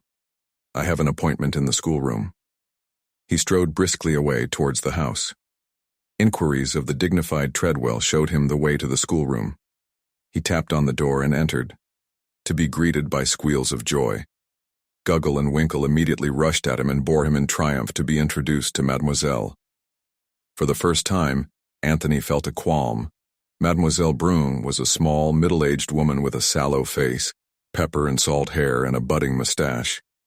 As the notorious foreign adventuress, she did not fit into the picture at all. "I believe," said Anthony to himself, "I'm making the most utter fool of myself. Never mind, I must go through with it now." He was extremely pleasant to Mademoiselle, and she, on her part, was evidently delighted to have a good-looking young man invade her schoolroom. The meal was a great success. But that evening, alone in the charming bedchamber that had been allotted to him, Anthony shook his head several times. "I'm wrong," he said to himself. "For the second time, I'm wrong. Somehow or other, I can't get the hang of this thing." He stopped in his pacing of the floor. "What the devil?" began Anthony. The door was being softly opened. In another minute a man had slipped into the room and stood deferentially by the door. He was a big fair man, squarely built, with high Slavonic cheekbones and dreamy fanatic eyes. "Who the devil are you?" asked Anthony, staring at him. The man replied in perfect English. "I am Boris Anchukov. Prince Michael's servant, eh?" "That is so. I served my master. He is dead. Now I serve you." "It's very kind of you," said Anthony, "but I don't happen to want a valet. You are my master now. I will serve you faithfully." "Yes, but look here, I don't need a valet. I can't afford one." Boris Anchukov looked at him with a touch of scorn. "I do not ask for money. I served my master.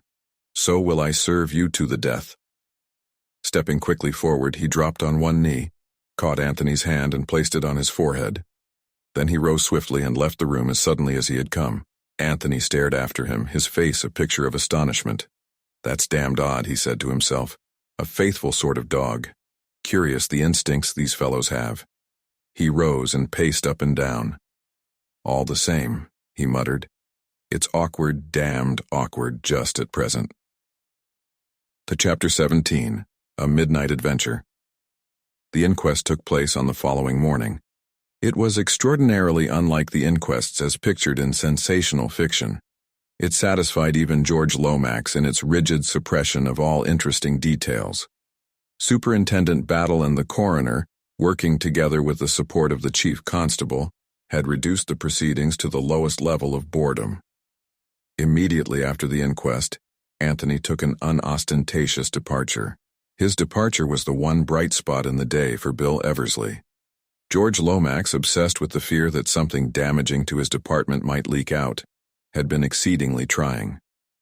Miss Oscar and Bill had been in constant attendance. Everything useful and interesting had been done by Miss Oscar. Bill's part had been to run to and fro with countless messages, to decode telegrams, and to listen by the hour to George repeating himself. It was a completely exhausted young man who retired to bed on Saturday night. He had had practically no chance to talk to Virginia all day, owing to George's exactions, and he felt injured and ill-used. Thank goodness that colonial fellow had taken himself off. He had monopolized far too much of Virginia's society anyway. And of course, if George Lomax went on making an ass of himself like this, his mind seething with resentment, Bill fell asleep. And in dreams came consolation. For he dreamt of Virginia. It was an heroic dream, a dream of burning timbers in which he played the part of the gallant rescuer. He brought down Virginia from the topmost story in his arms. She was unconscious. He laid her on the grass, then he went off to find a packet of sandwiches. It was most important that he should find that packet of sandwiches. George had it, but instead of giving it up to Bill, he began to dictate telegrams. They were now in the vestry of a church, and any minute Virginia might arrive to be married to him. Horror. He was wearing pajamas. He must get home at once and find his proper clothes. He rushed out to the car. The car would not start. No petrol in the tank. He was getting desperate, and then a big general bus drew up and Virginia got out of it on the arm of the bald-headed Baron. She was deliciously cool and exquisitely dressed in gray. She came over to him and shook him by the shoulders playfully. "Bill," she said. "Oh, Bill." She shook him harder. "Bill," she said. "Wake up. Oh, do wake up." Very dazed, Bill woke up. He was in his bedroom at Chimneys, but part of the dream was with him still. Virginia was leaning over him and was repeating the same words with variations. "Wake up, Bill. Oh, do wake up. Bill." "Hello?" said Bill, sitting up in bed. "What's the matter?" Virginia gave a sigh of relief. "Thank goodness. I thought you'd never wake up. I've been shaking you and shaking you. Are you properly awake now?" "I think so," said Bill doubtfully. "You great lump," said Virginia. "The trouble I've had. My arms are aching." "These insults are uncalled for," said Bill with dignity. "Let me say, Virginia, that I consider your conduct most unbecoming, not at all that of a pure young widow. Don't be an idiot, Bill. Things are happening." "What kind of things?" "Queer things. In the council chamber. I thought I heard a door bang somewhere and I came down to see, and then saw a light in the council chamber. I crept along the passage and peeped through the crack of the door. I couldn't see much, but what I could see was so extraordinary that I felt I must see more. And then, all of a sudden, I felt that I should like a nice, big, strong man with me. And you were the nicest and biggest and strongest man I could think of. So I came in and tried to wake you up quietly. But I've been ages doing it." "I see," said Bill. "And what do you want me to do now? Get up and tackle the burglars?" Virginia wrinkled her brows. "I'm not sure that they are burglars. Bill, it's very queer, but don't let's waste time talking. Get up." Bill slipped obediently out of bed. "Wait while I don a pair of boots, the big ones with nails in them. However big and strong I am, I'm not going to tackle hardened criminals with bare feet." "I like your pajamas, Bill," said Virginia dreamily. "Brightness without vulgarity." "While we're on the subject," remarked Bill, reaching for his second boot, "I like that thing ummy-bob of yours. It's a pretty shade of green. What do you call it?" "It's not just a dressing gown, is it?" "It's a negligee," said Virginia. "I'm glad you've led such a pure life, Bill." "I haven't," said Bill indignantly. "You've just betrayed the fact." "You're very nice, Bill, and I like you. I dare say that tomorrow morning, say about 10 o'clock. A good safe hour for not unduly exciting the emotions. I might even kiss you." "I always think these things are best carried out on the spur of the moment," suggested Bill. "We've other fish to fry," said Virginia. "If you don't want to put on a gas mask and a shirt of chainmail, shall we start?" "I'm ready," said Bill. He wriggled into a lurid silk dressing gown and picked up a poker. "The orthodox weapon," he observed. "Come on," said Virginia, "and don't make a noise." They crept out of the room and along the corridor, and then down the wide double staircase. Virginia frowned as they reached the bottom of it. "Those boots of yours aren't exactly domes of silence, are they, Bill?" "Nails will be nails," said Bill. "I'm doing my best." "You'll have to take them off," said Virginia firmly. Bill groaned. "You can carry them in your hand. I want to see if you can make out what's going on in the council chamber." "Bill, it's awfully mysterious. Why should burglars take a man in armor to pieces? Well, I suppose they can't take him away whole very well. They disarticulate him and pack him neatly." Virginia shook her head, dissatisfied. "What should they want to steal a moldy old suit of armor for? Why, Chimneys is full of treasures that are much easier to take away." Bill shook his head. "How many of them are there?" he asked, taking a firmer grip of his poker. I couldn't see properly. You know what a keyhole is. And they only had a flashlight. "I expect they've gone by now," said Bill hopefully. He sat down on the bottom stair and drew off his boots. Then, holding them in his hand, he crept along the passage that led to the council chamber, Virginia close behind him. They halted outside the massive oak door. All was silent within, but suddenly Virginia pressed his arm and he nodded. A bright light had shone for a minute through the keyhole. Bill went down on his knees and applied his eye to the orifice. What he saw was confusing in the extreme. The scene of the drama that was being enacted inside was evidently just to the left, out of his line of vision. A subdued chink every now and then seemed to point to the fact that the invaders were still dealing with the figure in armor. There were two of these, Bill remembered. They stood together by the wall just under the Holbein portrait. The light of the electric torch was evidently being directed upon the operations in progress. It left the rest of the room nearly in darkness. Once a figure flitted across Bill's line of vision, but there was not sufficient light to distinguish anything about it. It might have been that of a man or a woman. In a minute or two it flitted back again, and then the subdued chinking sounded again. Presently there came a new sound, a faint tap-tap as of knuckles on wood. Bill sat back on his heels suddenly. "What is it?" whispered Virginia. "Nothing. It's no good going on like this. We can't see anything and we can't guess what they're up to. I must go in and tackle them." He drew on his boots and stood up. "Now, Virginia, listen to me. Well, open the door as softly as possible. You know where the switch of the electric light is?" "Yes, just by the door. I don't think there are more than two of them. There may be only one. I want to get well into the room. Then, when I say go, I want you to switch on the lights. Do you understand?" "Perfectly. And don't scream or faint or anything. I won't let anyone hurt you." "My hero," murmured Virginia. Bill peered at her suspiciously through the darkness. He heard a faint sound which might have been either a sob or a laugh. Then he grasped the poker firmly and rose to his feet. He felt that he was fully alive to the situation. Very softly he turned the handle of the door. It yielded and swung gently inwards. Bill felt Virginia close beside him. Together they moved noiselessly into the room. At the farther end of the room, the torch was playing upon the Holbein picture. Silhouetted against it was the figure of a man, standing on a chair and gently tapping on the paneling. His back, of course, was to them, and he merely loomed up as a monstrous shadow. What more they might have seen cannot be told, for at that moment Bill's nails squeaked upon the parquet floor. The man swung round, directing the powerful torch full upon them and almost dazzling them with the sudden glare. Bill did not hesitate. "Go!" he roared to Virginia and sprang for his man as she obediently pressed down the switch of the electric lights. The big chandelier should have been flooded with light, but instead, all that happened was the click of the switch. The room remained in darkness. Virginia heard Bill curse freely. The next minute the air was filled with panting, scuffling sounds. The torch had fallen to the ground and extinguished itself in the fall.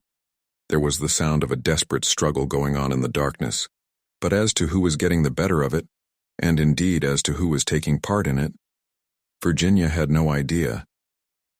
Had there been anyone else in the room besides the man who was tapping the paneling? There might have been.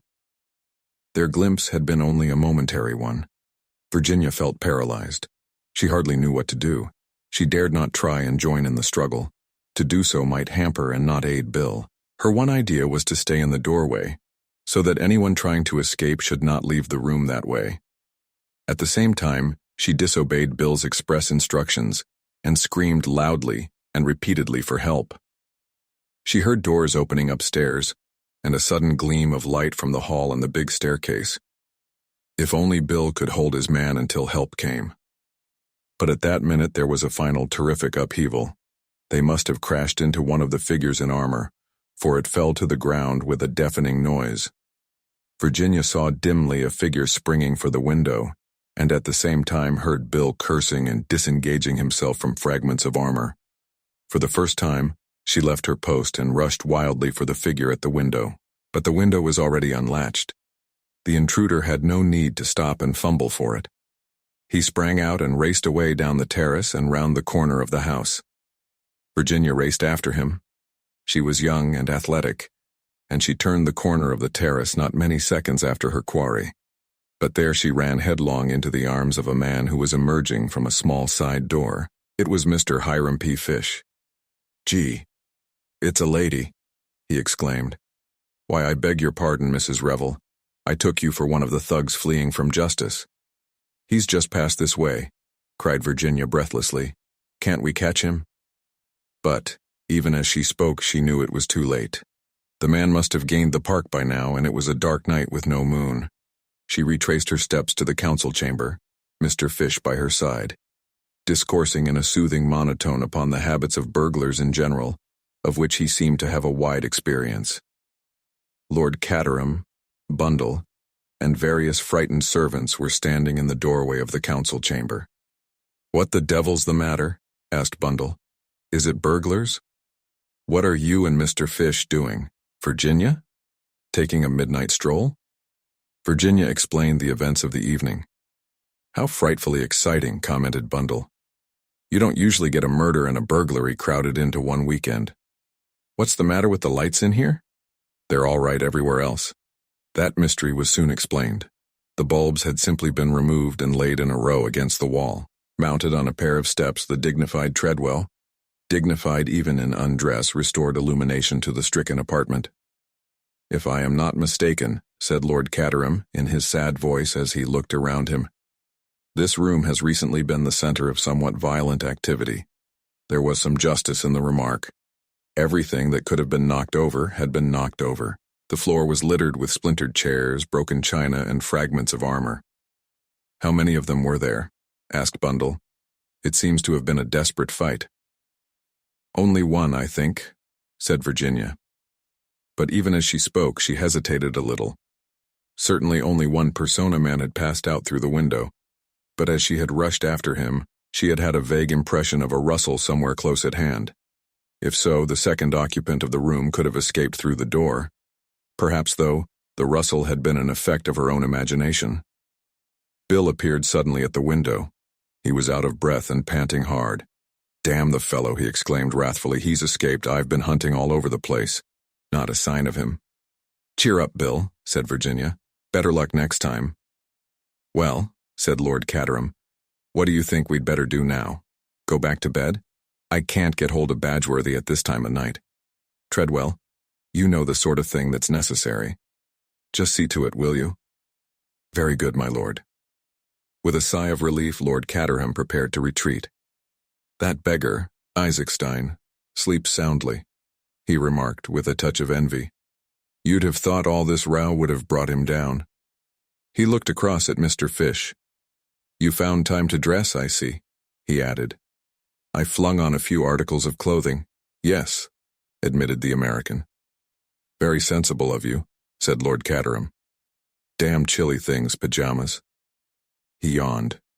In a rather depressed mood, the house party retired to bed. Chapter 18. Second Midnight Adventure.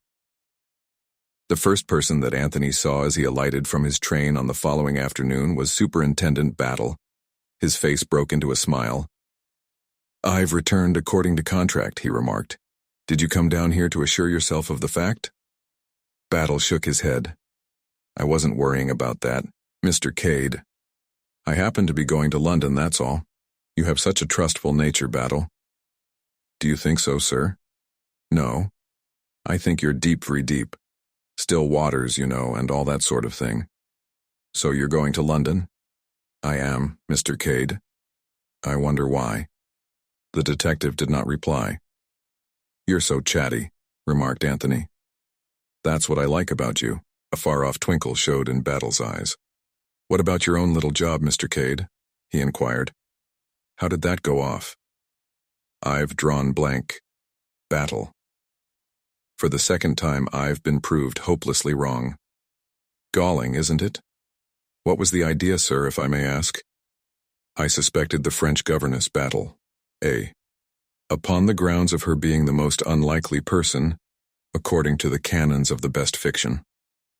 B. Because there was a light in her room on the night of the tragedy. That wasn't much to go upon.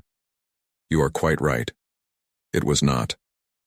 But I discovered that she had only been here a short time, and I also found a suspicious Frenchman spying round the place. You know all about him, I suppose. You mean the man who calls himself Monsieur Shell, staying at the Cricketers? A traveler in silk. That's it, is it? What about him? What does Scotland Yard think? His actions have been suspicious, said Superintendent Battle expressionlessly. Very suspicious, I should say. Well, I put two and two together. French governess in the house, French stranger outside.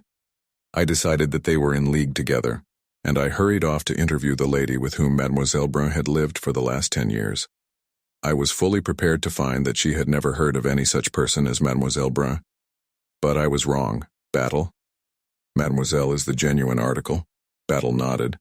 I must admit, said Anthony, I must admit that as soon as I spoke to her I had an uneasy conviction that I was barking up the wrong tree. She seemed so absolutely the governess. Again Battle nodded. All the same, Mr. Cade, you can't always go by that. Women especially can do a lot with makeup. I've seen quite a pretty girl with the color of her hair altered, a sallow complexion stain, slightly reddened eyelids, and, most efficacious of all, dowdy clothes, who would fail to be identified by 9 people out of 10 who had seen her in her former character. Men haven't got quite the same pull. You can do something with the eyebrows, and of course different sets of false teeth alter the whole expression. But there are always the ears. There's an extraordinary lot of character in ears, Mr. Cade. Don't look so hard at mine, Battle, complained Anthony. You make me quite nervous. I'm not talking of false beard and grease paint, continued the superintendent. That's only for books. No, there are very few men who can escape identification and put it over on you. In fact, there's only one man I know who has a positive genius for impersonation. King Victor. Ever heard of King Victor, Mr. Cade? There was something so sharp and sudden about the way the detective put the question that Anthony half-checked the words that were rising to his lips. King Victor? He said reflectively instead. Somehow I seem to have heard the name. One of the most celebrated jewel thieves in the world. Irish father, French mother. Can speak 5 languages at least. He's been serving a sentence, but his time was up a few months ago. Really? And where is he supposed to be now? Well, Mr. Cade, that's what we'd rather like to know. The plot thickens, said Anthony lightly. No chance of his turning up here, is there? But I suppose he wouldn't be interested in political memoirs only in jewels. There's no saying, said Superintendent Battle. For all we know, he may be here already. Disguised as the second footman? Splendid. You'll recognize him by his ears and cover yourself with glory. Quite fond of your little joke, aren't you, Mr. Cade? By the way, what do you think of that curious business at Staines? Staines? Said Anthony. What's been happening at Staines? It was in Saturday's papers. I thought you might have seen about it. Man found by the roadside shot. A foreigner. It was in the papers again today, of course. I did see something about it, said Anthony carelessly. Not suicide, apparently. No, there was no weapon. As yet, the man hasn't been identified. You seem very interested, said Anthony, smiling. No connection with Prince Michael's death, is there? His hand was quite steady. So were his eyes. Was it his fancy that Superintendent Battle was looking at him with peculiar intentness? Seems to be quite an epidemic of that sort of thing, said Battle. But, well, I dare say there's nothing in it. He turned away, beckoning to a porter as the London train came thundering in. Anthony drew a faint sigh of relief. He strolled across the park in an unusually thoughtful mood. He purposely chose to approach the house from the same direction as that from which he had come on the fateful Thursday night, and as he drew near to it, he looked up at the windows, cudgeling his brains to make sure of the one where he had seen the light. Was he quite sure that it was the second from the end? And, doing so, he made a discovery. There was an angle at the corner of the house in which was a window set farther back. Standing on one spot, you counted this window as the first, and the first one built out over the council chamber as the second, but move a few yards to the right and the part built out over the council chamber appeared to be the end of the house. The first window was invisible, and the two windows of the rooms over the council chamber would have appeared the first and second from the end. Where exactly had he been standing when he had seen the light flash up? Anthony found the question very hard to determine. A matter of a yard or so made all the difference. But one point was made abundantly clear. It was quite possible that he had been mistaken in describing the light as occurring in the second room from the end. It might equally well have been the third. Now, who occupied the third room? Anthony was determined to find that out as soon as possible. Fortune favored him. In the hall, Treadwell had just set the massive silver urn in its place on the tea tray. Nobody else was there. "Hello," Treadwell said. "Anthony, I wanted to ask you something. Who has the third room from the end on the west side? Over the council chamber, I mean." Treadwell reflected for a minute or two. "That would be the American gentleman's room, sir." "Mr. Fish." "Oh, is it? Thank you." "Not at all, sir." Treadwell prepared to depart, then paused. The desire to be the first to impart news makes even pontifical butlers human. "Perhaps you have heard, sir, of what occurred last night?" "Not a word," said Anthony. "What did occur last night?" "An attempt at robbery, sir." "Not really? Was anything taken?" "No, sir. The thieves were dismantling the suits of armor in the council chamber when they were surprised and forced to flee. Unfortunately, they got clear away." "That's very extraordinary," said Anthony. "The council chamber again. Did they break in that way?" "It is supposed, sir, that they forced the window." Satisfied with the interest his information had aroused, Treadwell resumed his retreat but brought up short with a dignified apology. "I beg your pardon, sir. I didn't hear you come in, and I didn't know you were standing just behind me." Mr. Isaacstein, who had been the victim of the impact, waved his hand in a friendly fashion. "No harm done, my good fellow. I assure you, no harm done." Treadwell retired, looking contemptuous, and Isaacstein came forward and dropped into an easy chair. "Hello, Cade, so you're back again. Been hearing all about last night's little show?" "Yes," said Anthony. "Rather an exciting weekend, isn't it?" "I should imagine that last night was the work of local men," said Isaacstein. "It seems a clumsy, amateurish affair. Is there anyone about here who collects armor?" asked Anthony. "It seems a curious thing to select." "Very curious," agreed Mr. Isaacstein. He paused a minute and then said slowly, "The whole position here is very unfortunate." There was something almost menacing in his tone. "I don't quite understand," said Anthony. "Why are we all being kept here in this way? The inquest was over yesterday. The prince's body will be removed to London, where it is being given out that he died of heart failure. And still nobody is allowed to leave the house. Mr. Lomax knows no more than I do. He refers me to Superintendent Battle." "Superintendent Battle has something up his sleeve," said Anthony thoughtfully, "and it seems the essence of his plan that nobody should leave. But excuse me, Mr. Cade, you have been away. With a string tied to my leg. I've no doubt that I was shadowed the whole time. I shouldn't have been given a chance of disposing of the revolver or anything of that kind." "Ah, the revolver," said Isaacstein thoughtfully. "That has not yet been found, I think." "Not yet. Possibly thrown into the lake in passing." "Very possibly. Where is Superintendent Battle?" "I have not seen him this afternoon." "He's gone to London. I met him at the station." "Gone to London, really? Did he say when he would be back?" "Early tomorrow, so I understood. Virginia came in with Lord Caterham and Mr. Fish." She smiled a welcome at Anthony. "So you're back, Mr. Cade. Have you heard all about our adventures last night?" "Why, truly, Mr. Cade," said Hiram Fish. "It was a night of strenuous excitement. Did you hear that I mistook Mrs. Revel for one of the thugs? And in the meantime," said Anthony, "the thug got clear away," said Mr. Fish mournfully. "Do pour out," said Lord Caterham to Virginia. "I don't know where Bundle is." Virginia officiated. Then she came and sat down near Anthony. "Come to the boathouse after tea," she said in a low voice. "Bill and I have got a lot to tell you." Then she joined lightly in the general conversation. The meeting at the boathouse was duly held. Virginia and Bill were bubbling over with their news. They agreed that a boat in the middle of the lake was the only safe place for confidential conversation. Having paddled out a sufficient distance, the full story of last night's adventure was related to Anthony. Bill looked a little sulky. He wished Virginia would not insist on bringing this colonial fellow into it. "It's very odd," said Anthony when the story was finished. "What do you make of it?" he asked Virginia. "I think they were looking for something," she returned promptly. "The burglar idea is absurd. They thought the something, whatever it was, might be concealed in the suits of armor, that's clear enough. But why tap the paneling? That looks more as though they were looking for a secret staircase or something of that kind." "There's a priest's hole at Chimneys, I know," said Virginia. "And I believe there's a secret staircase as well. Lord Caterham would tell us all about it.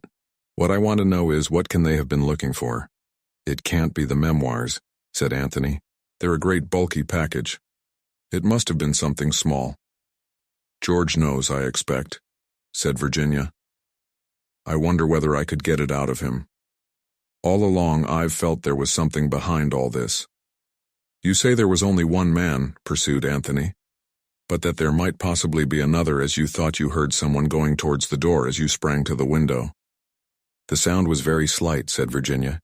"It might have been just my imagination." "That's quite possible. But in case it wasn't your imagination, the second person must have been an inmate of the house.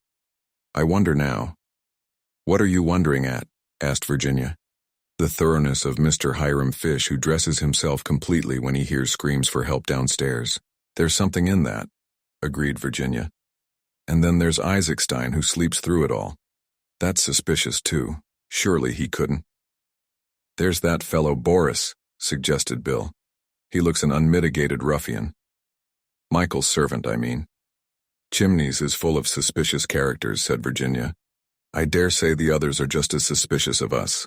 I wish Superintendent Battle hadn't gone to London. I think it's rather stupid of him. By the way, Mr. Cade, I've seen that peculiar-looking Frenchman about once or twice, spying round the park." "It's a mix-up," confessed Anthony. "I've been away on a wild goose chase. Made a thorough ass of myself. Look here, to me the whole question seems to resolve itself into this. Did the men find what they were looking for last night?" "Supposing they didn't," said Virginia. "I'm pretty sure they didn't, as a matter of fact. Just this, I believe they'll come again. They know, or they soon will know, that Battle's in London. They'll take the risk and come again tonight. Do you really think so?" "It's a chance. Now we three will form a little syndicate. Eversley and I will conceal ourselves with due precautions in the council chamber." "What about me?" interrupted Virginia. "Don't think you're going to leave me out of it." "Listen to me, Virginia," said Bill. "This is man's work. Don't be an idiot, Bill. I'm in on this. Don't you make any mistake about it. The syndicate will keep watch tonight." It was settled thus, and the details of the plan were laid. After the party had retired to bed, first one and then another of the syndicate crept down. They were all armed with powerful electric torches, and in the pocket of Anthony's coat lay a revolver. Anthony had said that he believed another attempt to resume the search would be made. Nevertheless, he did not expect that the attempt would be made from outside. He believed that Virginia had been correct in her guess that someone had passed her in the dark the night before, and as he stood in the shadow of an old oak dresser, it was towards the door and not the window that his eyes were directed. Virginia was crouching behind a figure in armor on the opposite wall, and Bill was by the window. The minutes passed, at interminable length. 1 o'clock chimed, then the half hour, then 2, then another half hour. Anthony felt stiff and cramped. He was coming slowly to the conclusion that he had been wrong. No attempt would be made tonight. And then he stiffened suddenly, all his senses on the alert. He had heard a footstep on the terrace outside. Silence again, then a low, scratching noise at the window. Suddenly it ceased, and the window swung open. A man stepped across the sill into the room. He stood quite still for a moment, peering round as though listening. After a minute or two, seemingly satisfied, he switched on a torch he carried and turned it rapidly round the room. Apparently he saw nothing unusual. The three watchers held their breath. He went over to the same bit of paneled wall he had been examining the night before, and then a terrible knowledge smote Bill. He was going to sneeze. The wild race through the dew-laden park the night before had given him a chill. All day he had sneezed intermittently. A sneeze was due now, and nothing on earth would stop it. He adopted all the remedies he could think of. He pressed his upper lip, swallowed hard, threw back his head and looked at the ceiling. As a last resort, he held his nose and pinched it violently. It was of no avail. He sneezed, a stifled, checked, emasculated sneeze, but a startling sound in the deadly quiet of the room. The stranger sprang round, and in the same minute Anthony acted. He flashed on his torch and jumped full for the stranger. In another minute they were down on the floor together. "Lights!" shouted Anthony. Virginia was ready at the switch. The lights came on true and full tonight. Anthony was on top of his man. Bill leant down to give him a hand. "And now," said Anthony, "let's see who you are, my fine fellow." He rolled his victim over. It was the neat, dark-bearded stranger from the Cricketers. "Very nice indeed," said an approving voice.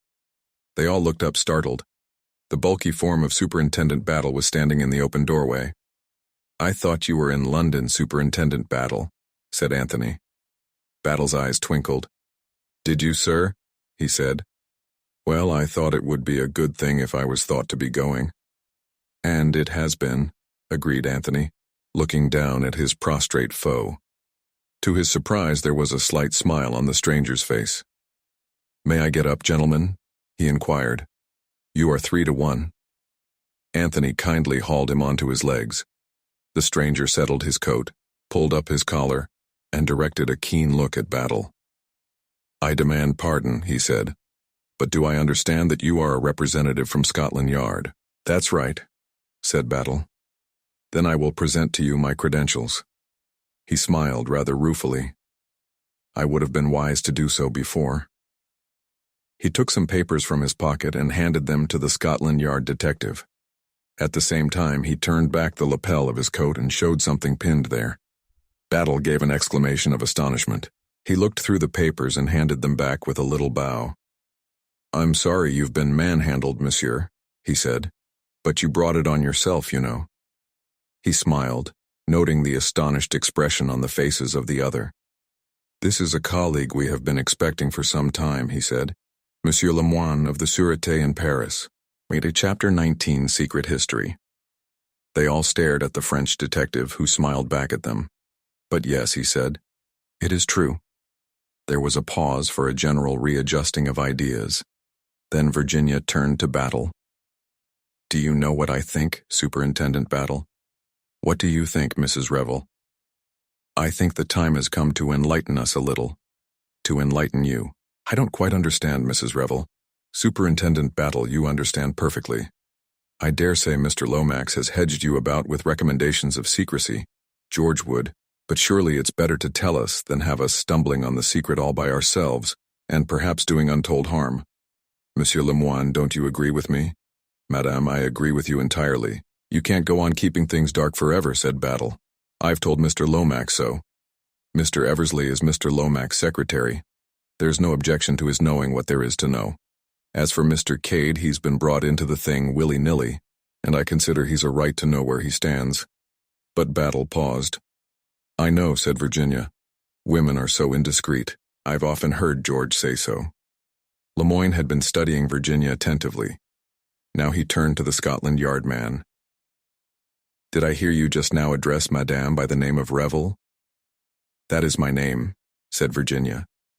"Your husband was in the diplomatic service, was he not? And you were with him in Czechoslovakia just before the assassination of the late King and Queen?" "Yes." Lemoine turned again. "I think Madame has a right to hear the story. She is indirectly concerned." Moreover, his eyes twinkled a little. Madame's reputation for discretion stands very high in diplomatic circles. "I'm glad they give me a good character," said Virginia, laughing, "and I'm glad I'm not going to be left out of it." "What about refreshments?" said Anthony. "Where does the conference take place, here?" "If you please, sir," said Battle. "I've a fancy for not leaving this room until morning. You'll see why when you've heard the story." "Then I'll go and forage," said Anthony. Bill went with him. and they returned with a tray of glasses, siphons, and other necessaries of life. The augmented syndicate established itself comfortably in the corner by the window, being grouped round a long oak table. "It's understood, of course," said Battle, "that anything that's said here is said in strict confidence. There must be no leakage. I've always felt it would come out one of these days. Gentlemen like Mr. Lomax, who want everything hushed up, take bigger risks than they think." The start of this business was just over 7 years ago. There was a lot of what they call reconstruction going on, especially in the Near East. There was a good deal going on in England, strictly on the QT, with that old gentleman, Count Stilptich, pulling the strings. All the Balkan states were interested parties, and there were a lot of royal personages in England just then. I'm not going into details. But something disappeared in a way that seemed incredible, unless you admitted two things: that the thief was a royal personage, and that at the same time it was the work of a high-class professional. Monsieur Lemoine here will tell you how that well might be. The Frenchman bowed courteously and took up the tale. "It is possible that you in England may not even have heard of our famous and fantastic King Victor. What his real name is no one knows, but he is a man of singular courage and daring, one who speaks 5 languages and is unequaled in the art of disguise. Though his father is known to have been either English or Irish, he himself has worked chiefly in Paris. It was there, nearly 8 years ago, that he was carrying out a daring series of robberies and living under the name of Captain O'Neill." A faint exclamation escaped Virginia. Monsieur Lemoine darted a keen glance at her. "I think I understand what agitates Madame. You will see in a minute. Now, we of the Sûreté had our suspicions that this Captain O'Neill was none other than King Victor, but we could not obtain the necessary proof. There was also in Paris at the time a clever young actress, Angèle Maury of the Folies Bergère. For some time we had suspected that she was associated with the operations of King Victor, but again, no proof was forthcoming. About that time, Paris was preparing for the visit of the young King Nicholas IV of Czechoslovakia. At the Sûreté we were given special instructions as to the course to be adopted to ensure the safety of His Majesty. In particular, we were warned to superintend the activities of a certain revolutionary organization which called itself the Comrades of the Red Hand. It is fairly certain now that the comrades approached Angèle Maury and offered her a huge sum if she would aid them in their plans. Her part was to infatuate the young king and decoy him to some spot agreed upon with them. Angèle Maury accepted the bribe and promised to perform her part. But the young lady was cleverer and more ambitious than her employers suspected. She succeeded in captivating the king, who fell desperately in love with her and loaded her with jewels. It was then that she conceived the idea of being not a king's mistress but a queen. As everyone knows, she realized her ambition. She was introduced into Czechoslovakia as the Countess Varaga Popolevsky, an offshoot of the Romanovs, and became eventually Queen Varaga of Czechoslovakia. Not bad for a little Parisian actress. I have always heard that she played the part extremely well, but her triumph was not to be long-lived. The comrades of the Red Hand, furious at her betrayal, twice attempted her life. Finally, they worked up the country to such a pitch that a revolution broke out in which both the king and queen perished. Their bodies, horribly mutilated and hardly recognizable, were recovered, attesting to the fury of the populace against the low-born foreign queen. Now, in all this, it seems certain that Queen Varaga still kept in with her confederate King Victor. It is possible that the bold plan was his all along. What is known is that she continued to correspond with him in a secret code from the court of Czechoslovakia. For safety, the letters were written in English and signed with the name of an English lady then at the embassy. If any inquiry had been made, and the lady in question had denied her signature, it is possible that she would not have been believed, for the letters were those of a guilty woman to her lover. It was your name she used, Mrs. Revel. I know, said Virginia. Her color was coming and going unevenly. So that is the truth of the letters. I have wondered and wondered. What a blackguardly trick, cried Bill indignantly. The letters were addressed to Captain O'Neill at his rooms in Paris, and their principal purpose may have light shed upon it by a curious fact which came to light later. After the assassination of the king and queen, many of the crown jewels which had fallen, of course, into the hands of the mob, found their way to Paris, and it was discovered that in 9 cases out of 10, the principal stones had been replaced by paste, and mind you, there were some very famous stones among the jewels of Czechoslovakia. So as a queen, Angèle Maury still practiced her former activities. You see now where we have arrived.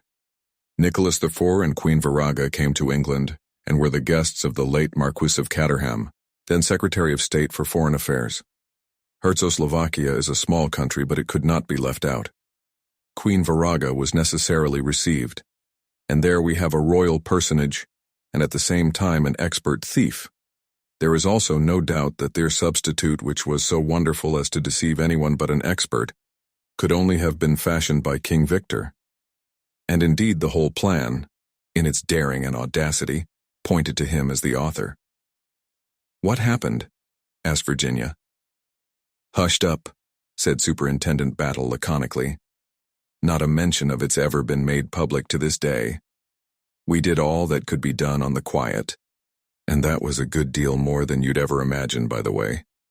We've got methods of our own that would surprise. That jewel didn't leave England with the Queen of Czechoslovakia. I can tell you that much. No, Her Majesty hid it somewhere, but where we've never been able to discover. But I shouldn't wonder." Superintendent Battle let his eyes wander gently round, if it wasn't somewhere in this room. Anthony leapt to his feet. "What? After all these years?" he cried incredulously. "Impossible! You do not know the peculiar circumstances, monsieur," said the Frenchman quickly.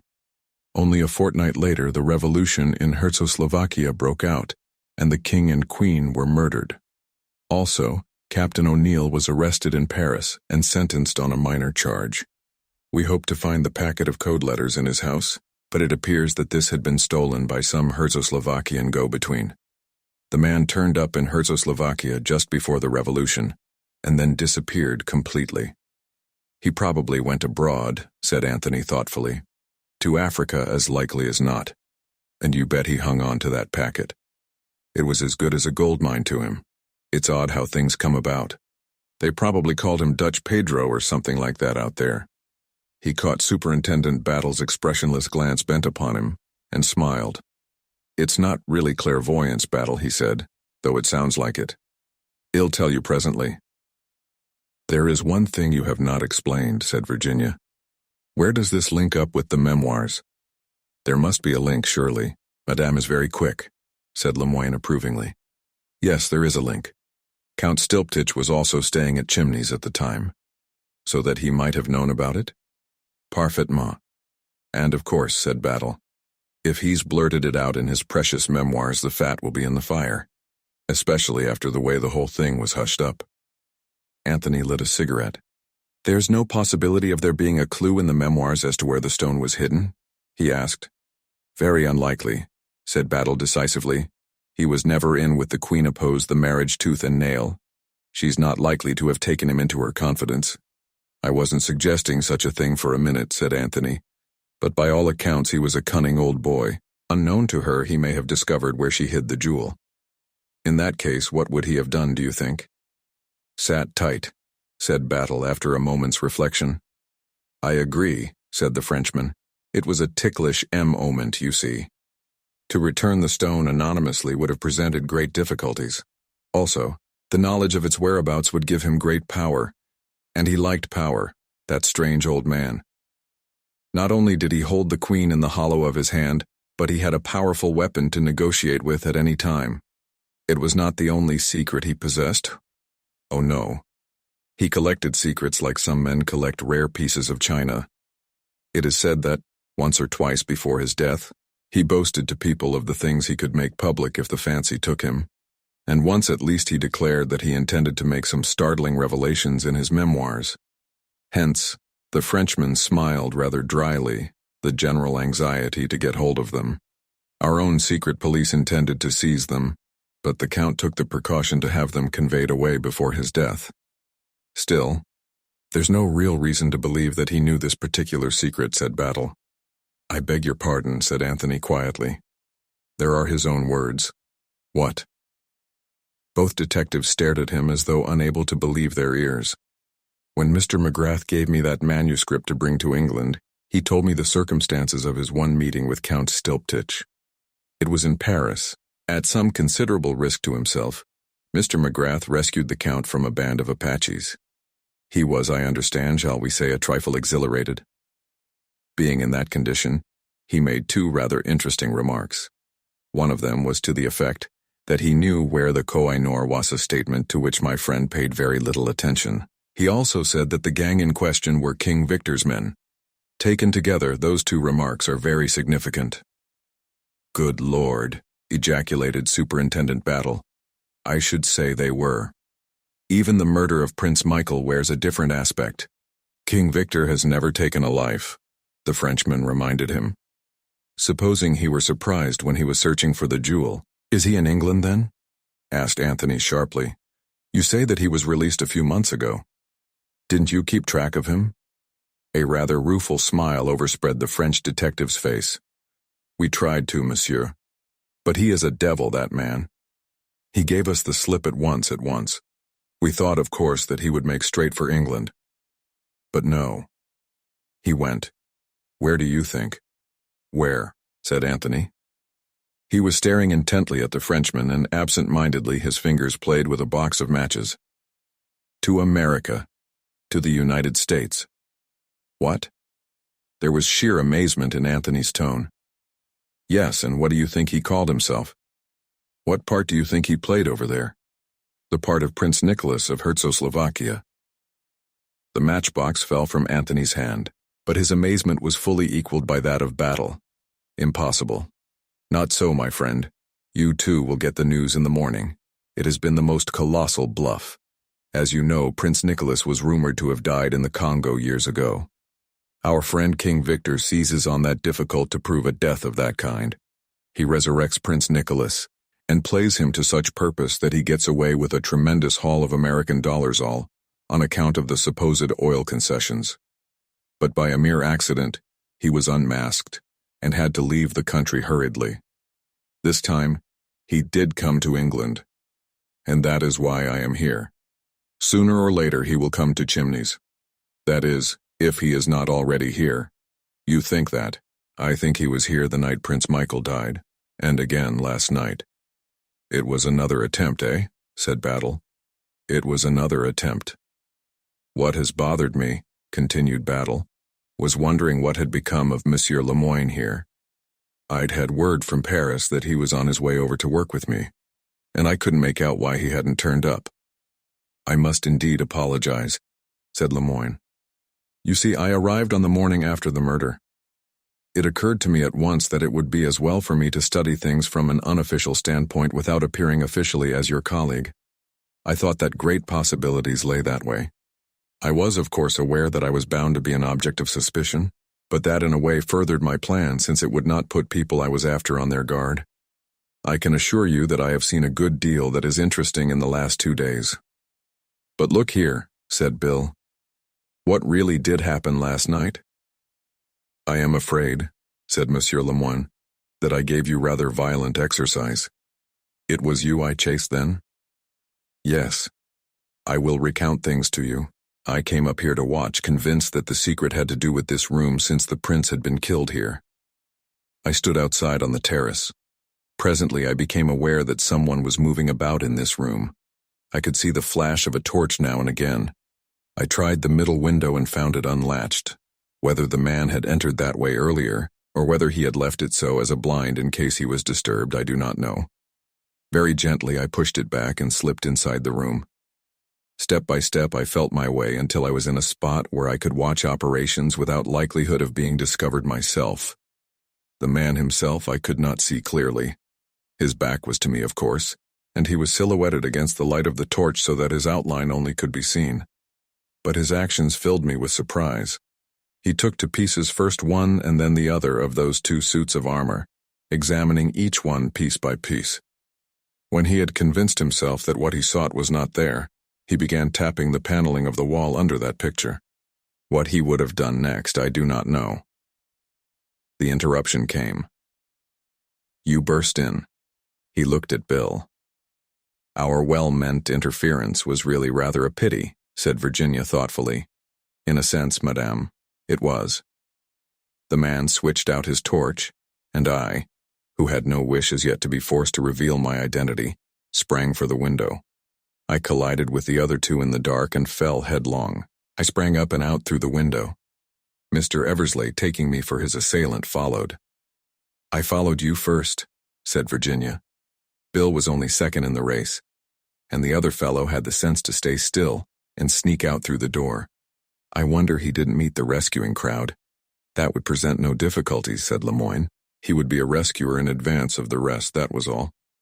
"Do you really think this Arsène Lupin fellow is actually among the household now?" asked Bill, his eyes sparkling. "Why not?" said Lemoyne. "He could pass perfectly as a servant. For all we may know, he may be Boris Anchokov, the trusted servant of the late Prince Michael." "He is an odd-looking bloke," agreed Bill, but Anthony was smiling.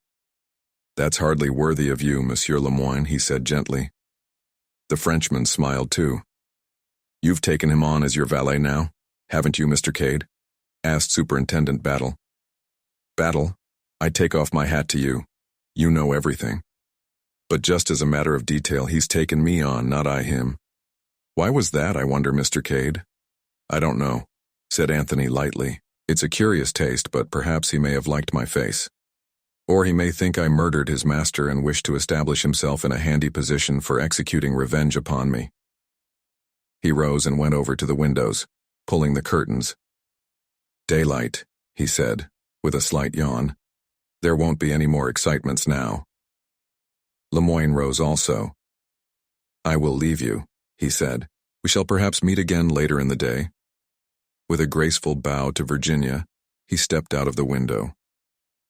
"Bed," said Virginia, yawning. "It's all been very exciting. Come on, Bill, go to bed like a good little boy. The breakfast table will see us not, I fear." Anthony stayed at the window looking after the retreating form of Monsieur Lemoyne. "You wouldn't think it," said Battle behind him, "but that's supposed to be the cleverest detective in France." "I don't know that I wouldn't," said Anthony thoughtfully. "I rather think I would." "Well," said Battle, "he was right about the excitements of this night being over. By the way, do you remember my telling you about that man they'd found shot near Staines?" "Yes. Why?" "Nothing. They've identified him, that's all. It seems he was called Giuseppe Manelli. He was a waiter at the Blitz in London. Curious, isn't it?" Chapter 20. Battle and Anthony confer. Anthony said nothing. He continued to stare out of the window. Superintendent Battle looked for some time at his motionless back. "Well, good night, sir," he said at last, and moved to the door. Anthony stirred. "Wait a minute, Battle." The superintendent halted obediently. Anthony left the window. He drew out a cigarette from his case and lighted it. Then, between two puffs of smoke, he said, "You seem very interested in this business at Staines?" "I wouldn't go as far as that, sir. It's unusual, that's all." "Do you think the man was shot where he was found? Or do you think he was killed elsewhere and the body brought to that particular spot afterwards?" "I think he was shot somewhere else, and the body brought there in a car." "I think so too," said Anthony. Something in the emphasis of his tone made the detective look up sharply. "Any ideas of your own, sir? Do you know who brought him there?" "Yes," said Anthony. "I did." He was a little annoyed at the absolutely unruffled calm preserved by the other. "I must say you take these shocks very well, Battle," he remarked. "Never display emotion. That was a rule that was given to me once, and I've found it very useful." "You live up to it, certainly," said Anthony. "I can say I've ever seen you ruffled." "Well, do you want to hear the whole story?" "If you please, Mr. Cade." Anthony pulled up two of the chairs, both men sat down, and Anthony recounted the events of the preceding Thursday night. Battle listened immovably. There was a far-off twinkle in his eyes as Anthony finished. "You know, sir," he said, "you'll get into trouble one of these days. Then, for the second time, am not to be taken into custody." "We always like to give a man plenty of rope," said Superintendent Battle. "Very delicately put," said Anthony, without unduly stressing the end of the proverb. "What I can't quite make out, sir," said Battle, "is why you decided to come across with this now." "It's rather difficult to explain," said Anthony. You see, Battle, I've come to have really a very high opinion of your abilities. When the moment comes, you're always there. Look at tonight. And it occurred to me that, in withholding this knowledge of mine, I was seriously cramping your style. You deserve to have access to all the facts. I've done what I could, and up to now I've made a mess of things. Until tonight, I couldn't speak for Mrs. Revel's sake. But now that those letters have been definitely proved to have nothing whatever to do with her, any idea of her complicity becomes absurd. Perhaps I advised her badly in the first place, but it struck me that her statement of having paid this man money to suppress the letters simply as a whim might take a bit of believing. It might by a jury, agreed Battle. Juries never have any imagination. But you accept it quite easily? Said Anthony, looking curiously at him. Well, you see, Mr. Cade, most of my work has lain amongst these people. What they call the upper classes, I mean. You see, the majority of people are always wondering what the neighbors will think. But tramps and aristocrats, don't they just do the first thing that comes into their heads, and they don't bother to think what anyone thinks of them? I'm not meaning just the idle rich, the people who give big parties and so on. I mean those that have had it born and bred in them for generations that nobody else's opinion counts but their own. I've always found the upper classes the same, fearless, truthful, and sometimes extraordinarily foolish. This is a very interesting lecture, Battle. I suppose you'll be writing your reminiscences one of these days. They ought to be worth reading, too. The detective acknowledged the suggestion with a smile, but said nothing. I'd rather like to ask you one question, continued Anthony. Did you connect me at all with the Staines affair? I fancied from your manner that you did. Quite right. I had a hunch that way, but nothing definite to go upon. Your manner was very good, if I may say so, Mr. Cade. You never overdid the carelessness. I'm glad of that, said Anthony. I've a feeling that ever since I met you, you've been laying little traps for me. On the whole, I've managed to avoid falling into them, but the strain has been acute. Battle smiled grimly. That's how you get a crook in the end, sir. Keep him on the run, to and fro, turning and twisting. Sooner or later his nerve goes, and you've got him. You're a cheerful fellow, Battle. When will you get me, I wonder? Plenty of rope, sir, quoted the superintendent. Plenty of rope. In the meantime, said Anthony, I am still the amateur assistant? That's it, Mr. Cade. Watson to your Sherlock, in fact. Detective stories are mostly bunkum, said Battle unemotionally. But they amuse people, he added, as an afterthought. And they're useful sometimes. In what way? Asked Anthony curiously. They encourage the universal idea that the police are stupid. When we get an amateur crime, such as a murder, that's very useful indeed. Anthony looked at him for some minutes in silence. Battle sat quite still, blinking now and then, with no expression whatsoever on his square, placid face. Presently he rose. Not much good going to bed now, he observed. As soon as he's up, I want to have a few words with his lordship. Anyone who wants to leave the house can do so now. At the same time, I should be much obliged to his lordship if he'll extend an informal invitation to his guests to stay on. You'll accept it, sir, if you please, and Mrs. Revel also. Have you ever found the revolver? Asked Anthony suddenly. You mean the one Prince Michael was shot with? No, I haven't. Yet it must be in the house or grounds. I'll take a hint from you, Mr. Cade, and send some boys up bird's nesting. If I could get hold of the revolver, we might get forward a bit. That, and the bundle of letters.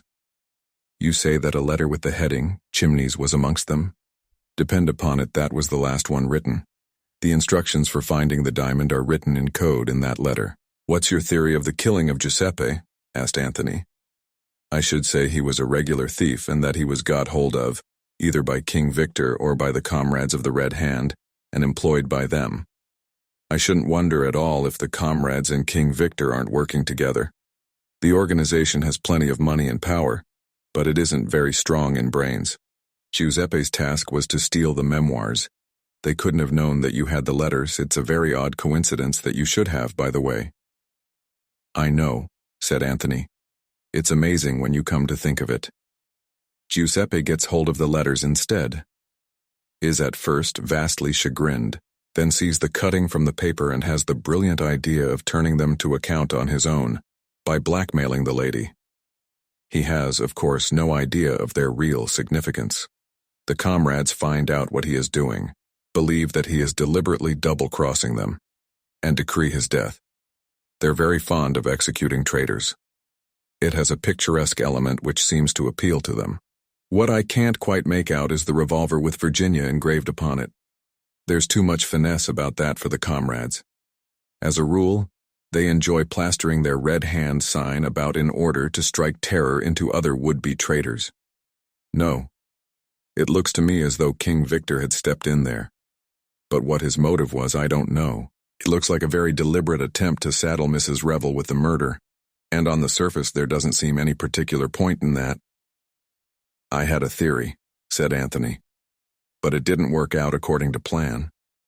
He told Battle of Virginia's recognition of Michael. Battle nodded his head. Oh yes, no doubt as to his identity. By the way, that old baron has a very high opinion of you. He speaks of you in most enthusiastic terms. That's very kind of him, said Anthony, especially as I've given him full warning that I mean to do my utmost to get hold of the missing memoirs before Wednesday next. You'll have a job to do that, said Battle. Yes, you think so? I suppose King Victor and Co. have got the letters. Battle nodded. Pinched them off Giuseppe that day in Pont Street. Prettily planned piece of work, that. Yes, they've got 'em all right, and they've decoded them, and they know where to look. Both men were on the point of passing out of the room. In here? Said Anthony, jerking his head back. Exactly, in here. But they haven't found the prize yet, and they're going to run a pretty risk trying to get it. I suppose, said Anthony, that you've got a plan in that subtle head of yours. Battle returned no answer. He looked particularly stolid and unintelligent. Then, very slowly, he winked. Want my help? Asked Anthony. I do, and I shall want someone else's. Who is that? Mrs. Revels. You may not have noticed it, Mr. Cade, but she's a lady who has a particularly beguiling way with her. I've noticed it all right, said Anthony. He glanced at his watch. I'm inclined to agree with you about bed, Battle. A dip in the lake and a hearty breakfast will be far more to the point. He ran lightly upstairs to his bedroom. Whistling to himself, he discarded his evening clothes and picked up a dressing gown and a bath towel. Then suddenly he stopped dead in front of the dressing table, staring at the object that reposed demurely in front of the looking-glass. For a moment he could not believe his eyes. He took it up, examined it closely. Yes, there was no mistake. It was the bundle of letters signed Virginia Revel. They were intact. Not one was missing. Anthony dropped into a chair, the letters in his hand. My brain must be cracking, he murmured. I can't understand a quarter of what is going on in this house. Why should the letters reappear like a damned conjuring trick? Who put them on my dressing table? Why? And to all these very pertinent questions he could find no satisfactory reply. Chapter 21, Isaac Stein's Suitcase. At 10 o'clock that morning, Lord Caterham and his daughter were breakfasting. Bundle was looking very thoughtful. Father, she said at last. Lord Caterham, absorbed in the Times, did not reply. Father, said Bundle again, more sharply. Lord Caterham, torn from his interested perusal of forthcoming sales of rare books, looked up absent-mindedly. Eh? He said. Did you speak? Yes. Who is it who's had breakfast? She nodded towards a place that had evidently been occupied. The rest were all expectant. Oh, what's his name? Fat Ikey? Bundle and her father had enough sympathy between them to comprehend each other's somewhat misleading observations. That's it. Did I see you talking to the detective this morning before breakfast? Lord Caterham sighed. Yes, he buttonholed me in the hall. I do think the hours before breakfast should be sacred. I shall have to go abroad. The strain on my nerves. Bundle interrupted unceremoniously. What did he say? Said everyone who wanted to could clear out. Well, said Bundle, that's all right. That's what you've been wanting. I know. But he didn't leave it at that. He went on to say that nevertheless he wanted me to ask everyone to stay on. I don't understand, said Bundle, wrinkling her nose. So confusing and contradictory, complained Lord Caterham. And before breakfast, too. What did you say? Oh, I agreed, of course. It's never any good arguing with these people. Especially before breakfast, continued Lord Caterham, reverting to his principal grievance. Who have you asked so far? Cade. He was up very early this morning. He's going to stop on. I don't mind that. I can't quite make the fellow out, but I like him. I like him very much. So does Virginia, said Bundle, drawing a pattern on the table with her fork. Eh? And so do I. But that doesn't seem to matter. And I asked Isaac Stein, continued Lord Caterham. Well? But fortunately he's got to go back to town.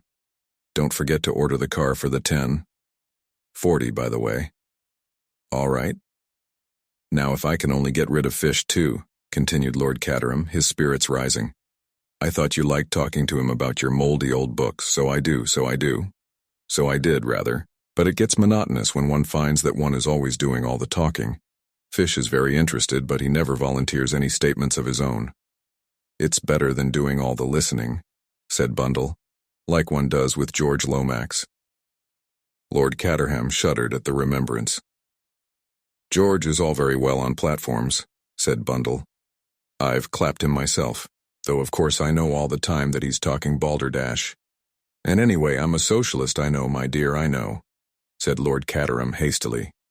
It's all right, said Bundle. I'm not going to bring politics into the house. That's what George does, public speaking in private life. It ought to be abolished by Act of Parliament. Quite so, said Lord Caterham. What about Virginia? Asked Bundle. Is she to be asked to stop on? Battle said everybody. Says he firmly. Have you asked her to be my stepma yet?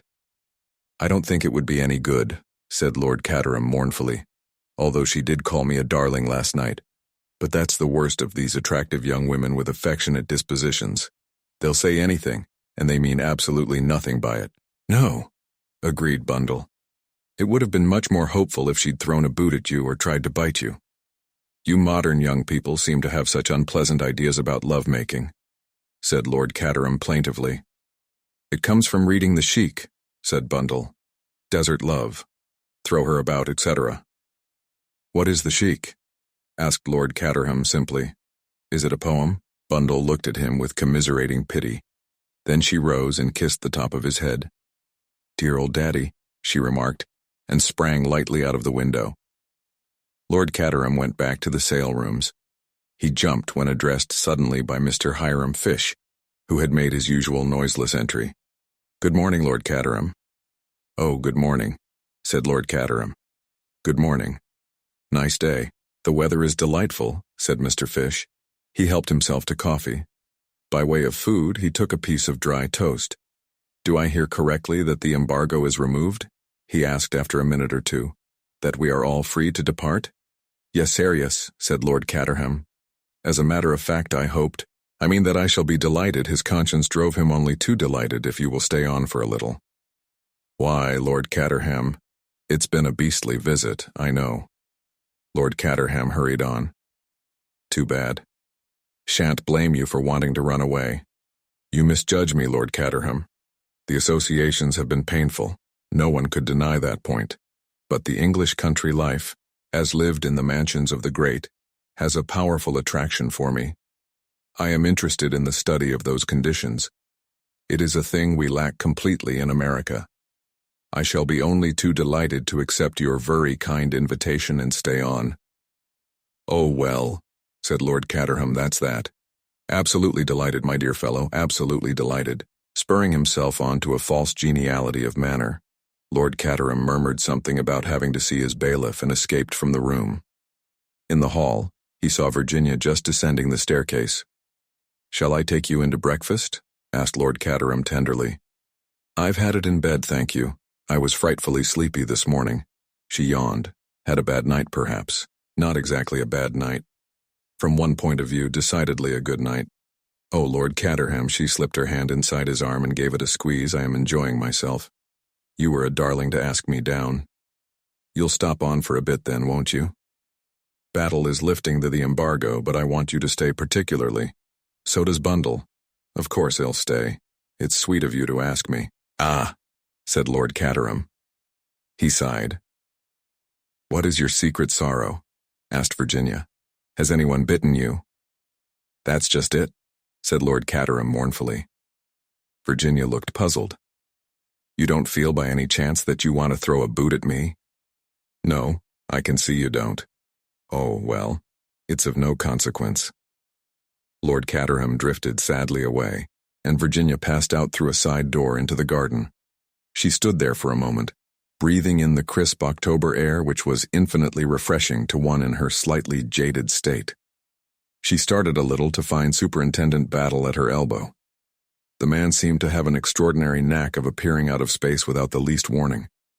"Good morning, Mrs. Revel." "Not too tired, I hope?" Virginia shook her head. "It was a most exciting night," she said. "Well worth the loss of a little sleep.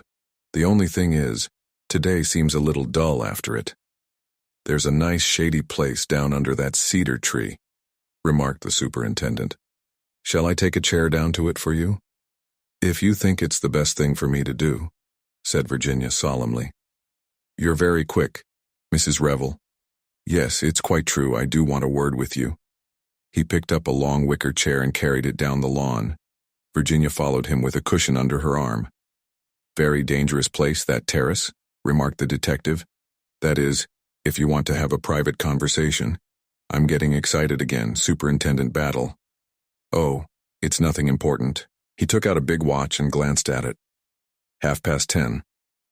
"I'm starting for Wyvern Abbey in 10 minutes to report to Mr. Lomax. Plenty of time. I only wanted to know if you could tell me a little more about Mr. Cade." "About Mr. Cade?" Virginia was startled. "Yes, where you first met him, and how long you've known him, and so forth." Battle's manner was easy and pleasant enough. He even refrained from looking at her, and the fact that he did so made her vaguely uneasy. "It's more difficult than you think," she said at last. "He did me a great service once." Battle interrupted her. "Before you go any further, Mrs. Revel, I'd just like to say something. Last night, after you and Mr. Eversley had gone to bed, Mr. Cade told me all about the letters and the man who was killed in your house." "He did?" gasped Virginia. "Yes, and very wisely, too. It clears up a lot of misunderstanding. There's only one thing he didn't tell me: how long he had known you. Now I've a little idea of my own about that. You shall tell me if I'm right or wrong. I think that the day he came to your house in Pont Street was the first time you had ever seen him." "Ah, I see him right." It was so. Virginia said nothing. For the first time she felt afraid of this stolid man with the expressionless face. She understood what Anthony had meant when he said there were no flies on Superintendent Battle. "Has he ever told you anything about his life?" The detective continued. "Before he was in South Africa, I mean. Canada? Or before that, the Sudan? Or about his boyhood?" Virginia merely shook her head. "And yet, I'd bet he's got something worth telling. You can't mistake the face of a man who's led a life of daring and adventure. He could tell you some interesting tales if he cared to. If you want to know about his past life, why don't you cable to that friend of his, Mr. McGrath?" Virginia asked. "Oh, we have. But it seems he's up country somewhere. Still, there's no doubt Mr. Cade was in Bulawayo when he said he was. But I wondered what he'd been doing before he came to South Africa. He'd only had that job with Castles about a month." He took out his watch again. "I must be off. The car will be waiting." Virginia watched him retreat to the house, but she did not move from her chair. She hoped that Anthony might appear and join her. Instead came Bill Eversley with a prodigious yawn. "Thank God, I've got a chance to speak to you at last, Virginia," he complained. "Well, speak to me very gently, Bill, darling, or I shall burst into tears. Has someone been bullying you?" "Not exactly bullying me. Getting inside my mind and turning it inside out. I feel as though I'd been jumped on by an elephant." "Not Battle?" "Yes, Battle. He's a terrible man, really. Well, never mind Battle. I say, Virginia, I do love you so awfully. Not this morning, Bill, I'm not strong enough. Anyway, I've always told you the best people don't propose before lunch." "Good Lord," said Bill. "I could propose to you before breakfast." Virginia shuddered. "Bill, be sensible and intelligent for a minute. I want to ask your advice. If you'd once make up your mind to it and say you'd marry me, you'd feel miles better, I'm sure. Happier, you know, and more settled down. Listen to me, Bill. Proposing to me is your idée fixe. All men propose when they're bored and can't think of anything to say. Remember my age and my widowed state, and go and make love to a pure young girl. My darling Virginia, oh, blast, here's that French idiot bearing down on us. It was indeed Monsieur Lemoine, black-bearded and correct of demeanor as ever. Good morning, madam. You are not fatigued, I trust? Not in the least, that is excellent. Good morning, Mr. Eversley. How would it be if we promenaded ourselves a little, the three of us, suggested the Frenchman. How about it, Bill? Said Virginia. Oh, all right, said the unwilling young gentleman by her side.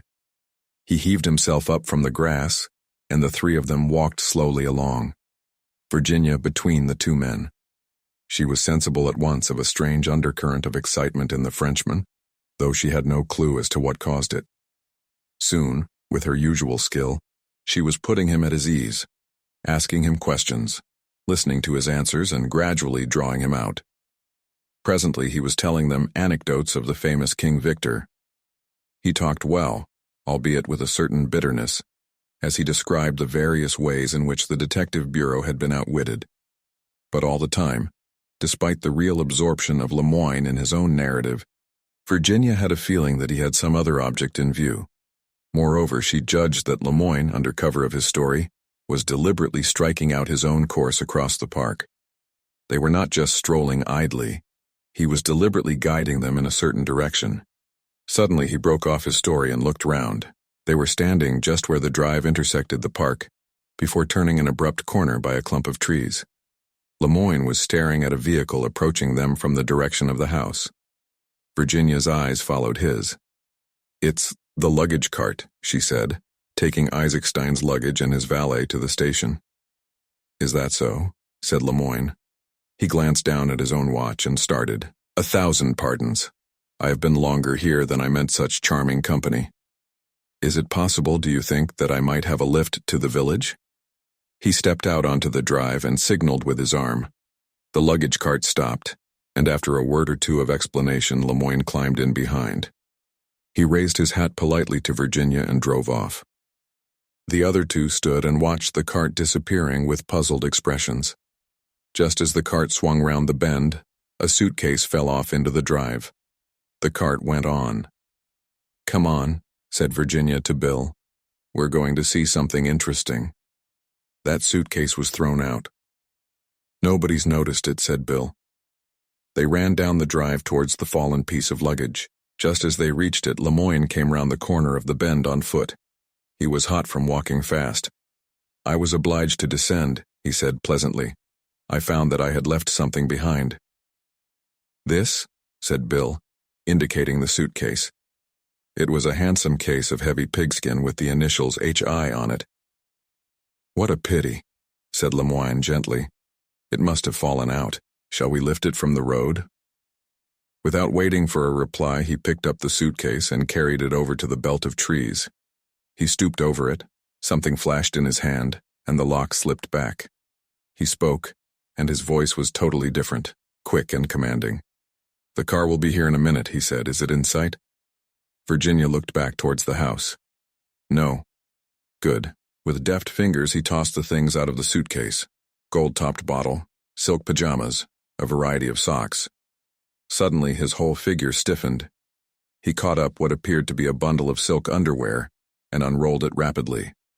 A slight exclamation broke from Bill. In the center of the bundle was a heavy revolver. I hear the horn, said Virginia. Like lightning, Lemoine repacked the suitcase. The revolver he wrapped in a silk handkerchief of his own and slipped into his pocket. He snapped the locks of the suitcase and turned quickly to Bill. Take it. Madame will be with you. Stop the car and explain that it fell off the luggage cart. Do not mention me. Bill stepped quickly down to the drive just as the big Lanchester limousine with Isaacstein inside it came round the corner. The chauffeur slowed down, and Bill swung the suitcase up to him. Fell off the luggage cart, he explained. We happened to see it. He caught a momentary glimpse of a startled yellow face as the financier stared at him, and then the car swept on again. They went back to Lemoine. He was standing with the revolver in his hand and a look of gloating satisfaction in his face. A long shot, he said. A very long shot. But it came off. Chapter 22. The Red Signal Superintendent Battle was standing in the library at Wyvern Abbey. George Lomax, seated before a desk overflowing with papers, was frowning portentously. Superintendent Battle had opened proceedings by making a brief and businesslike report. Since then, the conversation had lain almost entirely with George, and Battle had contented himself with making brief and usually monosyllabic replies to the other's questions. On the desk in front of George was the packet of letters Anthony had found on his dressing table. "I can't understand it at all," said George irritably as he picked up the packet. "They're in code, you say?" "Just so, Mr. Lomax. And where does he say he found theme on his dressing table?"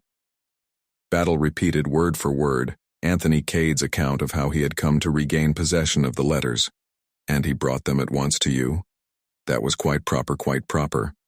But who could have placed them in his room?" Battle shook his head. "That's the sort of thing you ought to know," complained George. "It sounds to me very fishy indeed. What do we know about this man Cade anyway? He appears in a most mysterious manner, under highly suspicious circumstances, and we know nothing whatever about him. I may say that I, personally, don't care for his manner at all.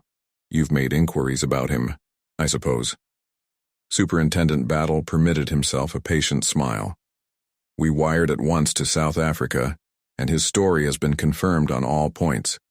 He was in Bulawayo with Mr. McGrath at the time he stated.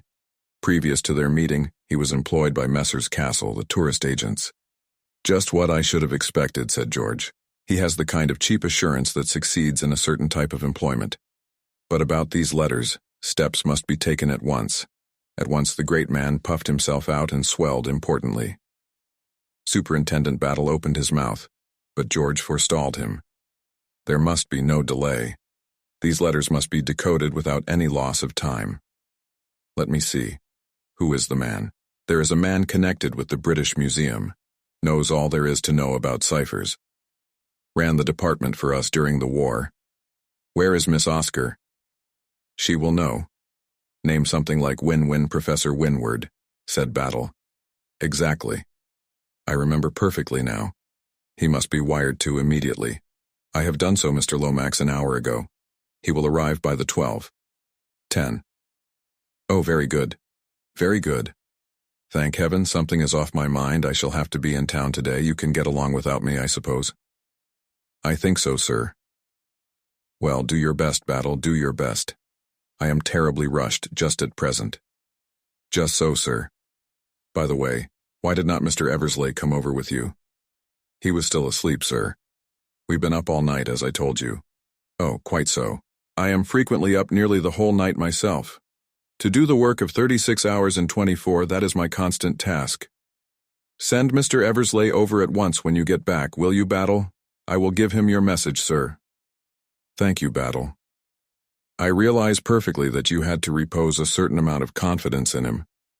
But do you think it was strictly necessary to take my cousin, Mrs. Revel, into your confidence also? In view of the name signed to those letters, I do, Mr. Lomax." "An amazing piece of effrontery," murmured George, his brow darkened as he looked at the bundle of letters. "I remember the late King of Herzoslovakia. A charming fellow, but weak, deplorably weak. A tool in the hands of an unscrupulous woman. Have you any theory as to how these letters came to be restored to Mr. Cade?" "It's my opinion," said Battle, "that if people can't get a thing one way, they try another." "I don't quite follow you," said George. "This crook, this King Victor, he's well aware by now that the council chamber is watched. So hell, let us have the letters, and let us do the decoding, and let us find the hiding place. And then trouble. But Lemoyne and I between us will attend to that. You've got a plan, eh? I wouldn't go so far as to say I've got a plan, but I've got an idea. It's a very useful thing sometimes. An idea." Thereupon Superintendent Battle took his departure. He had no intention of taking George any further into his confidence. On the way back, he passed Anthony on the road and stopped. "Going to give me a lift back to the house?" asked Anthony. "That's good. Where have you been, Mr. Cade?" "Down to the station to inquire about trains." Battle raised his eyebrows. "Thinking of leaving us again?" he inquired. "Not just at present," laughed Anthony. "By the way, what's upset Isaacstein?" He arrived in the car just as I left, and he looked as though something had given him a nasty jolt. Mr. Isaacstein? Yes. I can't say I'm sure. I fancy it would take a good deal to jolt him. So do I, agreed Anthony. He's quite one of the strong, silent yellow men of finance. Suddenly, Battle leant forward and touched the chauffeur on the shoulder. Stop, will you? And wait for me here. He jumped out of the car, much to Anthony's surprise. But in a minute or two, the latter perceived Monsieur Lemoine advancing to meet the English detective, and gathered that it was a signal from him which had attracted Battle's attention. There was a rapid colloquy between them, and then the superintendent returned to the car and jumped in again, biting the chauffeur drive on. His expression had completely changed. They've found the revolver, he said suddenly and curtly. What? Anthony gazed at him in great surprise. Where? In Isaacstein's suitcase. Oh, impossible. Nothing's impossible, said Battle. I ought to have remembered that. He sat perfectly still, tapping his knee with his hand. Who found it? Battle jerked his head over his shoulder. Lemoine. Clever chap. They think no end of him at the Sûreté. But doesn't this upset all your ideas? No, said Superintendent Battle very slowly. I can't say it does. It was a bit of a surprise, I admit, at first, but it fits in very well with one idea of mine. Which is? But the superintendent branched off onto a totally different subject. I wonder if you'd mind finding Mr. Eversley for me, sir. There's a message for him from Mr. Lomax. He's to go over to the Abbey at once. All right, said Anthony. The car had just drawn up at the great door. He's probably in bed still. I think not, said the detective. If you'll look, you'll see him walking under the trees with Mrs. Revel. Wonderful eyes you have, haven't you, Battle? Said Anthony as he departed on his errand. He delivered the message to Bill, who was duly disgusted. Damn it all, grumbled Bill to himself as he strode off to the house. Why can't Cotters sometimes leave me alone? And why can't these blasted colonials stay in their colonies? What do they want to come over here for and pick out all the best girls? I'm fed to the teeth with everything. Have you heard about the revolver? Asked Virginia breathlessly as Bill left them. Battle told me. Rather staggering, isn't it? Isaacstein was in a frightful state yesterday to get away, but I thought it was just nerves. He's about the one person he'd have pitched upon as being above suspicion. Can you see any motive for his wanting Prince Michael out of the way? It certainly doesn't fit in, agreed Virginia thoughtfully. Nothing fits in anywhere, said Anthony discontentedly. I rather fancied myself as an amateur detective to begin with, and so far all I've done is to clear the character of the French governess at vast trouble and some little expense. Is that what you went to France for? Inquired Virginia. Yes, I went to Dinard and had an interview with the Comtesse de Breteuil, awfully pleased with my own cleverness, and fully expecting to be told that no such person as Mademoiselle Brune had ever been heard of. Instead of which I was given to understand that the lady in question had been the mainstay of the household for the last 7 years. So unless the Comtesse is also a crook, that ingenious theory of mine falls to the ground. Virginia shook her head. Madame de Breteuil is quite above suspicion. I know her quite well, and I fancy I must have come across Mademoiselle at the chateau. I certainly know her face quite well, in that vague way one does know governesses and companions, and people one sits opposite to in trains. It's awful, but I never really look at them properly. Do you? Only if they're exceptionally beautiful, admitted Anthony. Well, in this case, she broke off. What's the matter?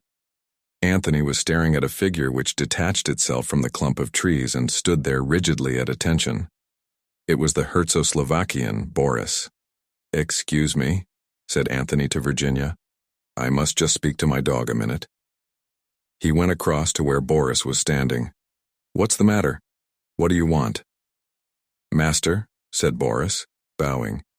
Yes, that's all very well, but you mustn't keep following me about like this. It looks odd. Without a word, Boris produced a soiled scrap of paper, evidently torn from a letter, and handed it to Anthony.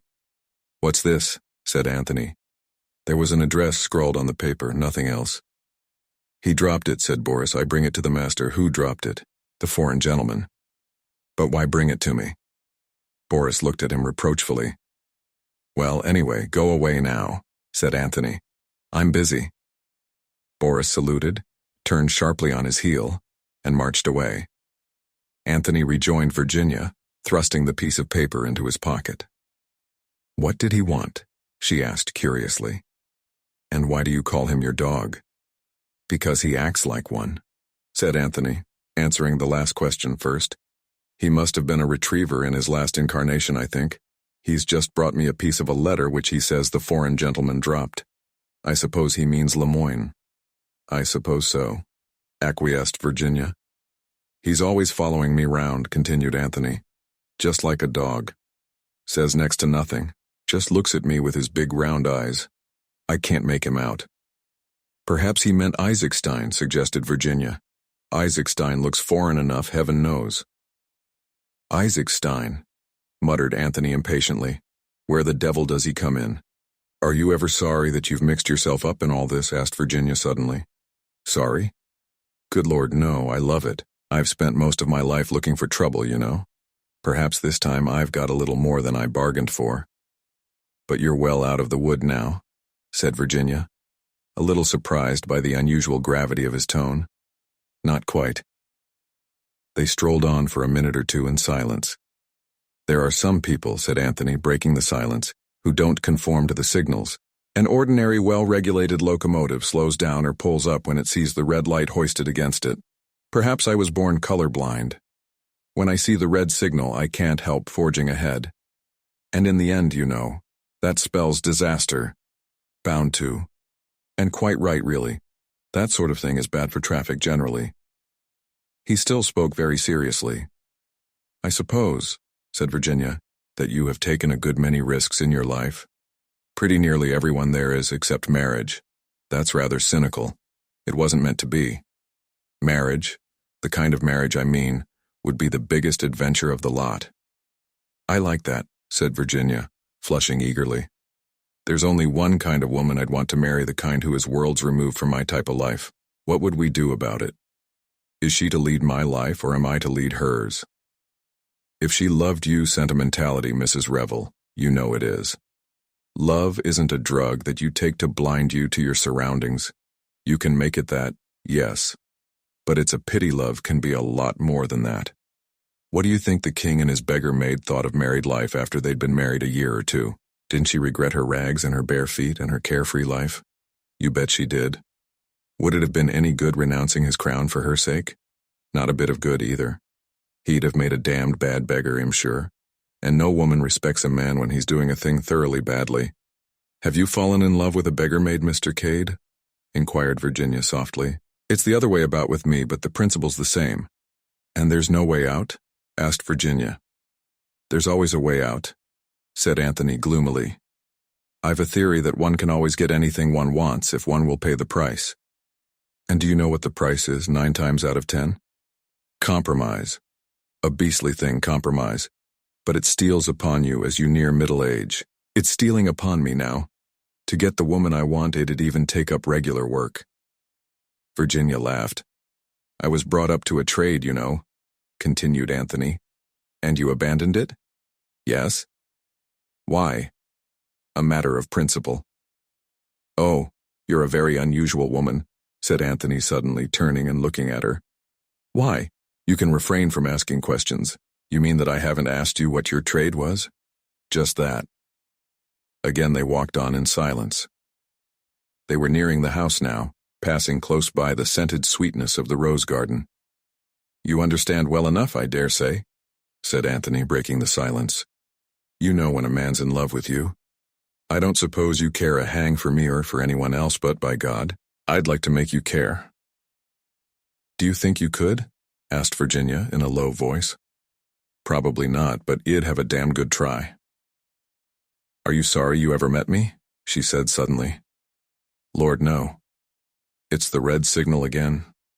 When I first saw you that day in Pont Street, I knew I was up against something that was going to hurt like fun.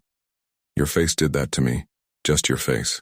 There's magic in you from head to foot. Some women are like that. But I've never known a woman who had so much of it as you have.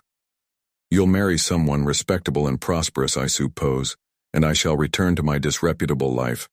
But he'll kiss you once before I go, I swear I will." "You can't do it now," said Virginia softly. "Superintendent Battle is watching us out of the library window. Anthony looked at her. "You're rather a devil, Virginia," he said dispassionately, "but rather a dear too." Then he waved his hand airily to Superintendent Battle. "Caught any criminals this morning, Battle?" "Not as yet, Mr. Cade. That sounds hopeful." Battle, with an agility surprising in so stolid a man, vaulted out of the library window and joined them on the terrace. "I've got Professor Winward down here," he announced in a whisper. "Just this minute arrived. He's decoding the letters now. Would you like to see him at work?" His tone suggested that of the showman speaking of some pet exhibit. Receiving a reply in the affirmative, he led them up to the window and invited them to peep inside. Seated at a table, the letters spread out in front of him and writing busily on a big sheet of paper, was a small red-haired man of middle age. He grunted irritably to himself as he wrote, and every now and then rubbed his nose violently until its hue almost rivaled that of his hair. Presently he looked up. "That you, Battle? What you want me down here to unravel this tomfoolery for? A child in arms could do it. A baby of 2 could do it on its head. Call this thing a cipher? It leaps to the eye, man." "I'm glad of that, Professor," said Battle mildly. "But we're not all so clever as you are, you know." "It doesn't need cleverness," snapped the professor. "It's routine work. Do you want the whole bundle done? It's a long business, you know. Requires diligent application and close attention, and absolutely no intelligence. I've done the one dated Chimneys which you said was important. I might as well take the rest back to London and hand 'em over to one of my assistants. I really can't afford the time myself. I've come away now from a real teaser, and I want to get back to it." His eyes glistened a little. "Very well, Professor," assented Battle. "I'm sorry we're such small fry. I'll explain to Mr. Lomax. It's just this one letter that all the hurry is about. Lord Caterham is expecting you to stay for lunch, I believe." "Never have lunch," said the professor. "Bad habit, lunch. A banana and a water biscuit is all any sane and healthy man should need in the middle of the day." He seized his overcoat, which lay across the back of a chair. Battle went round to the front of the house, and a few minutes later, Anthony and Virginia heard the sound of a car driving away. Battle rejoined them, carrying in his hand the half-sheet of paper which the professor had given him. "He's always like that," said Battle, referring to the departed professor, "in the very deuce of a hurry. Clever man, though. Well, here's the kernel of Her Majesty's letter. Care to have a look at it?" Virginia stretched out a hand, and Anthony read it over her shoulder. It had been, he remembered, a long epistle, breathing mingled passion and despair.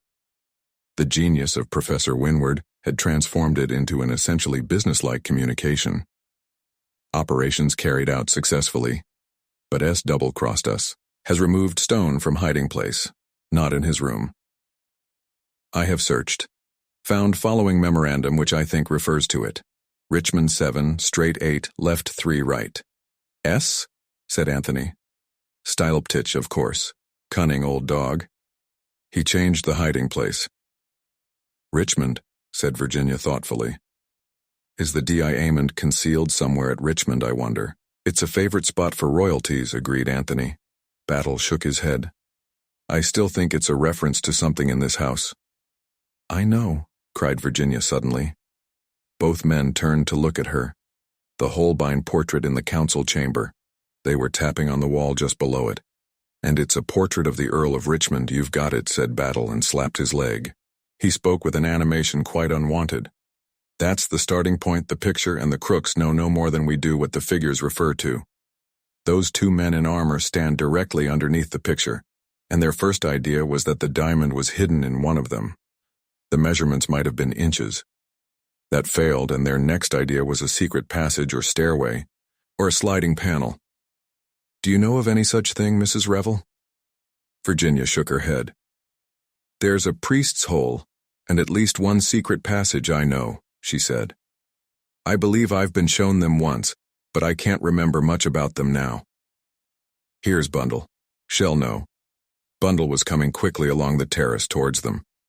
Him taking the Panhard up to town after lunch, she remarked. Anyone want a lift?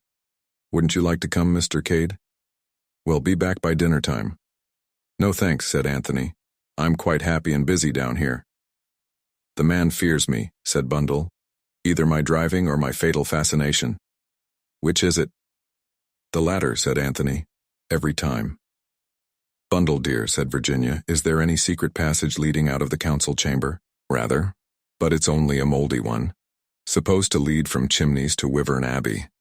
So it did in the old days, but it's all blocked up now. You can only get along it for about 100 yards from this end. The one upstairs in the White Gallery is ever so much more amusing, and the priest's hole isn't half bad. We're not regarding them from an artistic standpoint, explained Virginia. It's business. How do you get into the council chamber one? Hinged panel. I'll show you after lunch if you like. Thank you, said Superintendent Battle. Shall we say at 2:30? Bundle looked at him with lifted eyebrows. Crook stuff? She inquired. Treadwell appeared on the terrace. Luncheon is served, my lady, he announced. Iceland Chapter 23. Encounter in the Rose Garden. At 2:30, a little party met together in the council chamber. Bundle, Virginia, Superintendent Battle, M. Lemoyne, and Anthony Cade. No good waiting until we can get hold of Mr. Lomax, said Battle. This is the kind of business one wants to get on with quickly. If you've got any idea that Prince Michael was murdered by someone who got in this way, you're wrong, said Bundle. It can't be done. The other end's blocked completely. There is no question of that, milady, said Lemoyne quickly. It is quite a different search that we make. Looking for something, are you? Asked Bundle quickly. Not the historic whatnot by any chance. Lemoyne looked puzzled. Explain yourself, Bundle, said Virginia encouragingly. You can when you try. The thing-ummy-bob, said Bundle. The historic diamond of purple princes that was pinched in the dark ages before I grew to years of discretion. Who told you this, Lady Eileen? Asked Battle. I've always known. One of the footmen told me when I was 12 years old. A footman, said Battle. Lord, I'd like Mr. Lomax to have heard that. Is it one of Georges' closely guarded secrets? Asked Bundle. How perfectly screaming. I never really thought it was true. George always was an ass. She must know that servants always know everything. She went across to the Holbein portrait, touched a spring concealed somewhere at the side of it, and immediately, with a creaking noise, a section of the paneling swung inward, revealing a dark opening. Entrez, Monsieur et Madame, said Bundle dramatically. Walk up, dearies. Best show of the season, and only a tanner. Both Lemoyne and Battle were provided with torches. They entered the dark aperture first, the others close on their heels. Air's nice and fresh, remarked Battle. Must be ventilated somehow. He walked on ahead. The floor was of rough, uneven stone, but the walls were bricked. As Bundle had said, the passage extended for a bare 100 yards. Then it came to an abrupt end with a fallen heap of masonry. Battle satisfied himself that there was no way of egress beyond, and then spoke over his shoulder. Well, go back if you please. I wanted just to spy out the land, so to speak. In a few minutes they were back again at the paneled entrance. Well, start from here, said Battle. 7 straight, 8 left, 3 right. Take the first as paces. He paced 7 steps carefully, and bending down examined the ground. About right, I should fancy. At one time or another, there's been a chalk mark made here. Now then, 8 left. That's not paces, the passage is only wide enough to go Indian file anyway. Say it in bricks, suggested Anthony. Quite right, Mr. Cade. 8 bricks from the bottom or the top on the left-hand side. Try from the bottom first, it's easier. He counted up 8 bricks. Now 3 to the right of that. 1, 2, 3. Hullo. Hullo. What's this? I shall scream in a minute, said Bundle. I know I shall. What is it? Superintendent Battle was working at the brick with the point of his knife. His practiced eye had quickly seen that this particular brick was different from the rest. A minute or two's work, and he was able to pull it right out. Behind was a small dark cavity. Battle thrust in his hand. Everyone waited in breathless expectancy. Battle drew out his hand again. He uttered an exclamation of surprise and anger. The others crowded round and stared uncomprehendingly at the 3 articles he held. For a moment it seemed as though their eyes must have deceived them. A card of small pearl buttons, a square of coarse knitting, and a piece of paper on which were inscribed a row of capital S. "Well," said Battle. "Imim denged. What's the meaning of this?" "Mon Dieu," muttered the Frenchman. "Ça c'est un peu trop fort." "But what does it mean?" cried Virginia, bewildered. "Mean?" said Anthony. "There's only one thing it can mean. The late Count Stilptich must have had a sense of humor. This is an example of that humor. I may say that I don't consider it particularly funny myself." "Do you mind explaining your meaning a little more clearly, sir?" said Superintendent Battle. "Certainly. This was the Count's little joke. He must have suspected that his memorandum had been read. When the crooks came to recover the jewel, they were to find instead this extremely clever conundrum. It's the sort of thing you pin onto yourself at book teas, when people have to guess what you are. It has a meaning, then? I should say undoubtedly. If the Count had meant to be merely offensive, he would have put a placard with sold on it, or a picture of a donkey or something crude like that. A bit of knitting, some capital E's, and a lot of buttons," muttered Battle discontentedly. "C'est inouï," said Lemoyne angrily. "Cipher number 2, said Anthony. "I wonder whether Professor Winward would be any good at this one." "When was this passage last used, milady?" asked the Frenchman of Bundle. Bundle reflected. "I don't believe anyone's been into it for over 2 years. The Priest's Hole is the show exhibit for Americans and tourists generally." "Curious," murmured the Frenchman. "Why curious?" Lemoyne stooped and picked up a small object from the floor. "Because of this," he said. "This match has not lain here for 2 years, not even for 2 days." Battle looked at the match curiously. It was of pink wood, with a yellow head. "Any of you ladies or gentlemen drop this by any chance?" he asked. He received a negative all round. "Well then," said Superintendent Battle, "we've seen all there is to see. We might as well get out of here." The proposal was assented to by all. The panel had swung to, but Bundle showed them how it was fastened from the inside. She unlatched it, swung it noiselessly open, and sprang through the opening, alighting in the council chamber with a resounding thud. "Damn," said Lord Caterham, springing up from an armchair in which he appeared to have been taking 40 winks. "Poor old father," said Bundle. "Did I startle you?" "I can't think," said Lord Caterham. "Why, nobody nowadays ever sits still after a meal. It's a lost art. God knows Chimneys is big enough, but even here there doesn't seem to be a single room where I can be sure of a little peace. Good Lord, how many of you are there? Reminds me of the pantomimes I used to go to as a boy when hordes of demons used to pop up out of trapdoors." "Demon number 7, said Virginia, approaching him and patting him on the head. "Don't be cross. We're just exploring secret passages, that's all." "There seems to be a positive boom in secret passages today," grumbled Lord Caterham, not yet completely mollified. "I've had to show that fellow Fish round them all this morning." "When was that?" asked Battle quickly. "Just before lunch. It seems he'd heard of the one in here. I showed him that, and then took him up to the White Gallery, and we finished up with the Priest's Hole. But his enthusiasm was waning by that time. He looked bored to death, but I made him go through with it." Lord Caterham chuckled at the remembrance. Anthony put a hand on Lemoyne's arm. "Come outside," he said softly. "I want to speak to you."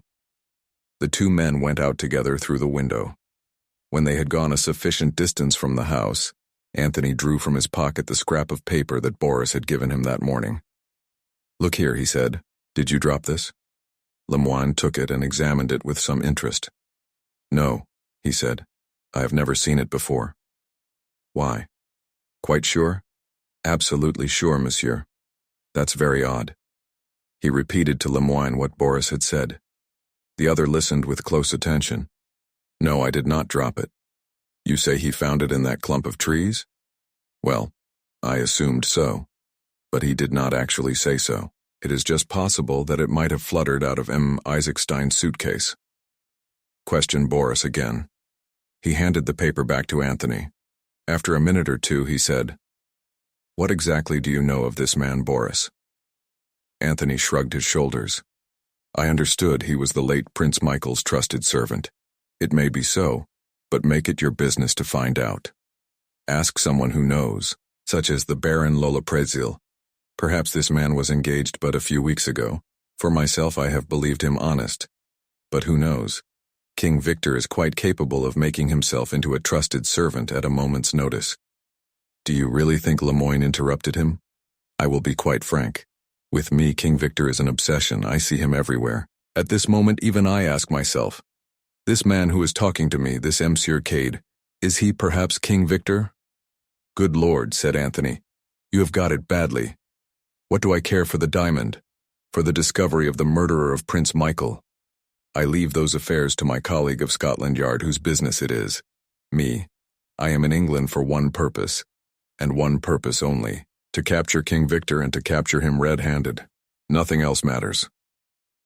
Think you'll do it? Asked Anthony, lighting a cigarette. How should I know? Said Lemoyne, with sudden despondency. Said Anthony. They had regained the terrace.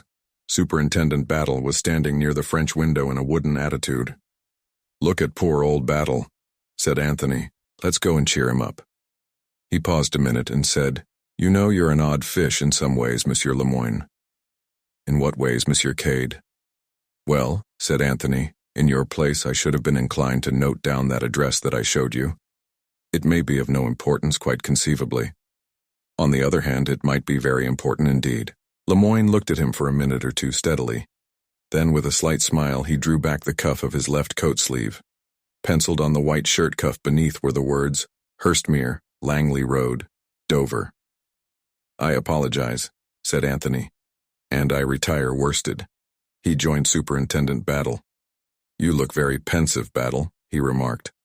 I've got a lot to think about, Mr. Cade. Yes, I expect you have. Things aren't dovetailing. They're not dovetailing at all. Very trying, sympathized Anthony. Never mind, Battle. If the worst comes to the worst, you can always arrest me. You've got my guilty footprints to fall back upon, remember? But the superintendent did not smile. Got any enemies here that you know of, Mr. Cade? He asked. I've an idea that the third footman doesn't like me, replied Anthony lightly.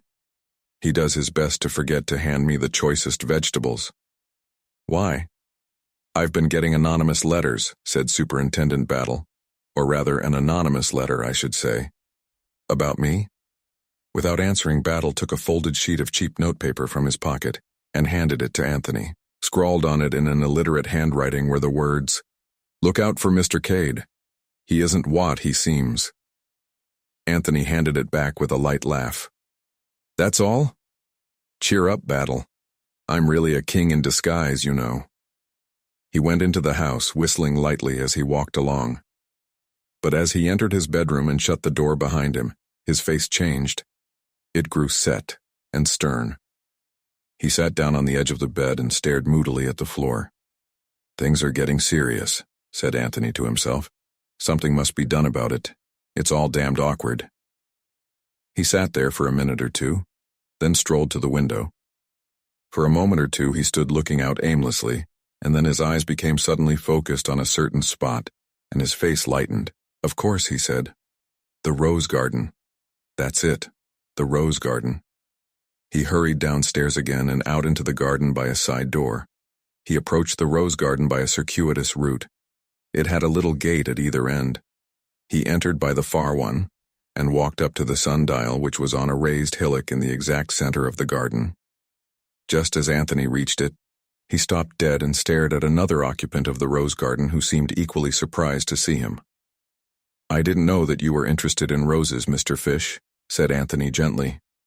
Sir, said Mr. Fish, I am considerably interested in roses. They looked at each other warily as antagonists seek to measure their opponent's strength. So am I, said Anthony. Is that so? In fact, I dote upon roses, said Anthony airily.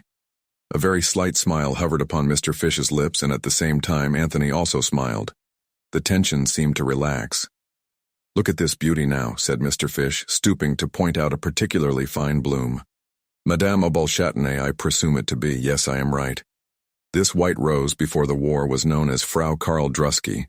They have, I believe, renamed it. Oversensitive, perhaps, but truly patriotic. The La France is always popular. Do you care for red roses at all, Mr. Cade? A bright scarlet rose now. Mr. Fish's slow, drawling voice was interrupted. Bundle was leaning out of a first-floor window. Care for a spin to town, Mr. Fish? I'm just off. Thank you, Lady Eileen, but I am very happy here. Sure you won't change your mind? Mr. Cade? Anthony laughed and shook his head. Bundle disappeared. Sleep is more in my line, said Anthony with a wide yawn. A good after-luncheon nap. He took out a cigarette. You haven't got a match, have you? Mr. Fish handed him a matchbox. Anthony helped himself and handed back the box with a word of thanks. Roses, said Anthony, are all very well, but I don't feel particularly horticultural this afternoon. With a disarming smile, he nodded cheerfully. A thundering noise sounded from just outside the house. Pretty powerful engine she's got in that car of hers, remarked Anthony. There, off she goes.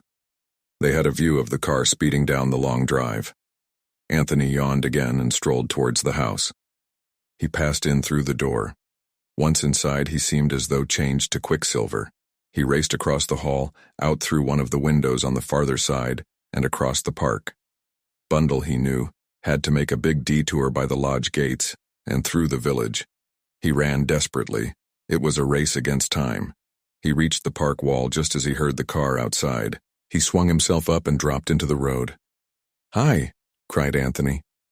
In her astonishment, Bundle swerved half across the road. She managed to pull up without accident.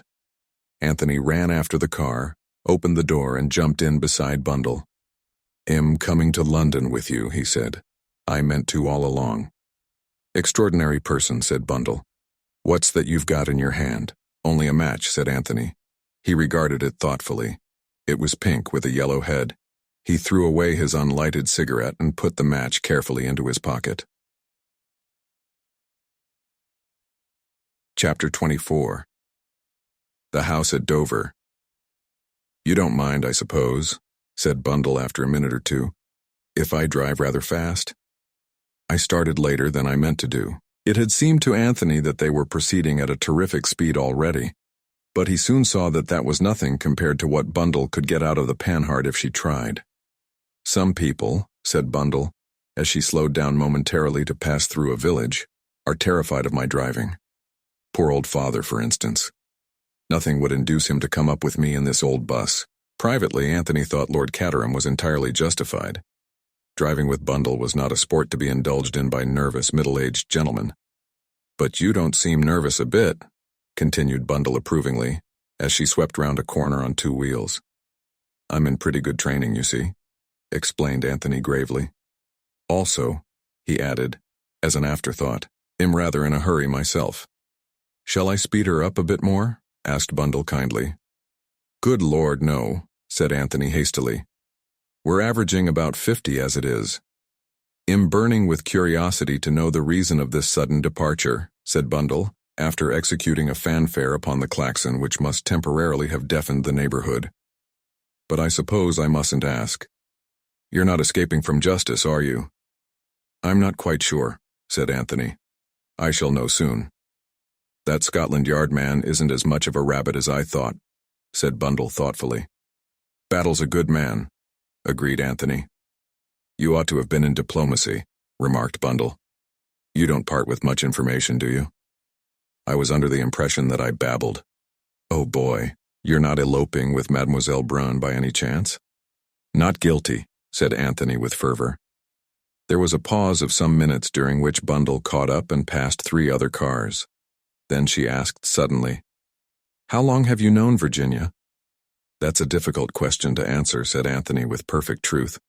"I haven't actually met her very often, and yet I seem to have known her a long time." Bundle nodded.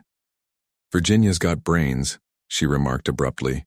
"She's always talking nonsense, but she's got brains all right. She was frightfully good out in Czechoslovakia, I believe.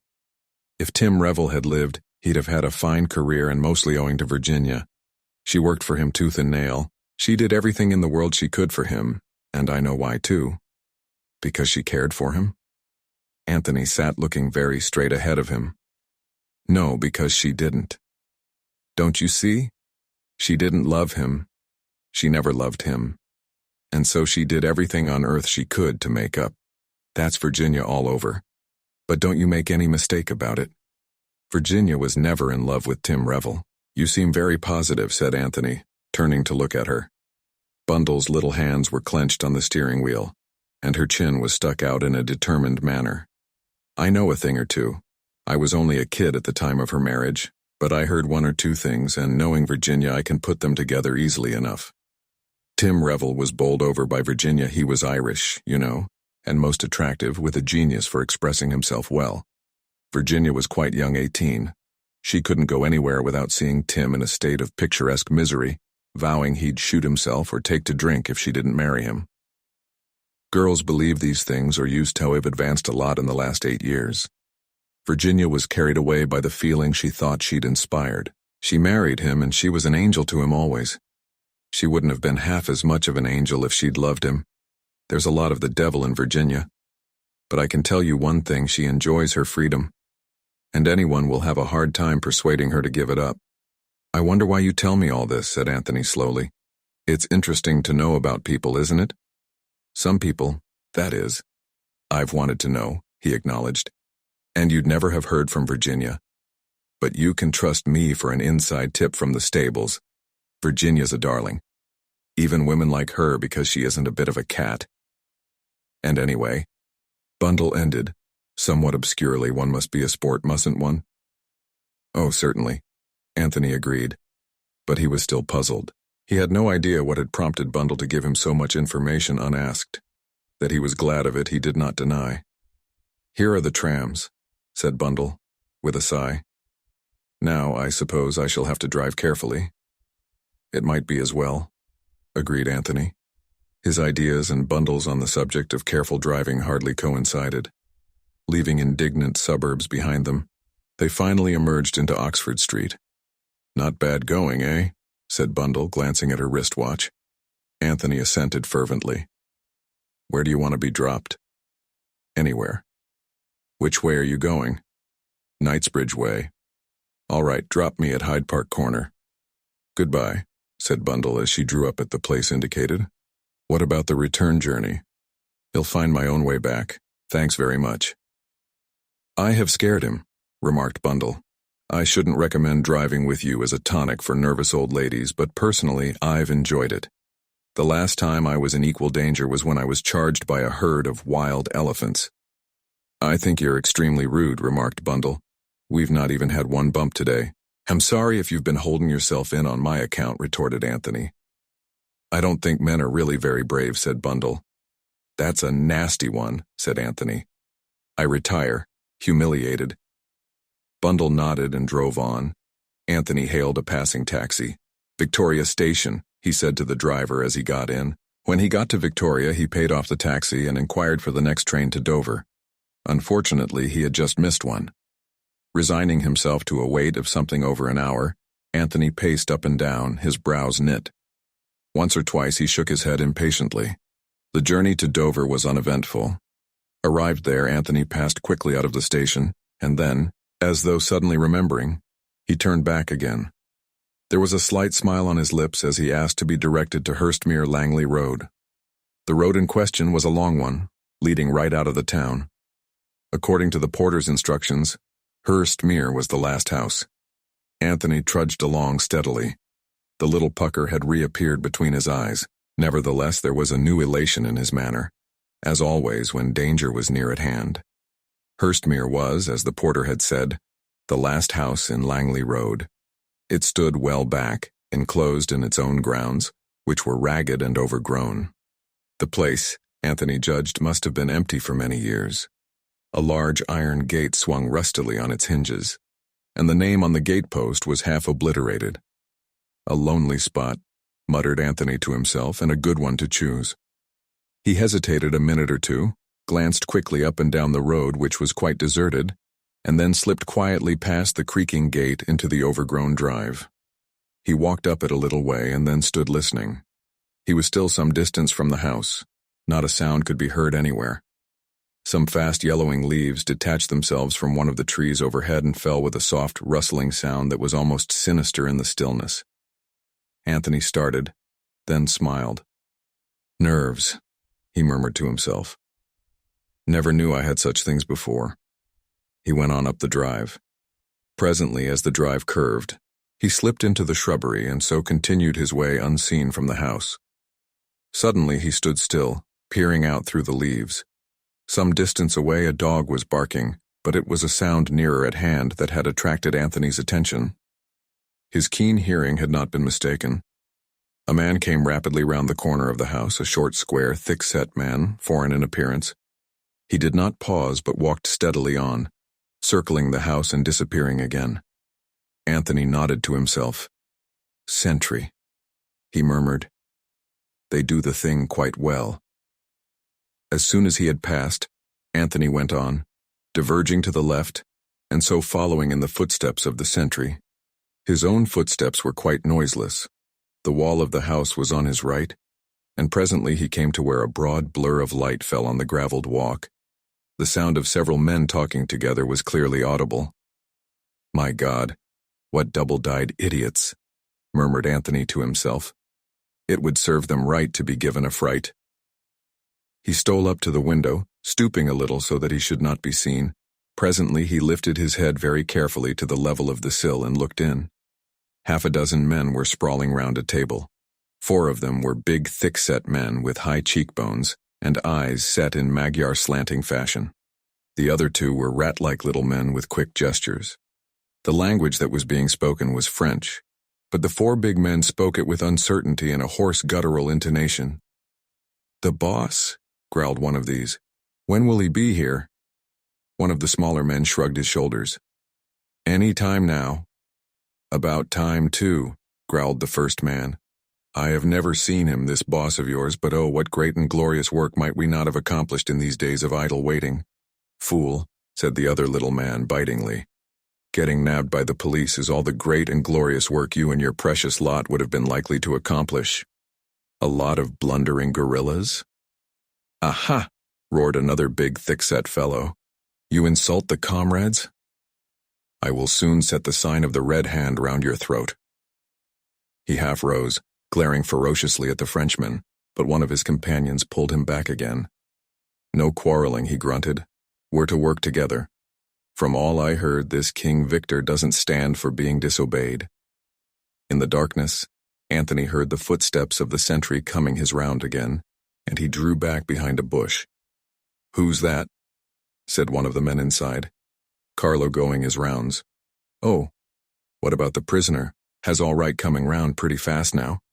He's recovered well from the crack on the head we gave him." Anthony moved gently away. "God, what a lot," he muttered. "They discuss their affairs with an open window, and that fool Carlo goes his round with the tread of an elephant and the eyes of a bat. And to crown all, the Herzoslovakians and the French are on the point of coming to blows. King Victor's headquarters seem to be in a parlous condition. It would amuse me very much to teach them a lesson." He stood irresolute for a minute, smiling to himself. From somewhere above his head came a stifled groan. Anthony looked up. The groan came again. Anthony glanced quickly from left to right. Carlo was not due round again just yet. He grasped the heavy Virginia creeper and climbed nimbly till he reached the sill of a window. The window was shut, but with a tool from his pocket, he soon succeeded in forcing up the catch. He paused a minute to listen, then sprang lightly inside the room. There was a bed in the far corner, and on that bed a man was lying, his figure barely discernible in the gloom. Anthony went over to the bed and flashed his pocket torch on the man's face. It was a foreign face, pale and emaciated, and the head was swathed in heavy bandages. The man was bound hand and foot. He stared up at Anthony like one dazed. Anthony bent over him, and as he did so, he heard a sound behind him and swung round, his hand traveling to his coat pocket. But a sharp command arrested him. "Hands up, sonny. You didn't expect to see me here, but I happened to catch the same train as you at Victoria." It was Mr. Hiram Fish who was standing in the doorway. He was smiling, and in his hand was a big blue automatic. Chapter 25.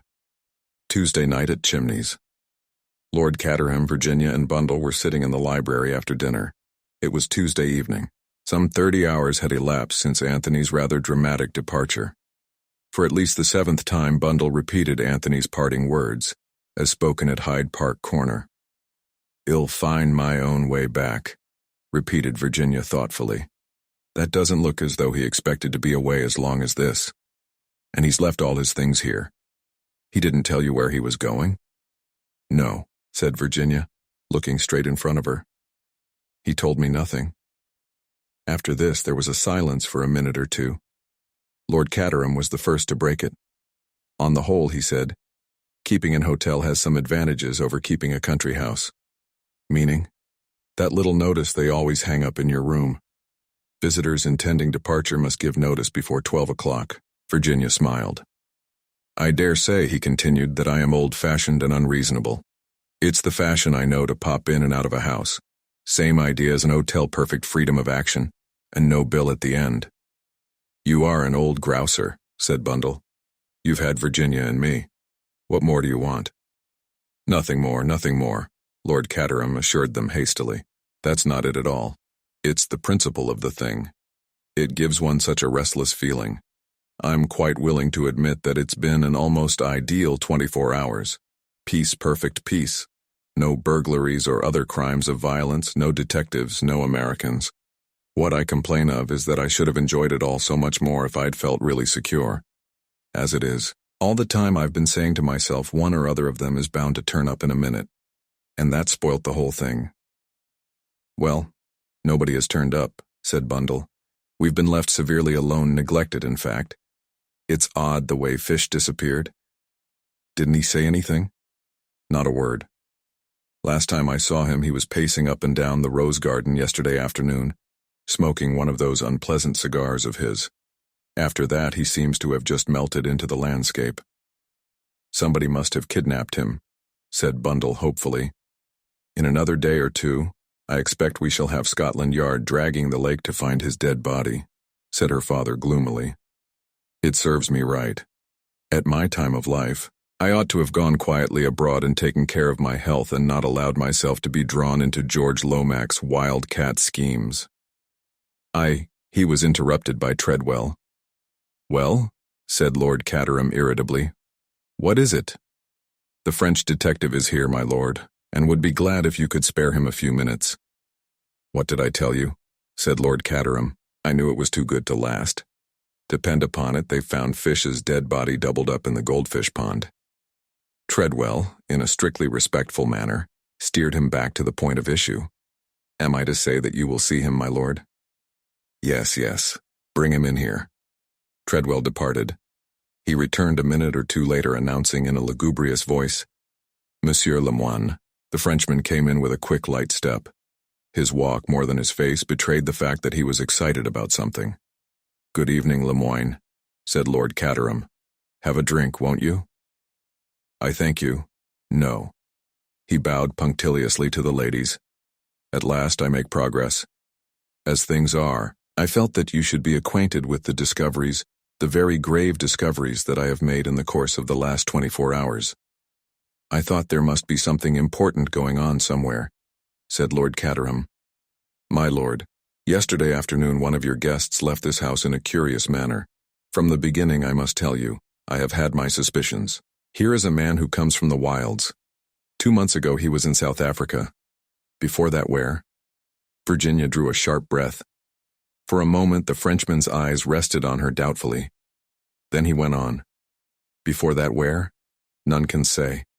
And he is just such a one as the man I am looking for, gay, audacious, reckless, one who would dare anything. I send cable after cable, but I can get no word as to his past life. 10 years ago he was in Canada. Yes, but since then silence. My suspicions grow stronger. Then I picked up one day a scrap of paper where he has lately passed along. It bears an address, the address of a house in Dover. Later, as though by chance, I dropped that same piece of paper. Out of the tail of my eye, I see this Boris, this Herzo-Slovakian, pick it up and take it to his master. All along I have been sure that this Boris is an emissary of the comrades of the Red Hand. We know that the comrades are working in with King Victor over this affair. If Boris recognized his chief in Mr. Anthony Cade, would he not do just what he has done, transferred his allegiance? Why should he attach himself otherwise to an insignificant stranger? It was suspicious, I tell you, very suspicious. But almost I am disarmed, for Anthony Cade brings this same paper to me at once and asks me if I have dropped it. As I say, almost I am disarmed, but not quite. For it may mean that he is innocent, or it may mean that he is very, very clever. I deny, of course, that it is mine or that I dropped it. But in the meantime I have set inquiries on foot. Only today I have news. The house at Dover has been precipitately abandoned, but up till yesterday afternoon it was occupied by a body of foreigners. Not a doubt, but that it was King Victor's headquarters. Now see the significance of these points. Yesterday afternoon Mr. Cade clears out from here precipitately. Ever since he dropped that paper, he must know that the game is up. He reaches Dover and immediately the gang is disbanded. What the next move will be, I do not know. What is quite certain is that Mr. Anthony Cade will not return here. But knowing King Victor, as I do, I am certain that he will not abandon the game without having one more try for the jewel. And that is when I shall get him. Virginia stood up suddenly. She walked across to the mantelpiece and spoke in a voice that rang cold like steel. "You are leaving one thing out of account, I think, Monsieur Lemoine," she said. "Mr. Cade is not the only guest who disappeared yesterday in a suspicious manner." "You mean, madam, that all you have said applies equally well to another person? What about Mr. Hiram Fish?" "Oh, Mr. Fish. Yes, Mr. Fish. Did you not tell us that first night that King Victor had lately come to England from America? So has Mr. Fish come to England from America. It is true that he brought a letter of introduction from a very well-known man, but surely that would be a simple thing for a man like King Victor to manage. He is certainly not what he pretends to be. Lord Caterham has commented on the fact that when it is a question of the first editions he is supposed to have come here to see, he is always the listener, never the talker, and there are several suspicious facts against him. There was a light in his window the night of the murder. Then take that evening in the council chamber. When I met him on the terrace he was fully dressed. He could have dropped the paper. You didn't actually see Mr. Cade do so. Mr. Cade may have gone to Dover. If he did, it was simply to investigate. He may have been kidnapped there. I say that there is far more suspicion attaching to Mr. Fish's actions than to Mr. Cade's. The Frenchman's voice rang out sharply. From your point of view, that well may be, madam. I do not dispute it. And I agree that Mr. Fish is not what he seems. Well, then? But that makes no difference. You see, madam, Mr. Fish is a Pinkerton's man. What? Cried Lord Caterham. Yes, Lord Caterham. He came over here to trail King Victor. Superintendent Battle and I have known this for some time. Virginia said nothing. Very slowly she sat down again. With those few words, the structure that she had built up so carefully was scattered in ruins about her feet. You see, Lemoine was continuing. We have all known that eventually King Victor would come to Chimneys. It was the one place we were sure of catching him.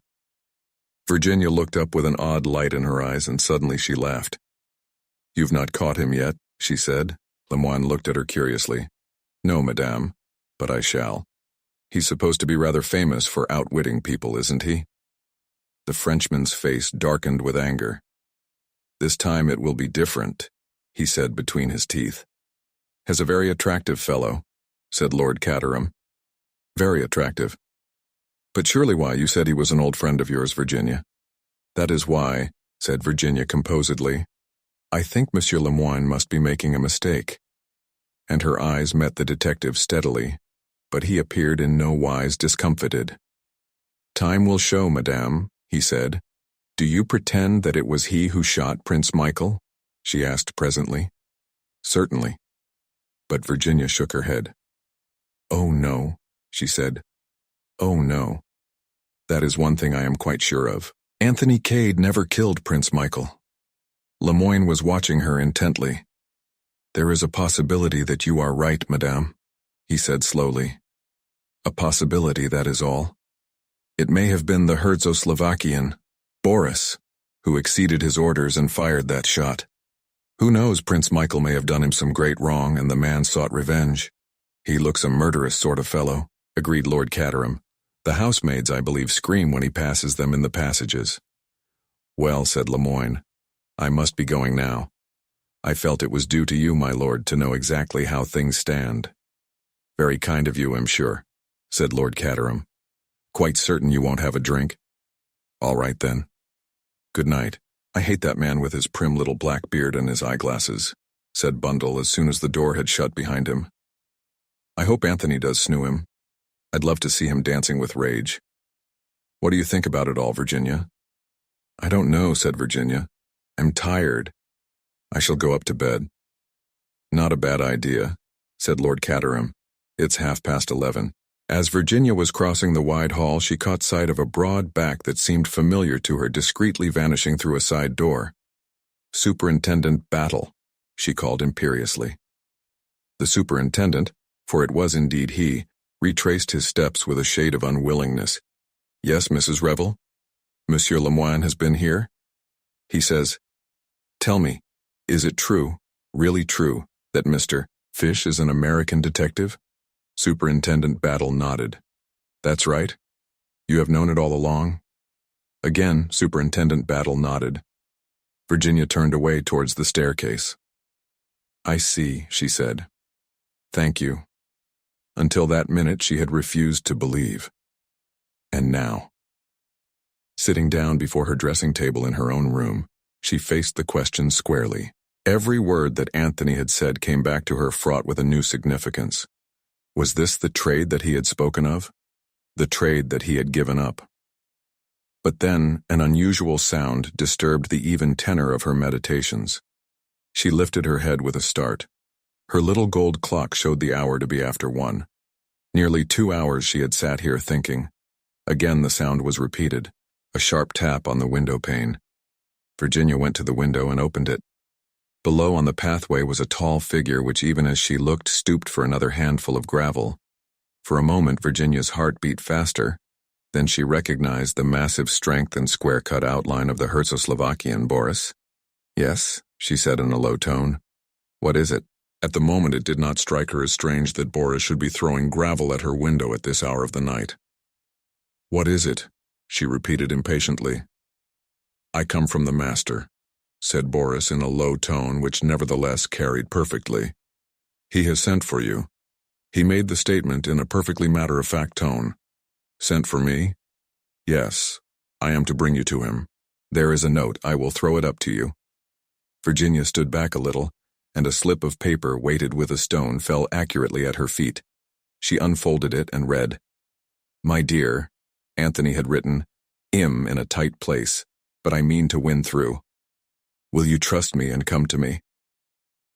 For quite 2 minutes Virginia stood there, immovable, reading those few words over again and again. She raised her head, looking round the well-appointed luxury of the bedroom as though she saw it with new eyes. Then she leaned out of the window again. What am I to do? She asked. The detectives are the other side of the house, outside the council chamber.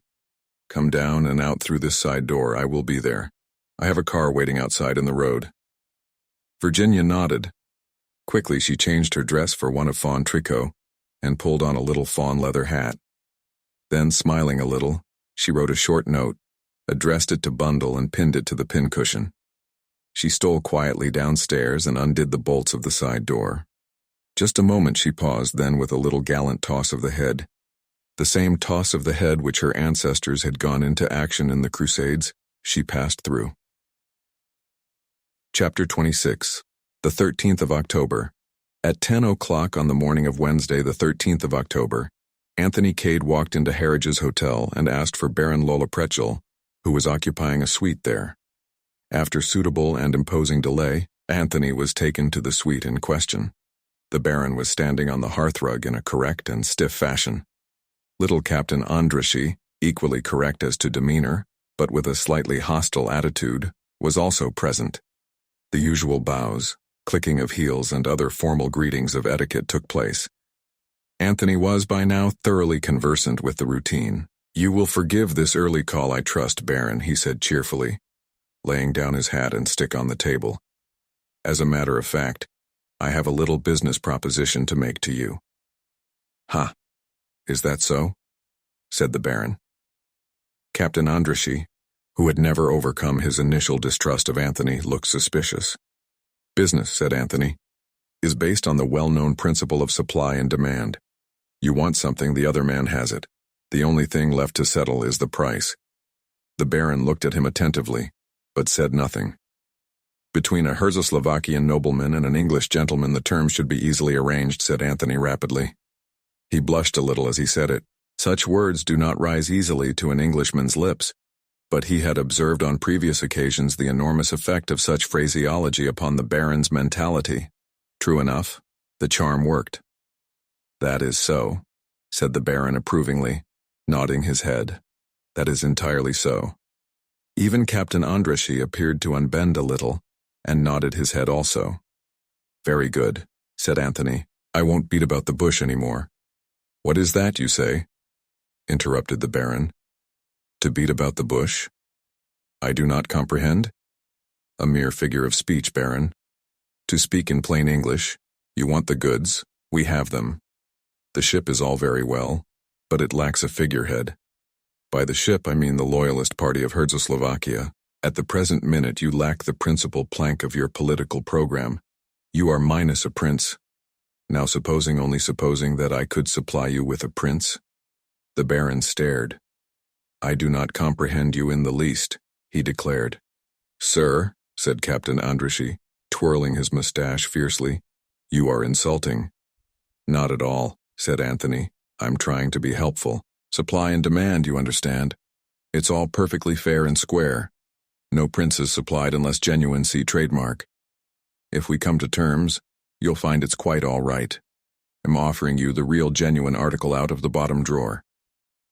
Not in the least, the Baron declared again. Do I comprehend you? It doesn't really matter, said Anthony kindly. I just want you to get used to the idea. To put it vulgarly, I've got something up my sleeve. Just get hold of this. You want a prince. Under certain conditions, I will undertake to supply you with one. The Baron and Andrushy stared at him. Anthony took up his hat and stick again and prepared to depart. Just think it over. Now, Baron, there is one thing further. You must come down to Chimneys this evening, Captain Andrushy also. Several very curious things are likely to happen there. Shall we make an appointment? Say in the council chamber at 9 o'clock.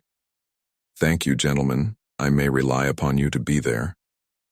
The Baron took a step forward and looked searchingly in Anthony's face.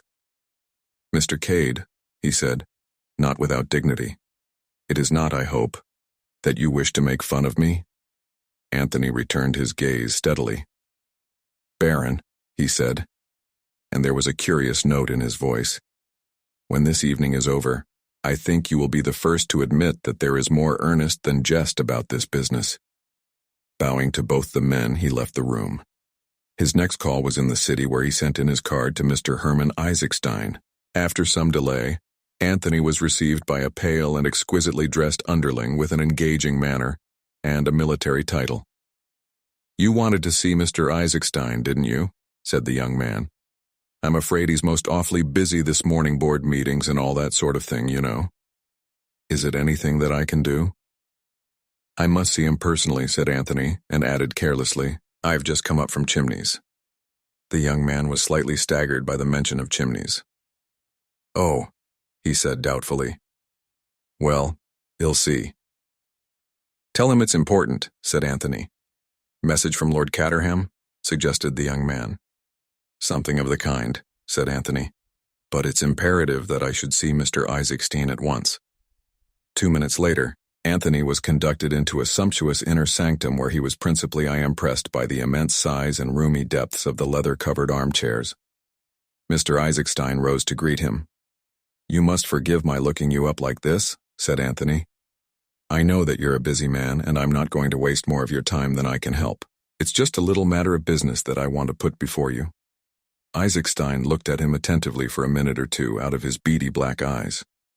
Have a cigar, he said unexpectedly, holding out an open box. Thank you, said Anthony. I don't mind if I do. He helped himself. It's about this Czechoslovakian business, continued Anthony, as he accepted a match. He noted the momentary flickering of the other's steady gaze. The murder of Prince Michael must have rather upset the apple cart. Mr. Isaacstein raised one eyebrow, murmured, Ah? interrogatively, and transferred his gaze to the ceiling. "Oil," said Anthony, thoughtfully surveying the polished surface of the desk. "Wonderful thing, oil." He felt the slight start the financier gave. "Do you mind coming to the point, Mr. Cade?" "Not at all.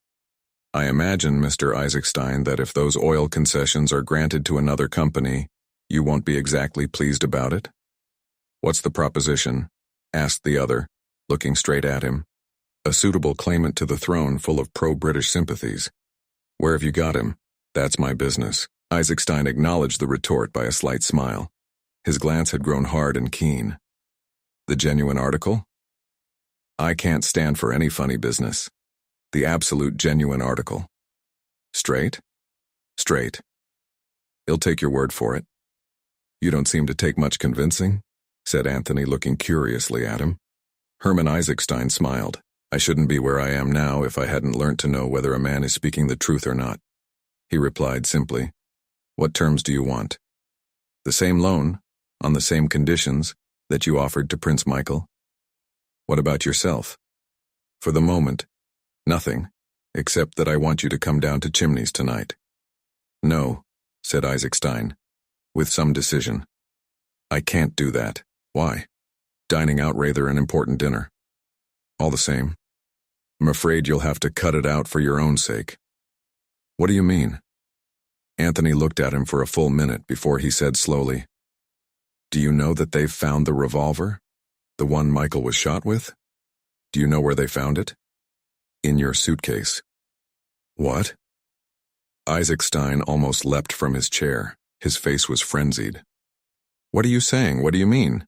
"He'll tell you." Very obligingly, Anthony narrated the occurrences in connection with the finding of the revolver. As he spoke, the other's face assumed a grayish tinge of absolute terror. "But it's false," he screamed out as Anthony finished. "I never put it there. I know nothing about it. It is a plot." "Don't excite yourself," said Anthony soothingly. "If that's the case, you'll easily be able to prove it." "Prove it? How can I prove it?" "If I were you," said Anthony gently, "I'd come to Chimneys tonight." Isaacstein looked at him doubtfully. "You advise it?" Anthony leant forward and whispered to him. The financier fell back in amazement, staring at him. "You actually mean come and see," said Anthony. Chapter 27. The 13th of October, Conti D. The clock in the council chamber struck 9.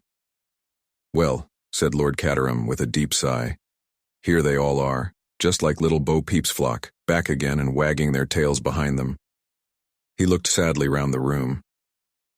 "Organ grinder complete with monkey," he murmured, fixing the Baron with his eye. "Nosy Parker of Throgmorton Street." "I think you're rather unkind to the Baron," protested Bundle, to whom these confidences were being poured out. "He told me that he considered you the perfect example of English hospitality amongst the haute noblesse." "I dare say," said Lord Caterham. "He's always saying things like that. It makes him most fatiguing to talk to. But I can tell you I'm not nearly as much of the hospitable English gentleman as I was.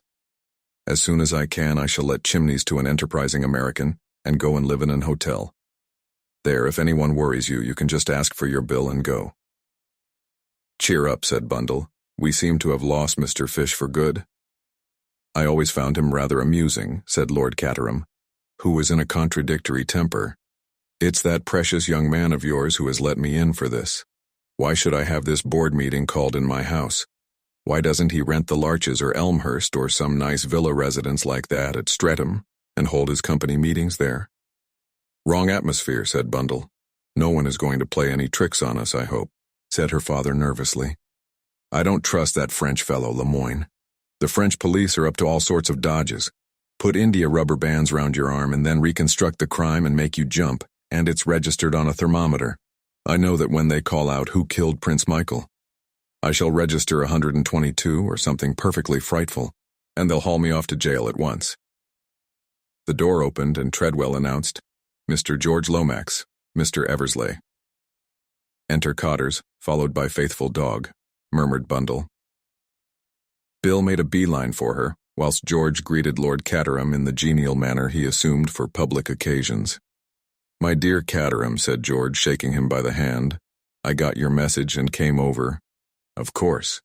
Very good of you, my dear fellow, very good of you. Delighted to see you." Lord Caterham's conscience always drove him on to an excess of geniality when he was conscious of feeling none.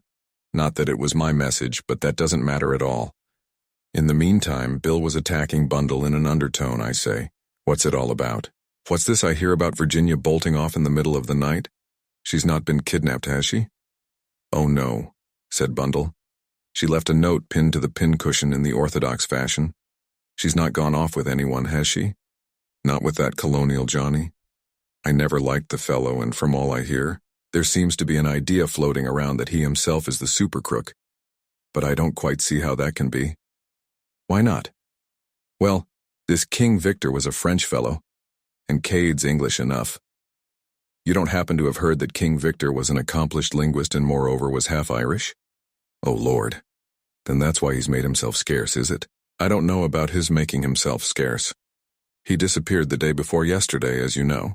But this morning we got a wire from him saying he would be down here at 9 p.m. tonight and suggesting that cottars should be asked over.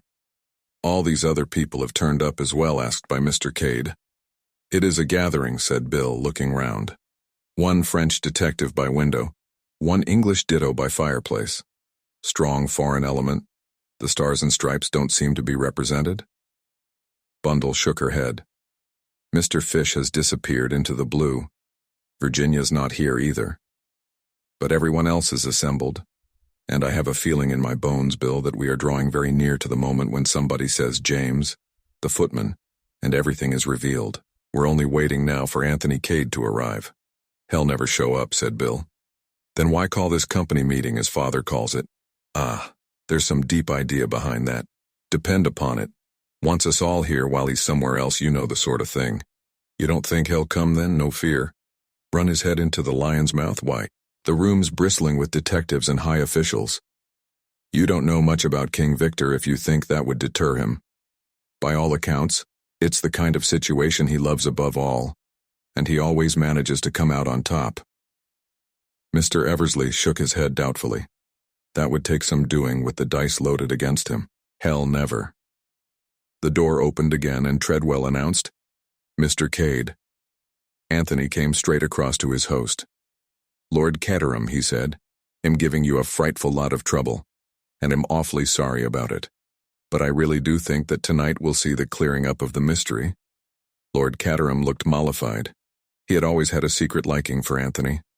No trouble at all, he said heartily. It's very kind of you, said Anthony.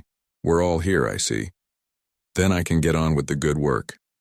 I don't understand, said George Lomax weightily. I don't understand in the least. This is all very irregular. Mr. Cade has no standing whatever. The position is a very difficult and delicate one. I am strongly of the opinion George Flood of Eloquence was arrested. Moving unobtrusively to the great man's side, Superintendent Battle whispered a few words in his ear. George looked perplexed and baffled. Very well, if you. Cavity in the secret passage. It represented a rose. If you remember, it was all rows of things, buttons, letter E's, and finally rows of knitting. Now, gentlemen, what is there in this house that is arranged in rows? Books, isn't that so? Add to that in the catalogue of Lord Caterham's library there is a book called The Life of the Earl of Richmond, and I think you will get a very fair idea of the hiding place. Starting at the volume in question, and using the numbers to denote shelves and books, I think you will find that the object of our search is concealed in a dummy book, or in a cavity behind a particular book. Anthony looked round modestly, obviously waiting for applause. Upon my word, that's very ingenious, said Lord Caterham. Quite ingenious, admitted George condescendingly. But it remains to be seen, Anthony laughed. The proof of the pudding's in the eating, Well, I'll soon settle that for you.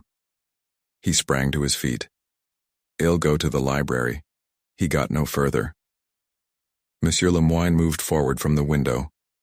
Just one moment, Mr. Cade. You permit, Lord Caterham. He went to the writing table and hurriedly scribbled a few lines. He sealed them up in an envelope and then rang the bell. Treadwell appeared in answer to it. Lemoine handed him the note. See that that is delivered at once, if you please. Very good, sir, said Treadwell. With his usual dignified tread, he withdrew. Anthony, who had been standing irresolute, sat down again. What's the big idea, Lemoyne? He asked gently. There was a sudden sense of strain in the atmosphere. If the jewel is where you say it is, well, it has been there for over 7 years. A quarter of an hour more does not matter. Go on, said Anthony. That wasn't all you wanted to say? No, it was not. At this juncture, it is unwise to permit any one person to leave the room, especially if that person has rather questionable antecedents. Anthony raised his eyebrows and lighted a cigarette. I suppose a vagabond life is not very respectable, he mused. 2 months ago, Mr. Cade, you were in South Africa. That is admitted. Where were you before that? Anthony leaned back in his chair, idly blowing smoke rings. Canada. Wild Northwest. Are you sure you were not in prison? A French prison? Automatically, Superintendent Battle moved a step nearer the door, as if to cut off a retreat that way, but Anthony showed no signs of doing anything dramatic. Instead, he stared at the French detective, and then burst out laughing. My poor Lemoyne, it is a monomania with you. You do indeed see King Victor everywhere. So you fancy that I am that interesting gentleman? Do you deny it? Anthony brushed a fleck of ash from his coat sleeve. I never deny anything that amuses me, he said lightly. But the accusation is really too ridiculous. Ah, you think so? The Frenchman leant forward. His face was twitching painfully, and yet he seemed perplexed and baffled, as though something in Anthony's manner puzzled him. What if I tell you, monsieur, that this time I am out to get King Victor, and nothing shall stop me? Very laudable, was Anthony's comment. You've been out to get him before, though, haven't you, Lemoyne? And he's got the better of you. Aren't you afraid that that may happen again? Has a slippery fellow by all accounts. The conversation had developed into a duel between the detective and Anthony. Everyone else in the room was conscious of the tension. It was a fight to a finish between the Frenchman, painfully in earnest, and the man who smoked so calmly and whose words seemed to show that he had not a care in the world. If I were you, Lemoyne, continued Anthony, I should be very, very careful. Watch your step and all that sort of thing. This time, said Lemoyne grimly, there will be no mistake. You seem very sure about it all, said Anthony. But there's such a thing as evidence, you know. Lemoyne smiled, and something in his smile seemed to attract Anthony's attention. He sat up and stubbed out his cigarette. You saw that note I wrote just now? Said the French detective. It was to my people at the inn. Yesterday I received from France the fingerprints and the Bertillon measurements of King Victor, the so-called Captain O'Neill. I have asked for them to be sent up to me here. In a few minutes we shall know whether you are the man. Anthony stared steadily at him. Then a little smile crept over his face. You're really rather clever, Lemoyne. I never thought of that. The documents will arrive. You will induce me to dip my fingers in the ink, or something equally unpleasant. You will measure my ears and look for my distinguishing marks. And if they agree... Well, said Lemoyne, if they agree... Anthony leaned forward in his chair. Well, if they do agree, he said very gently. What then? What then? The detective seemed taken aback. But I shall have proved then that you are King Victor. But for the first time, a shade of uncertainty crept into his manner. That will doubtless be a great satisfaction to you, said Anthony. But I don't quite see where it's going to hurt me. I'm not admitting anything, but supposing, just for the sake of argument, that I was King Victor, I might be trying to repent, you know.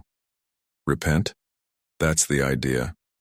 Put yourself in King Victor's place, Lemoyne. Use your imagination.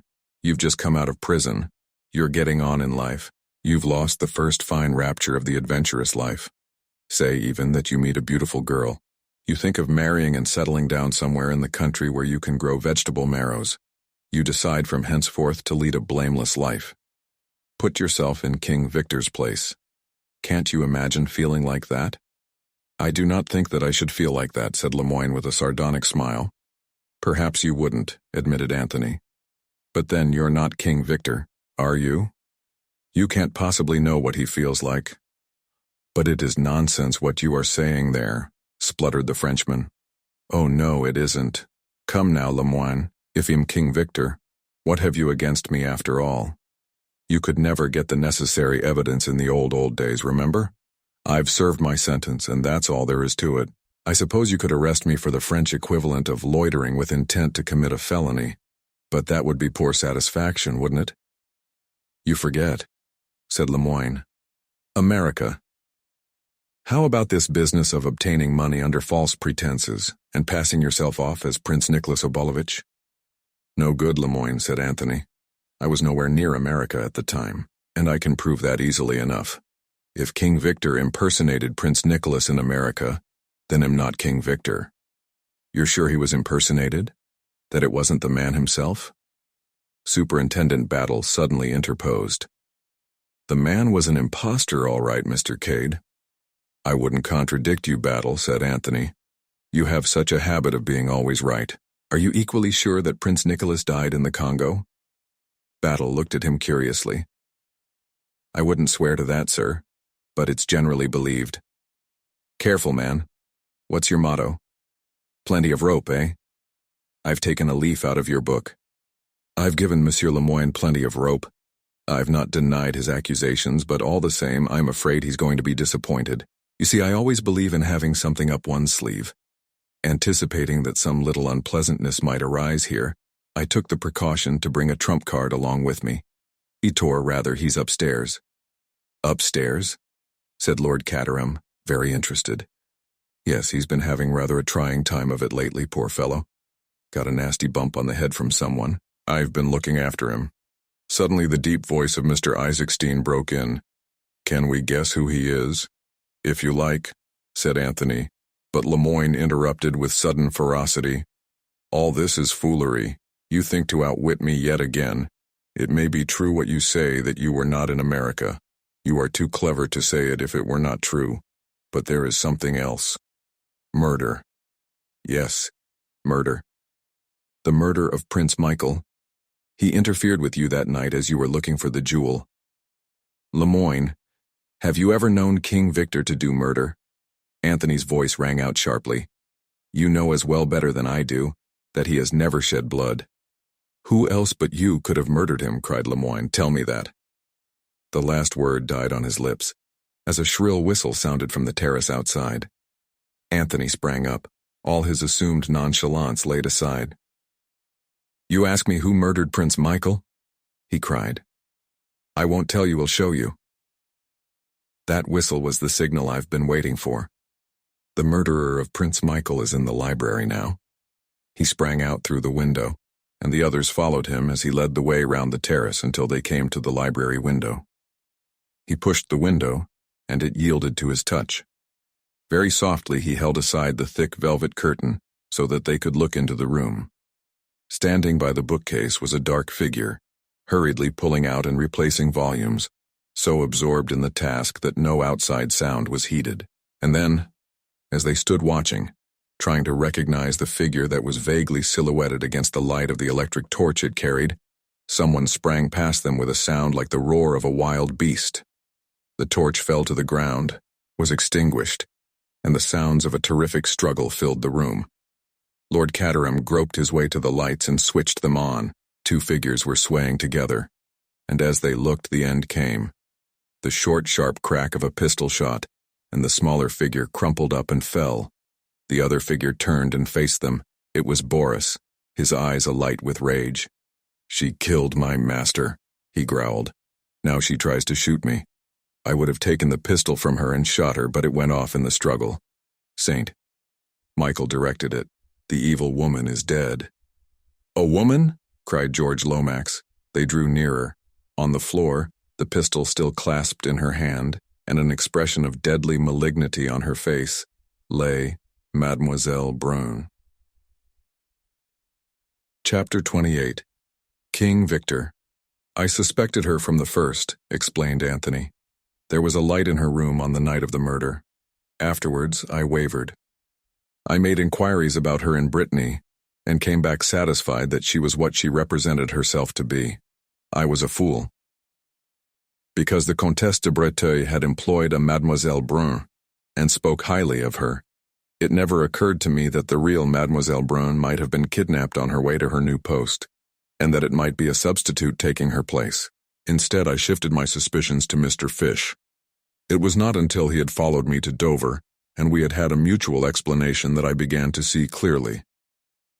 Once I knew that he was a Pinkerton's man, trailing King Victor, my suspicions swung back again to their original object.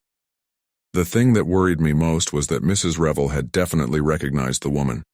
Then I remembered that it was only after I had mentioned her being Madame de Breteuil, governess. And all she had said was that accounted for the fact that the woman's face was familiar to her.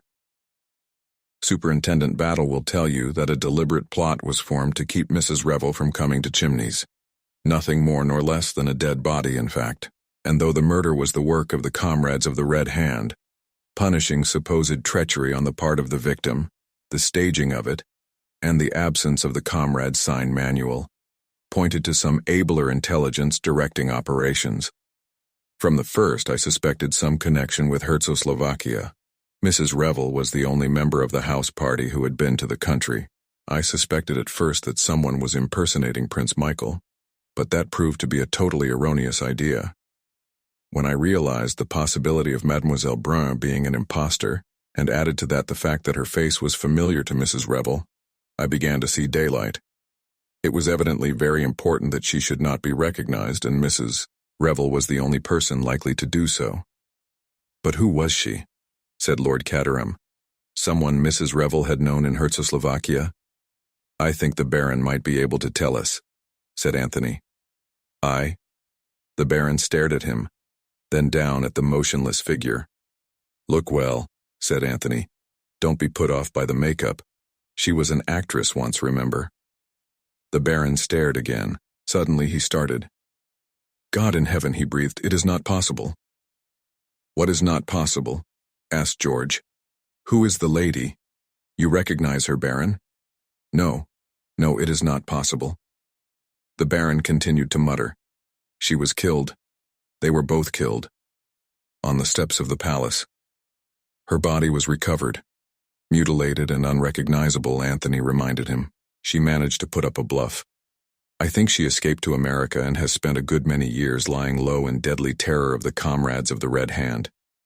They promoted the revolution, remember, and to use an expressive phrase, they always had it in for her. Then King Victor was released and they planned to recover the diamond together. She was searching for it that night when she came suddenly upon Prince Michael, and he recognized her. There was never much fear of her meeting him in the ordinary way of things. Royal guests don't come in contact with governesses, and she could always retire with a convenient migraine as she did the day the Baron was here. However, she met Prince Michael face to face when she least expected it. Exposure and disgrace stared her in the face. She shot him. It was she who placed the revolver in Isaacstein's suitcase, so as to confuse the trail, and she who returned the letters. Lemoyne moved forward. She was coming down to search for the jewel that night, you say, he said. Might she not have been going to meet her accomplice, King Victor, who was coming from outside? What do you say to that? Anthony sighed. Still at it, my dear Lemoyne. How persistent you are, you won't take my hint that I've got a trump card up my sleeve.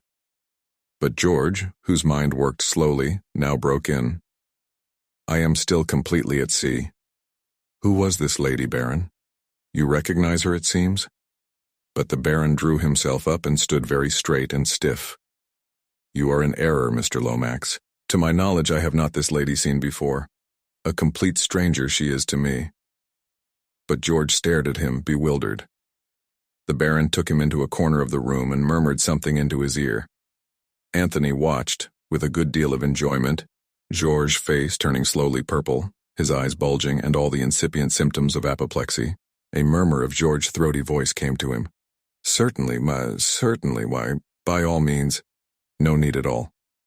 Complicate situation. Utmost discretion. Ah. Lemoyne hit the table sharply with his hand. I do not care about all this. The murder of Prince Michael, that was not my affair. I want King Victor. Anthony shook his head gently. I'm sorry for you, Lemoyne. You're really a very able fellow. But all the same, you're going to lose the trick. I'm about to play my trump card. He stepped across the room and rang the bell. Treadwell answered it. A gentleman arrived with me this evening, Treadwell. Yes, sir. A foreign gentleman. Quite so. Will you kindly ask him to join us here as soon as possible? Yes, sir. Treadwell withdrew. Entry of the trump card, the mysterious Monsieur X, remarked Anthony. Who is he, can anyone guess? Putting two and two together, said Hermann Isaac Stein. What with your mysterious hints this morning and your attitude this afternoon, I should say there was no doubt about it. Somehow or other you've managed to get hold of Prince Nicholas of Herzoslovakia. You think the same, Baron. I do. Unless yet another impostor you have put forward. But that I will not believe. With me your dealings most honorable have been. Thank you, Baron. I shan't forget those words. So you are all agreed? His eyes swept round the circle of waiting faces. Only Lemoine did not respond but kept his eyes fixed sullenly on the table. Anthony's quick ears had caught the sound of footsteps outside in the hall. And yet, you know, he said with a queer smile, you're all wrong. He crossed swiftly to the door and flung it open. A man stood on the threshold, a man with a neat black beard, eyeglasses, and a foppish appearance slightly marred by a bandage round the head. Allow me to present you to the real Monsieur Lemoine of the Sûreté. There was a rush and a scuffle, and then the nasal tones of Mr. Hiram Fish rose bland and reassuring from the window. No, you don't, sonny, not this way. I have been stationed here this whole evening for the particular purpose of preventing your escape. You will observe that I have you covered well and good with this gun of mine. I came over to get you, and I've got you, but you sure are some lad. Chapter 29. Further explanations. You owe us an explanation, I think, Mr. Cade, said Hermann Isaac Stein, somewhat later in the evening. There's nothing much to explain, said Anthony modestly. I went to Dover and Fish followed me under the impression that I was King Victor. We found a mysterious stranger imprisoned there, and as soon as we heard his story we knew where we were. The same idea again, you see. The real man kidnapped, and the false one, in this case King Victor himself, takes his place. But it seems that Battle here always thought there was something fishy about his French colleague, and wired to Paris for his fingerprints and other means of identification. Ah, cried the Baron, the fingerprints, the Bertillon measurements that scoundrel talked about? It was a clever idea, said Anthony. I admired it so much that I felt forced to play up. Besides, my doing so puzzled the false Lemoine enormously. You see, as soon as I had given the tip about the rose and where the jewel really was, he was keen to pass on the news to his accomplice, and at the same time to keep us all in that room. The note was really to Mademoiselle Brun. He told Treadwell to deliver it at once, and Treadwell did so by taking it upstairs to the schoolroom. Lemoine accused me of being King Victor, by that means creating a diversion and preventing anyone from leaving the room. By the time all that had been cleared up and we adjourned to the library to look for the stone, he flattered himself that the stone would be no longer there to find. George cleared his throat. I must say, Mr. Cade, he said pompously, that I consider your action in that matter highly reprehensible. If the slightest hitch had occurred in your plans, one of our national possessions might have disappeared beyond the hope of recovery. It was foolhardy, Mr. Cade, reprehensibly foolhardy. I guess you haven't tumbled to the little idea, Mr. Lomax, said the drawling voice of Mr. Fish. That historic diamond was never behind the books in the library. Never? Not on your life. You see, explained Anthony, that little device of Count Stilptich's stood for what it had originally stood for, a rose. When that dawned upon me on Monday afternoon, I went straight to the rose garden. Mr. Fish had already tumbled to the same idea. If, standing with your back to the sundial, you take 7 paces straight forward, then 8 to the left and 3 to the right, you come to some bushes of a bright red rose called Richmond. The house has been ransacked to find the hiding place, but nobody has thought of digging in the garden. I suggest a little digging party tomorrow morning. Then the story about the books in the library, an invention of mine to trap the lady. Mr. Fish kept watch on the terrace and whistled when the psychological moment had arrived. I may say that Mr. Fish and I established martial law at the Dover house and prevented the comrades from communicating with the false Lemoine. He sent them an order to clear out, and word was conveyed to him that this had been done. so he went happily ahead with his plans for denouncing me. Well, well, said Lord Caterham cheerfully. Everything seems to have been cleared up most satisfactorily. Everything but one thing, said Mr. Isaacstein. What is that? The great financier looked steadily at Anthony. What did you get me down here for? Just to assist at a dramatic scene as an interested onlooker. Anthony shook his head. No, Mr. Isaacstein. You are a busy man whose time is money. Why did you come down here originally? To negotiate a loan. With whom? Prince Michael of Czechoslovakia. Exactly. Prince Michael is dead. Are you prepared to offer the same loan on the same terms to his cousin Nicholas? Can you produce him? I thought he was killed in the Congo. He was killed all right. I killed him. Oh no, I'm not a murderer. When I say I killed him, I mean that I spread the report of his death. I promised you a prince, Mr. Isaacstein. Will I do? You? Yes, I'm the man. Nicholas Sergius Alexander Ferdinand Obolovich. Rather long for the kind of life I proposed to live, so I emerged from the Congo as plain Anthony Cade. Little Captain Andrushy sprang up. But this is incredible, incredible, he spluttered. Have a care, sir. What you say? I can give you plenty of proofs, said Anthony quietly. I think I shall be able to convince the Baron here. The Baron lifted his hand. Your proofs I will examine.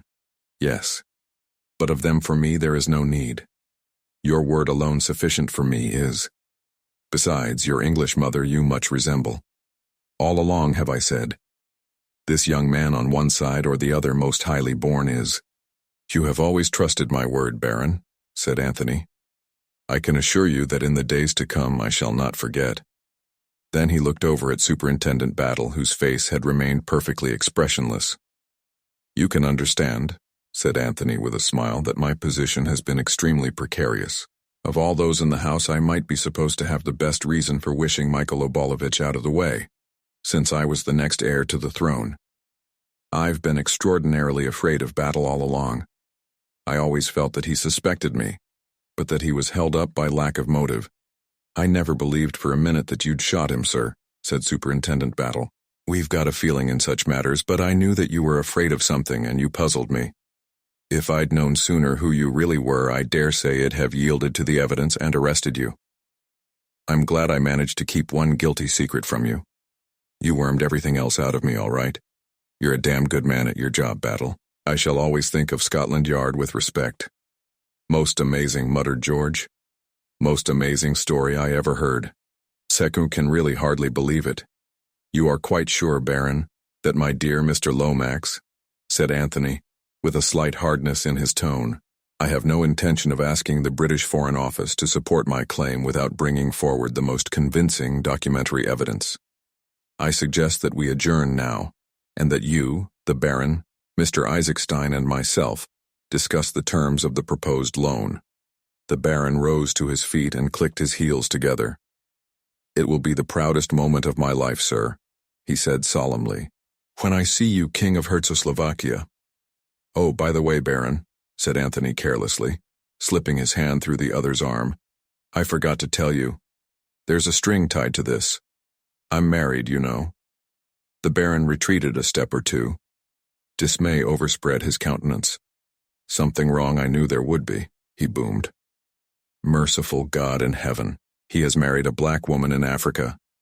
Come, it's not so bad as all that, said Anthony, laughing. She's white enough white all through, bless her. Good. A respectable morganatic affair it can be, then. Not a bit of it. She's to play queen to my king. It's no use shaking your head. She's fully qualified for the post. She's the daughter of an English peer who dates back to the time of the Conqueror. It's very fashionable just now for royalties to marry into the aristocracy, and she knows something of Czechoslovakia. My God, cried George Lomax, startled out of his usual careful speech. Not Virginia Revel? Yes, said Anthony. Virginia Revel.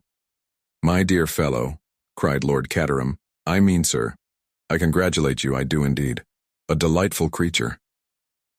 Thank you, Lord Caterham, said Anthony. She's all you say and more. but Mr. Isaacstein was regarding him curiously.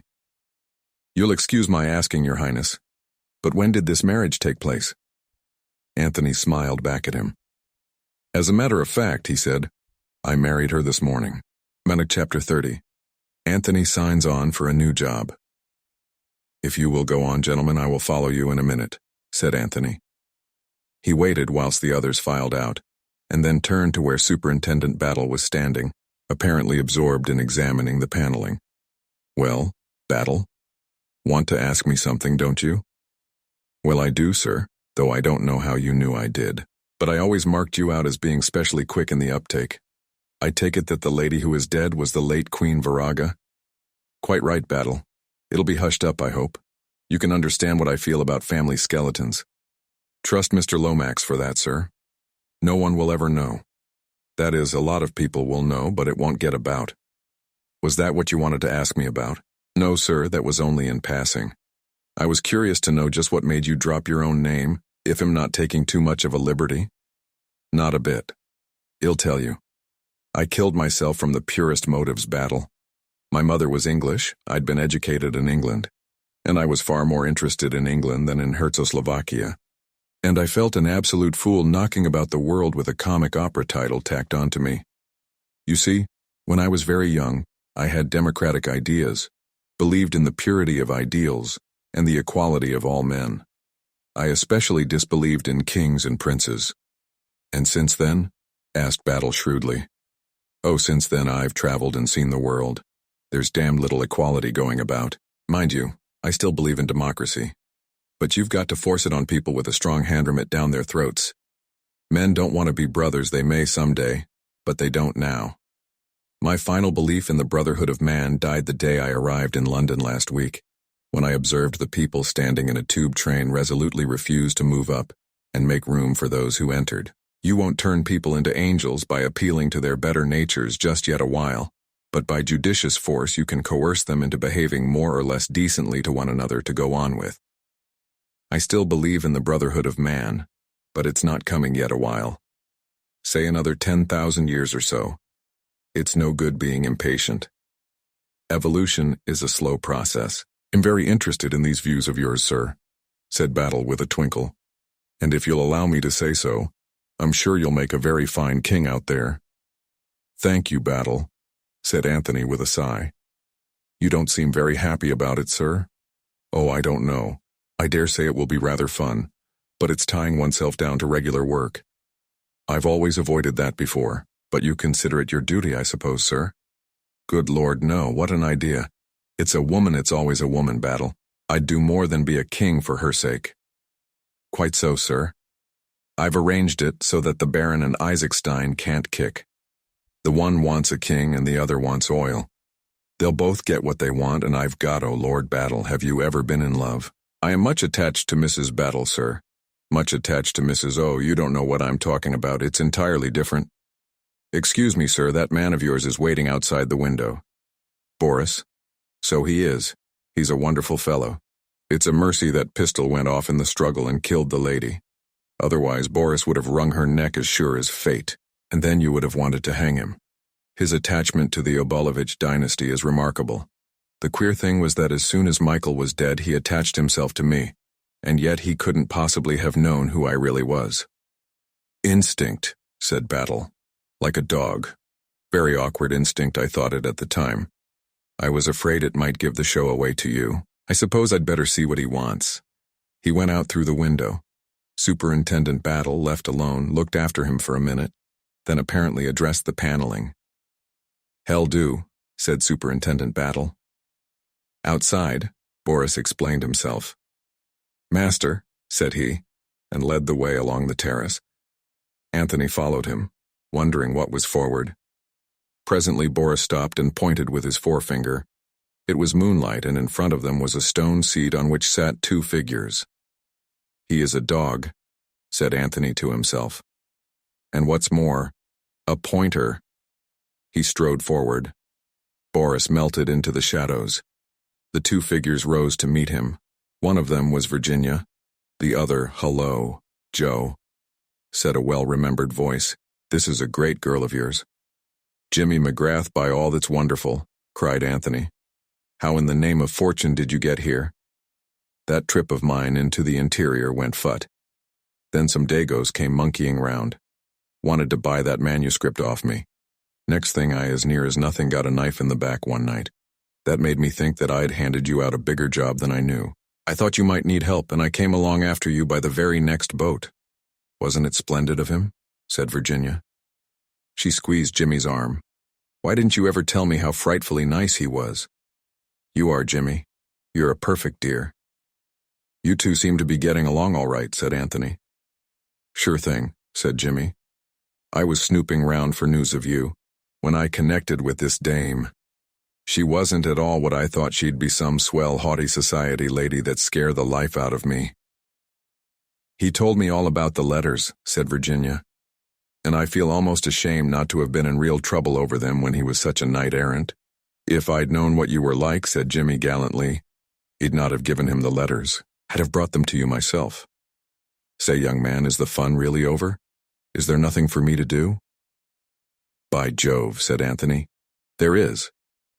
Wait a minute." He disappeared into the house.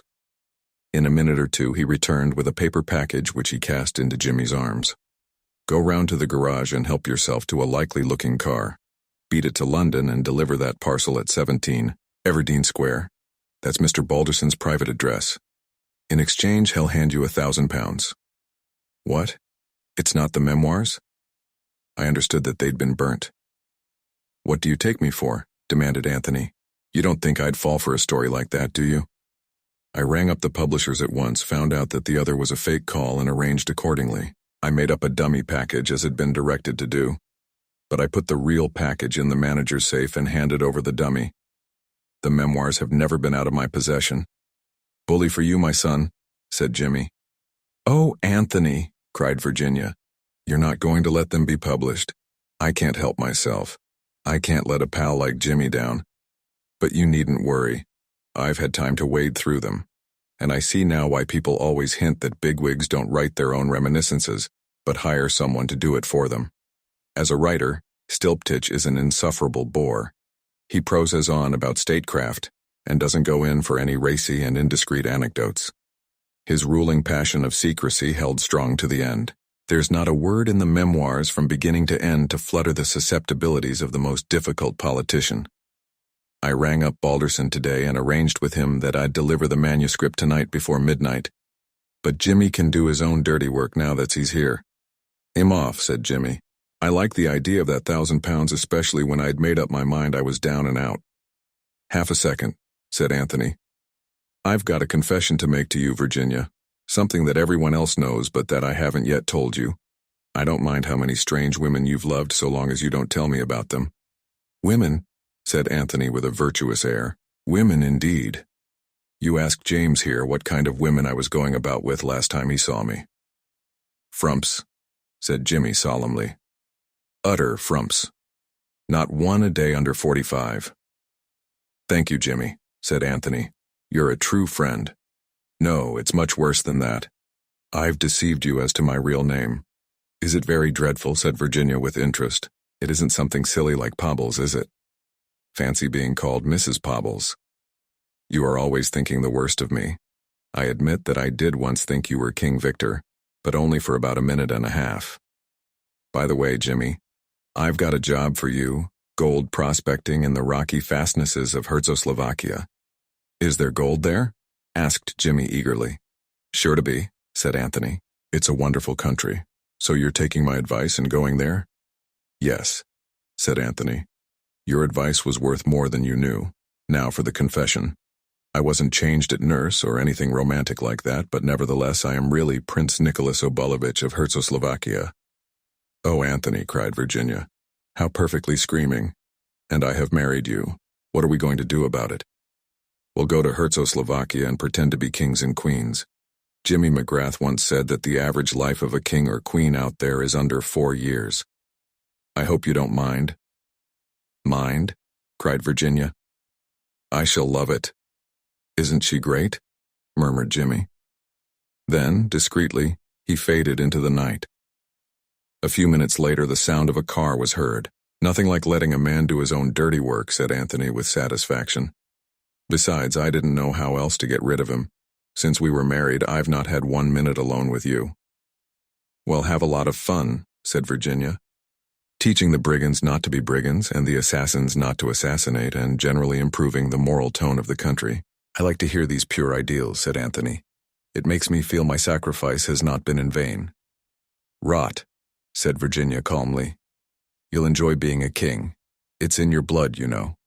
You were brought up to the trade of royalty, and you've got a natural aptitude for it, just like plumbers have a natural bent for plumbing. I never think they have, said Anthony. But damn it all. Let's waste time talking about plumbers. Do you know that at this very minute I'm supposed to be deep in conference with Isaac Stein and Old Lollipop? They want to talk about oil. Oil, my God. They can just await my kingly pleasure. Virginia, do you remember my telling you once that it'd have a damn good try to make you care for me?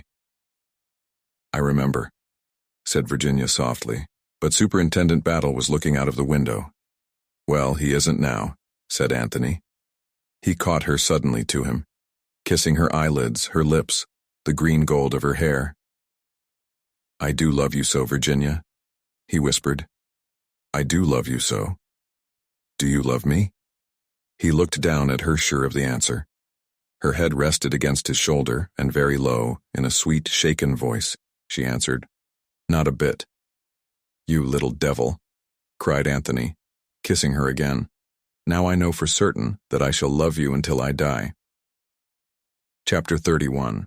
Sundry Details. Scene Chimneys, 11 a.m. Thursday morning. Johnson, the police constable, with his coat off, digging. Something in the nature of a funeral feeling seems to be in the air. The friends and relations stand round the grave that Johnson is digging.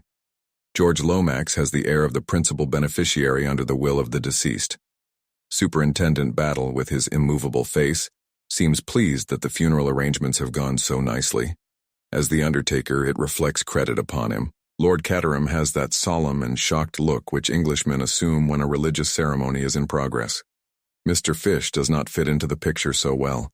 He is not sufficiently grave. Johnson bends to his task. Suddenly he straightens up. A little stir of excitement passes round. That'll do, sonny, says Mr. Fish. We shall do nicely now. One perceives at once that he is really the family physician. Johnson retires. Mr. Fish, with due solemnity, stoops over the excavation. The surgeon is about to operate. He brings out a small canvas package. With much ceremony, he hands it to Superintendent Battle. The latter, in his turn, hands it to George Lomax. The etiquette of the situation has now been fully complied with. George Lomax unwraps the package, slits up the oil silk inside it, burrows into further wrapping. For a moment he holds something on the palm of his hand, then quickly shrouds it once more in cotton wool. He clears his throat. At this auspicious minute he begins with the clear delivery of the practiced speaker. Lord Caterham beats a precipitate retreat.